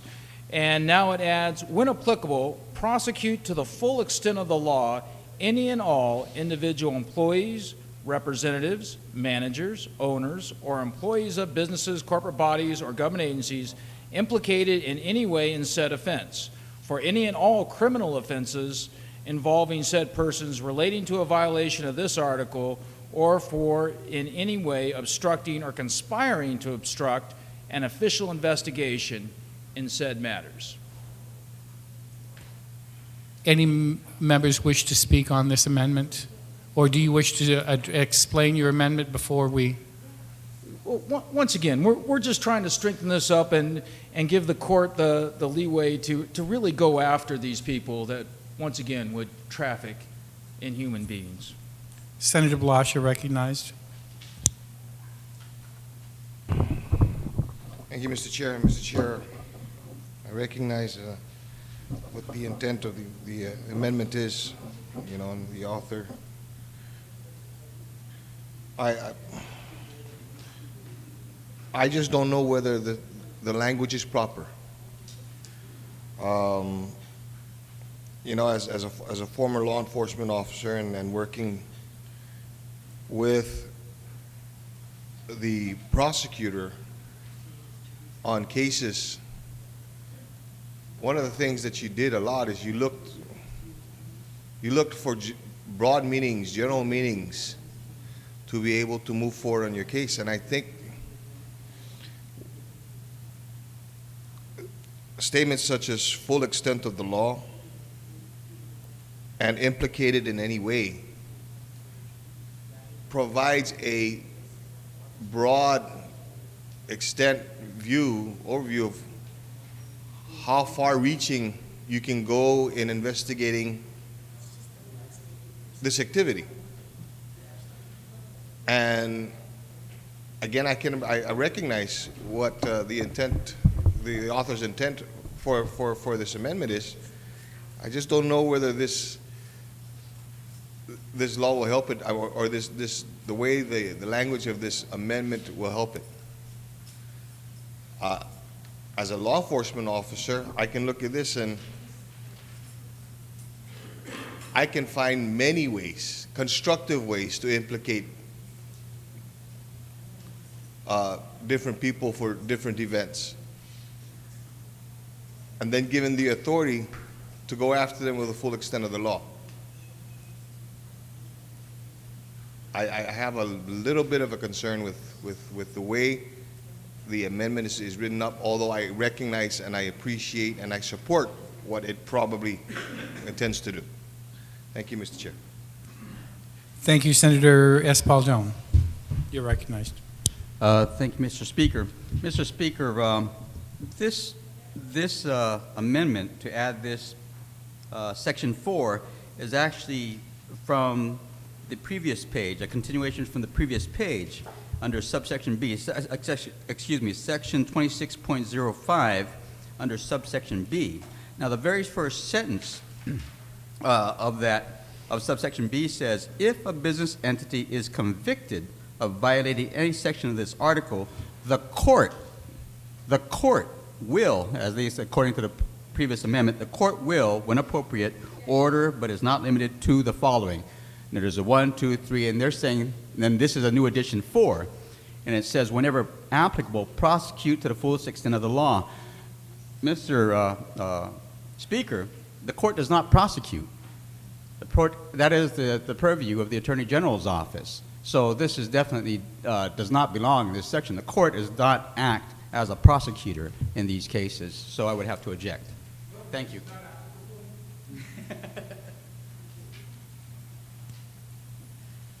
Thank you very much, Senator Espaldon. Any further comments on the second Rector amendment? There has been an objection. Those in favor, or do you wish to? Yeah. Can I close?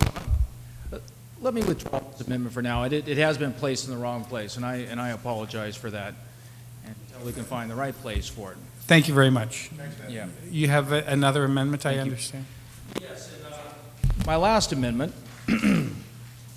and now this is a humdinger of it. So please be patient with me a little bit. I think I'm going to need to break out my old man glasses here so I can read the fine print to get it all on the page. So here we go.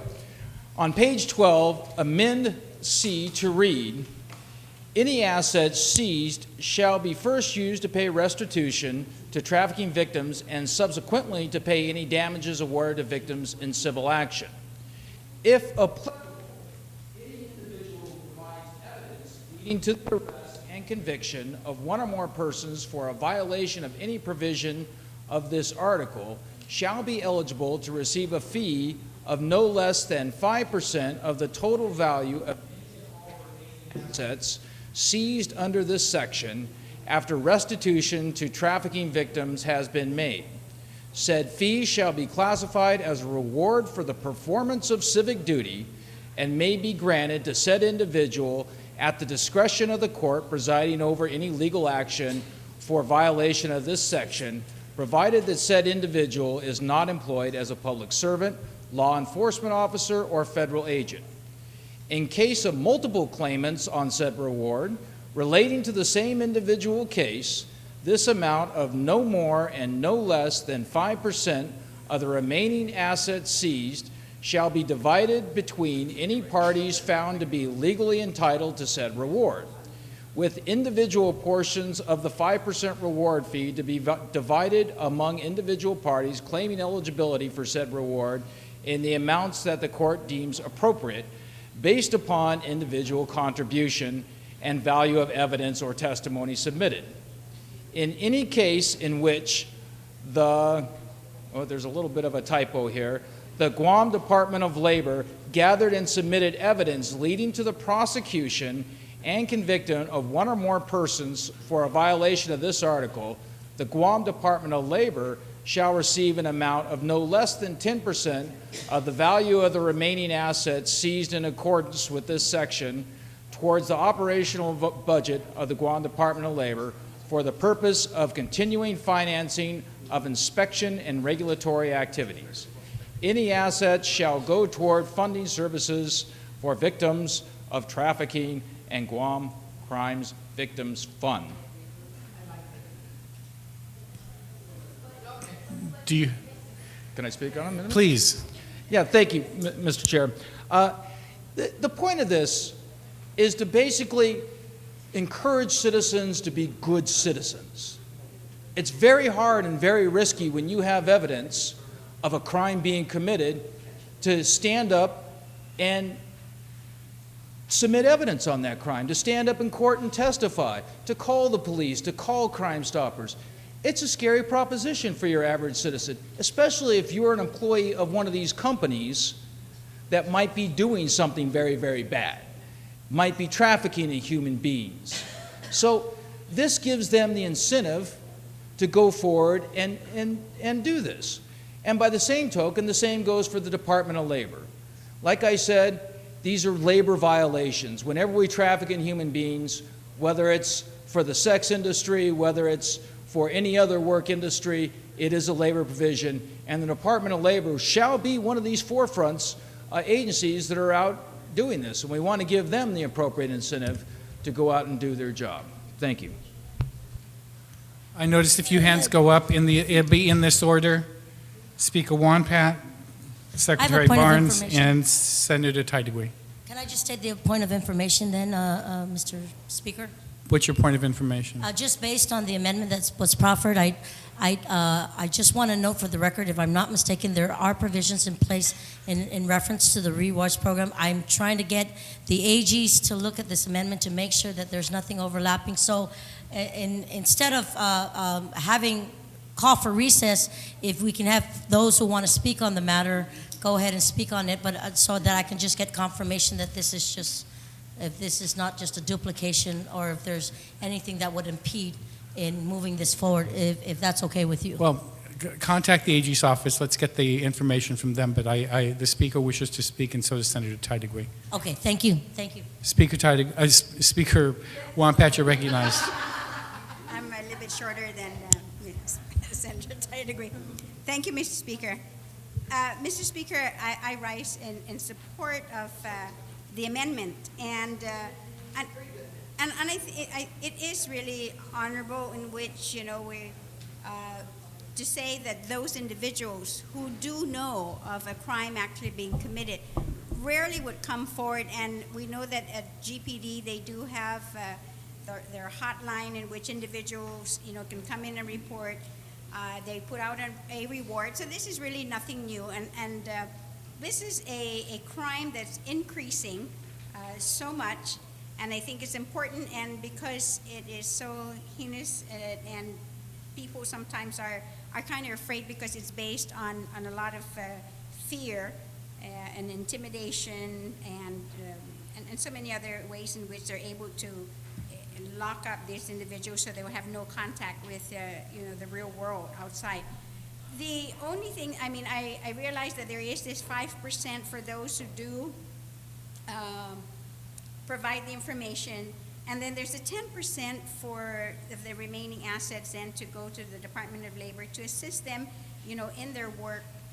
But I think what we're probably missing here, and I was on my way to talk to legal counsel about making an amendment to this amendment, because the one other factor that I think that we've forgotten here, and that's the victim. And whenever these individuals who then basically have been found and freed have actually have gone through a lot of emotional problems and would need psychological counseling. These are individuals who also may have been physically harmed, beaten, and those needs need to be addressed. These individuals most of the time are taken away from their homeland, from their families, so then there's going to be as well a need to address housing for them, to address, you know, food, medical assistance. And there are those also who are going to be in need of child care and other material assistance. And lastly, I mean, not lastly, because then they're going to need legal assistance, and then, of course, who would be paying for all this and try to maybe get them back home, or possibly maybe sending them out somewhere else. By chance, you know, these companies or individuals who want to probably hunt them down and kill them for maybe even giving out any kind of information. But lastly is the employment of these individuals, helping them to become employed, providing training opportunities and education, language, because they're going to be in an area, I'm sure, totally foreign to them.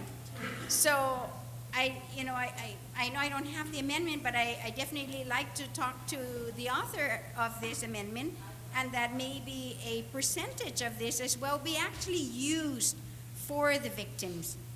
Because some of these victims, not all of them rather, are adults. They are actually minors, because we're not just talking about sex laborers here. We're actually talking about minors who are also providing labor for a lot of these types of companies. So Why don't we take a short recess? thank you very much. I Discuss appreciate this with them and try to figure out, the first two lines may already have some kind of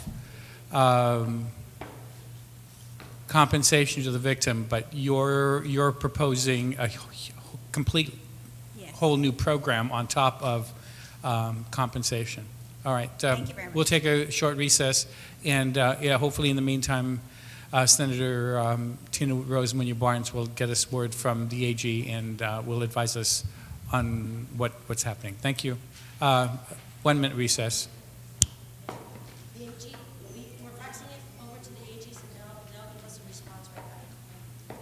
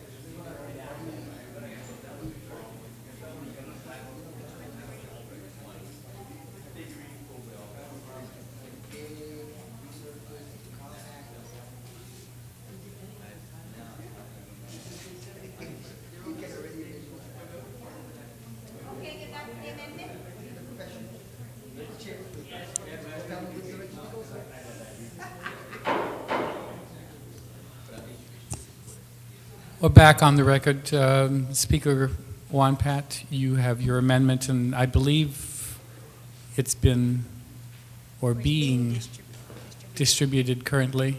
Do you wish to? Yes, thank you, Mr. Speaker. What it is that I've gone through the first line of Senator Rector's amendment where it says any assets seized shall first be used to pay restitution to trafficking victims. From there, I added the words then to include but not limited to the following: appropriate housing, psychological counseling, medical assistance, child care, training opportunities for employment, legal assistance, and other material assistance as appropriate. And then it will continue on with the rest of the sentence on line 1, and subsequently to pay any damages awarded to victims in a civil action. And I'm just hoping that my colleagues would understand that these are individuals who are not normally from here, because they wouldn't be here and taken to be part of this sex slavery. But these are individuals taken from other countries, and normally from countries where these individuals are vulnerable, and children also, women and children who are vulnerable and may not speak the language, may not be educated, but would absolutely serve the purpose of what these individuals want to use them for. And when you take them out to a different place, imagine yourself in a different place, and you have no one, no support system, no housing, no medical assistance. You may have no one to take care of your children, and training so that you be able to do something else other than what they have, put you into slavery for. And most important is to have somebody as well there with the legal mind to be able to assist you as a victim. So I hope my colleagues would support this amendment. Thank you very much, Mr. Speaker. On the Juan Pat amendment to the Rector amendment, does anybody wish to be recognized to speak on the Juan Pat amendment?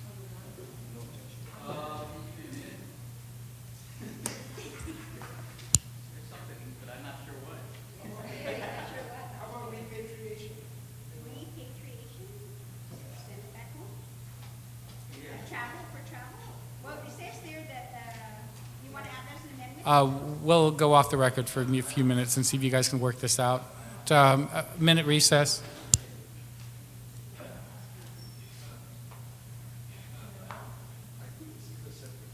But no, it isn't really. Because you see, when it sets up the committee, they're supposed to set up the whole plan.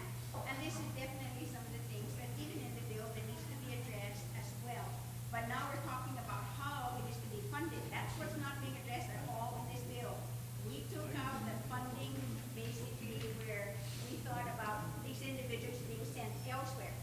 You have to remember is that some of these guys, they can't go back even to their own homes, because some of them have actually been sold into slavery, where fathers have sold their daughters because they can make more money for them.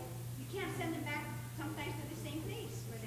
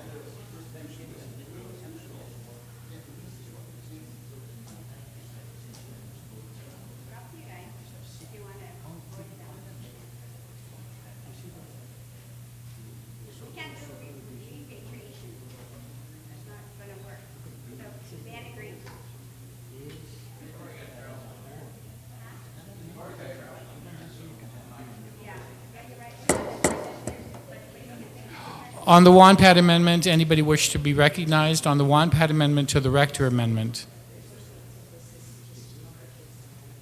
I don't see any hands going up on the WANPAD amendment, Senator Rector.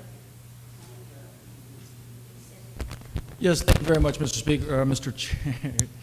Would you be acting, Mr. Vice Speaker? How about that one? Thank you, Mr. Vice Speaker. Yes, I support the WANPAD amendment. Amazing how we get a bunch of smart people together in a room, come up with great ideas, and I appreciate Senator WANPAD's amendment. I rise in support. Are there any objections to the WANPAD amendment to the Rector amendment? There being no objections, so ordered. On the Rector amendment, I noted that the next one to be recognized would be Senator Tina Rose Munoz-Barnes.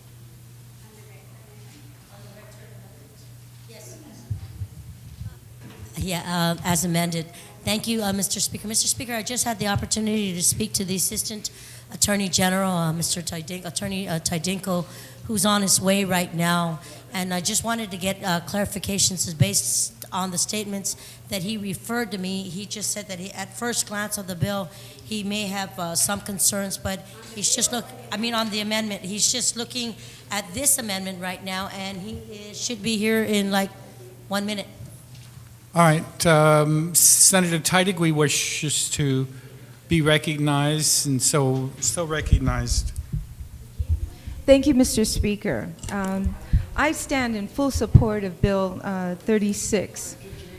But I have, I don't know where I really stand on this particular amendment that my good colleague Senator Rector has put forth. I have some major concerns with regards to this. The intention is to be able to have a solid case when going to court with regards to any human trafficking or any violation made. Now, with this amendment put in, giving them compensation, a witness compensation for their testimony in regards to this, leaves an open door for a defense attorney to take this down, and thus the credibility of the witness is shot completely. So this concerns me a great deal, because considering that everything is put into place and you're in a court of law, the defense attorney can just shoot this witness down. I mean, the intent of to just say that I'm testifying on this behalf in order to get compensated for. I mean, I agree with its intentions here with regards to the compensation to the victims, but we have to make sure we have a solid case for the prosecution. And this may not be the route we take with regards to this. I mean, you ask any law enforcement officer who goes out there and makes sure the rights are read to the individual, that they follow everything by the book so that the prosecution can have a better opportunity in winning the case. So I ask that we think about this and reconsider, and since the Attorney General's coming down here, we can also request his opinion on this particular case. Thank you, Mr. Speaker. Thank you very much, Senator Tydegui. You can take that up with Mr. Tydinko when he arrives. I believe, Senator Palacios, you had your hand up to speak on the Rector Amendment. Very briefly, Mr. Speaker, I rise in support of the Rector Amendment. I think that as much as possible, we should make it very costly for traffickers to actually engage into this criminality. And I believe that this amendment would make that a reality. Now, I was listening to the remarks of the last speaker with respect to awarding or providing incentive to witnesses. I guess the same concept now exists where the Crime Stoppers encourage people to call in with a promised reward of up to $1,000. And while good citizens need not be paid, I believe that an incentive can create an additional, I guess, interest or motivation for whatever that may be. The point, the fact of the matter is, if there is crime being committed, I believe that the motive for reporting such a crime is really never, in my opinion, a defense as to whether the report is valid or not, or that the criminal act is excusable. So that was my remark with respect to that I think that there are incidents where I guess the witnesses might be given incentive to get involved and provide evidence. But the bottom line is that I support fully the Rector Amendment. It just makes it very expensive to engage in this criminal act, to the extent that probably the business that engage in this criminal act probably should really go bankrupt for that matter. Thank you, Mr. Speaker. Thank you very much, Senator Palacios. Are there any further speakers on the Rector Amendment as amended by the WAMPAT Amendment?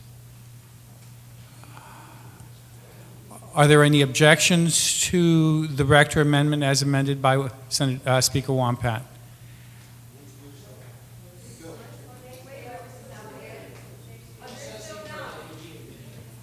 We'll take a short recess.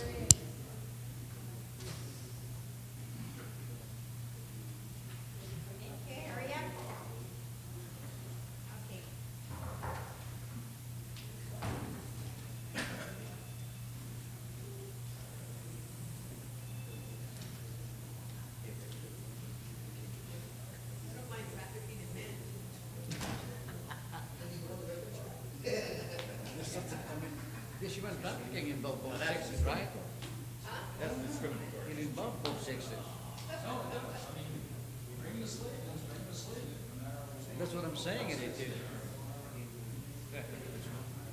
Well, here, have some of my nuts. I'm serious. We're talking about trafficking in men, and then you say, let it have one of my nuts. Talk, you're working, guys.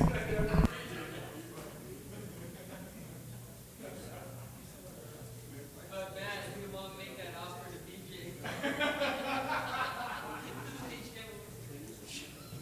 He's up.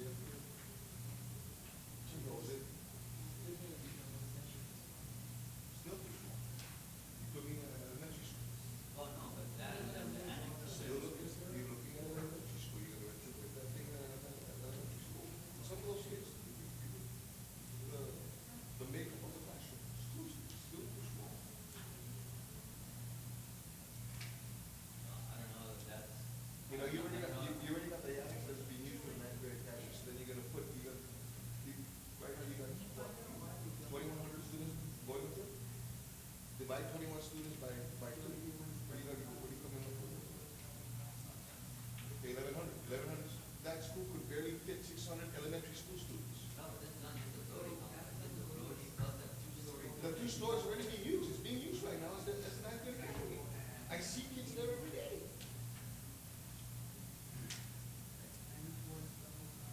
1,100. You couldn't even fit 600 elementary school students. You could put 1,100 high school students. Double section. Although what they do with the family, right, is they use these modules, right, we say separate classes, right, actually, it's almost like a module of Islamic corporation or law corporation, they put like them together, right, you know, and that's what they can, so they put them there, they do one wing, right, we just conduct one wing, prepare one wing, right, and then take the next wing, you know, and then we just those separate classrooms as that, and they do it, you know, in a matter of time for months, that's cool, without one is almost out, right, and that's the way probably the best solution, we're gonna redo voting or whatever, right, do the same thing, it was like, or even get paid, put a bunch of modules out there, right, and you do one complete one wing, start moving them in, do by wing, because really, I think the way that those contractors were planning it, I mean, it's no major structure, I mean, really, I mean, they're just rooms. I guarantee you guys, they're gonna come back to us. Voting's not gonna be enough. Yeah, but $60 million, they have a new school, it's over 10-year lease. Yeah. But what I'm saying is you're gonna retrofit an elementary school just because of the convenience of where it's at.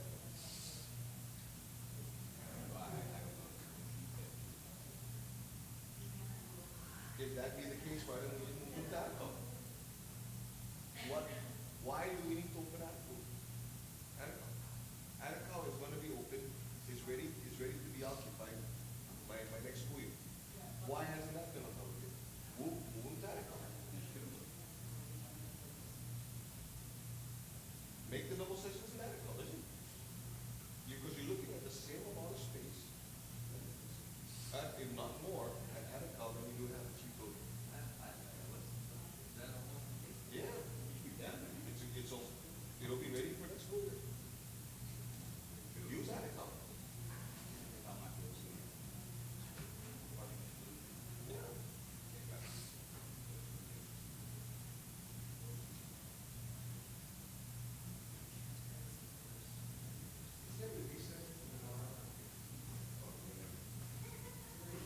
I second.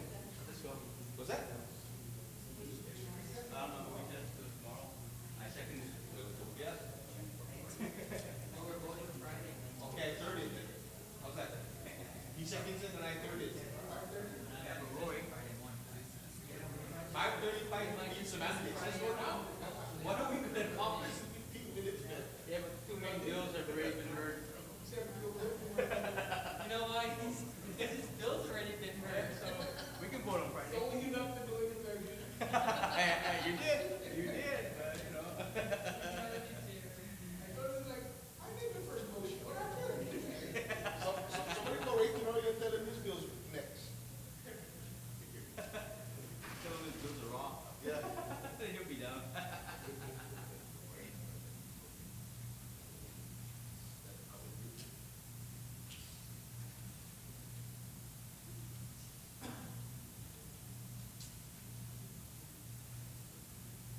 It's lonely at the top, BJ.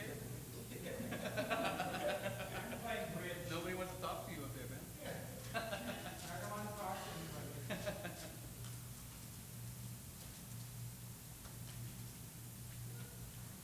Brody, you don't have water at home, dude.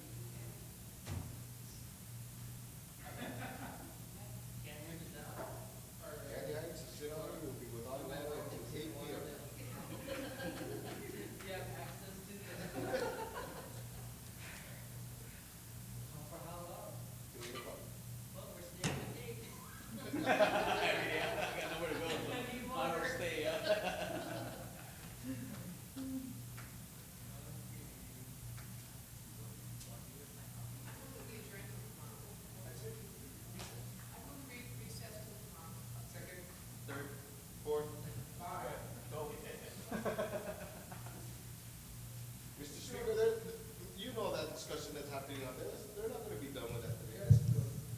Mr. Speaker, I move that we.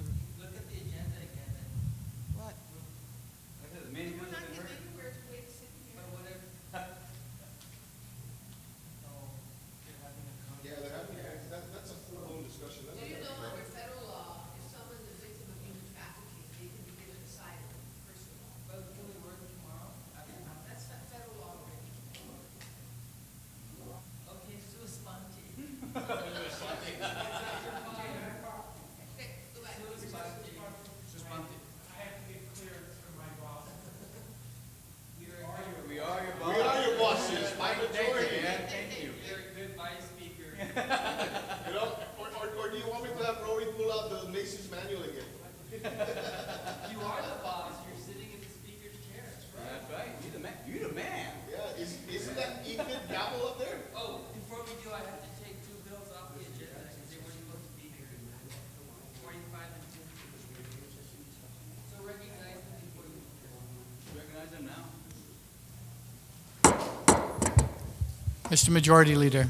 Thank you very much, Mr. Speaker. Mr. Speaker, notwithstanding the House rules, I'd like to remove items 8, that's Bill 45, and items 11. Item 11, Bill number 50. I'd like to refer those two bills back to their committees of jurisdiction. Thank you very much. With there being no objection, it's so ordered. And also, Mr. Speaker, I move that we recess until 9 a.m. tomorrow. Mr. Majority Leader, you've made the motion. Is there an objection? No objection.